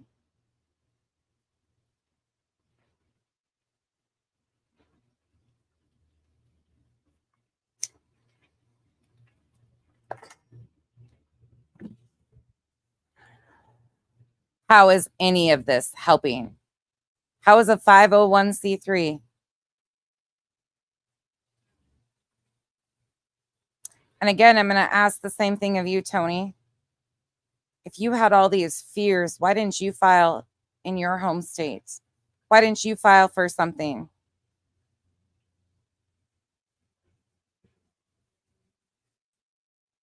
You can look this up yourself.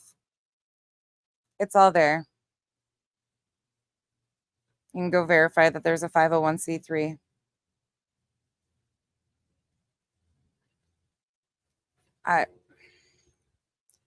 That media little snippet right there.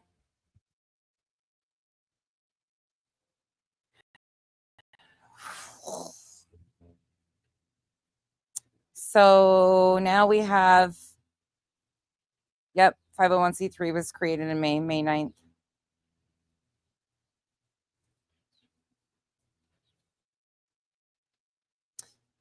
Mr. 6'8", yeah, you're going to hear a consistent theme through these declarations. Absolutely wild. Abso-fucking-lutely wild to me.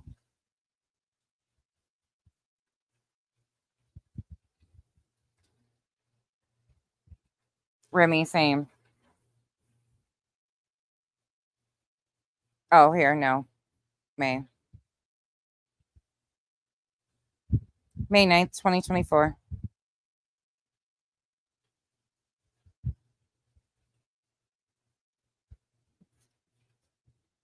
Everybody thought I was crazy. Everybody thought I was crazy when I started pushing it and pushing it and pushing it and pushing it about other agendas going on here. And when they started coming in, I was trying to like not make people get mad about the fact that there's a lot of political agendas behind some of these characters and need for certain things. But sadly, there's a lot of bullshit going on here.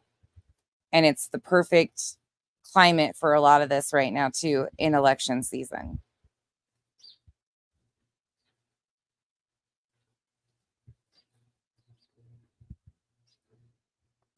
Thor, it is Rogers Homestead of Family Values.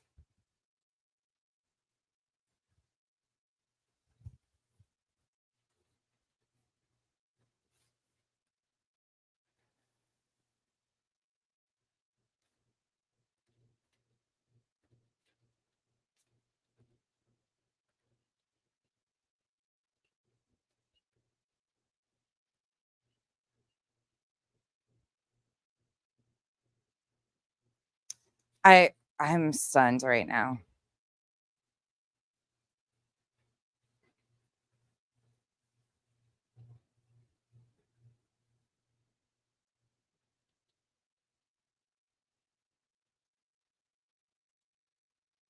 Yeah, it's wild. Sorry, I'm reading some of your guys' comments. I'm just over here just like trying not to. Shelby Lynn, thank you so much. Yeah, I wonder why they didn't do a press release for the nonprofit. I'm curious about that. Anybody remember the date of the cease and desist that went out, the first round? I'll have to look. I don't have it in front of me.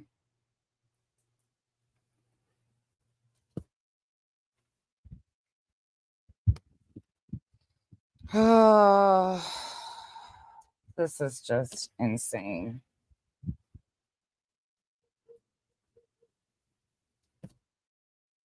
Yeah. Yep. Rogers Homestead of Family Values is the name.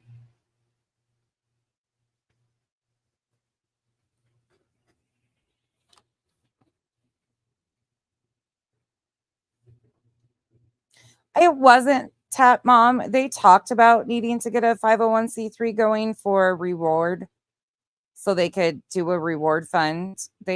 Seth actually talked about it on a few different streams with a few different creators. They haven't brought it out publicly and talked about it a whole lot since then.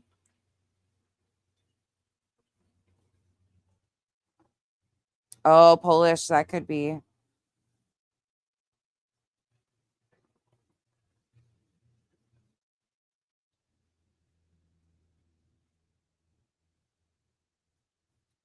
B. Tim says, am I the only one that finds it odd? Finds it odd. His son goes missing. He does a GoFundMe 3 days later. Then 3 months a nonprofit.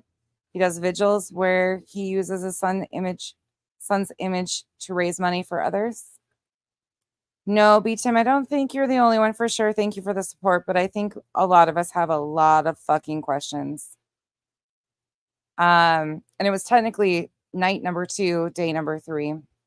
I've always asked, how did they know he was going to be missing on day number 4? I also question the development. I mean, we pushed on why the Facebook group, why the selected, like, there's a lot of things that I also don't think it's a shock that BJ called Tony out for being the middleman of GoFundMe's, and now she is pushing Betty's GoFundMe. I'm scared for her, Lynn Levenlight. I'm scared for Katie's safety. I genuinely am. This incitement is dangerous. It's not a game. There's a missing child here. But I also have said that I think there's some political motivated people here that think if a certain somebody gets elected, that there will be certain special interest groups selected, and groups like this like to use noble causes such as trafficking missing children for a front facing. I've talked about that too. There's a lot of questions I have, and at the end of the day, I don't like where we're headed at all, because unfortunately it's not over. Yeah, Corrine. Yeah, I'm very worried for Katie's safety. This incites people to do, I mean, they have just continued to push the belief. Yeah, beats him, I know. Hold on right quick. Hold on. I got a question, and I'm going to go find the answer myself. Just a minute. So this was May. I think it was July that they wanted to have Joe Petito on, right? Were they going to announce a 501c3 and like a foundation of sorts, I wonder, with Joe Petito being there? And that derailed it?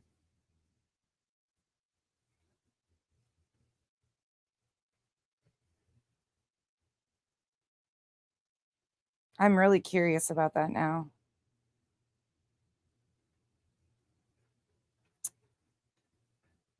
Yeah. Okay. I need to go. I got a headache. Like, this was that news segment just did me in. July was when he was supposed to come on.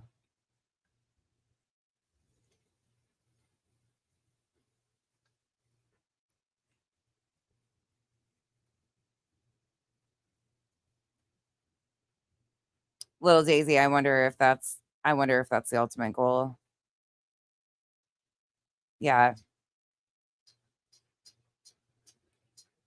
Am and I have talked about it quite openly about the desire for a nonprofit of some sort, and it's just a lot to wrap your head around all of this shit, truly. Like, I don't even know what to really say here. And now we have creators hashtagging alien in their videos, and the continued mention of high profile missing children's cases, or as Jennifer Coffendorfer says, famous missing children, which just makes me feel just absolutely disgusting.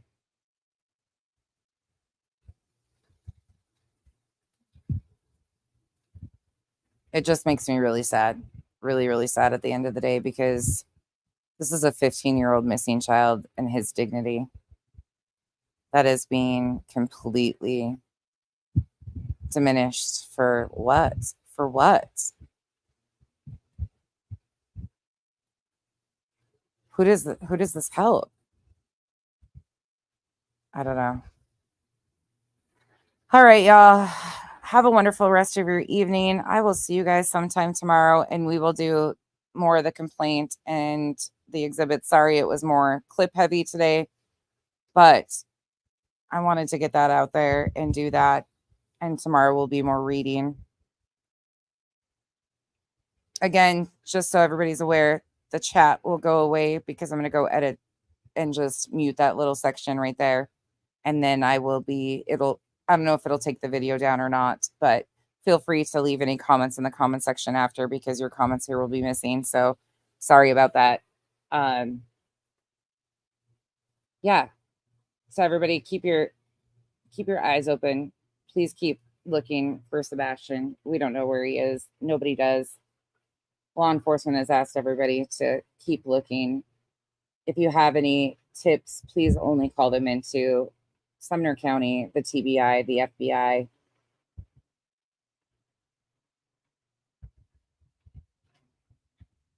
And do not let anybody encourage you to not call them into legit law enforcement.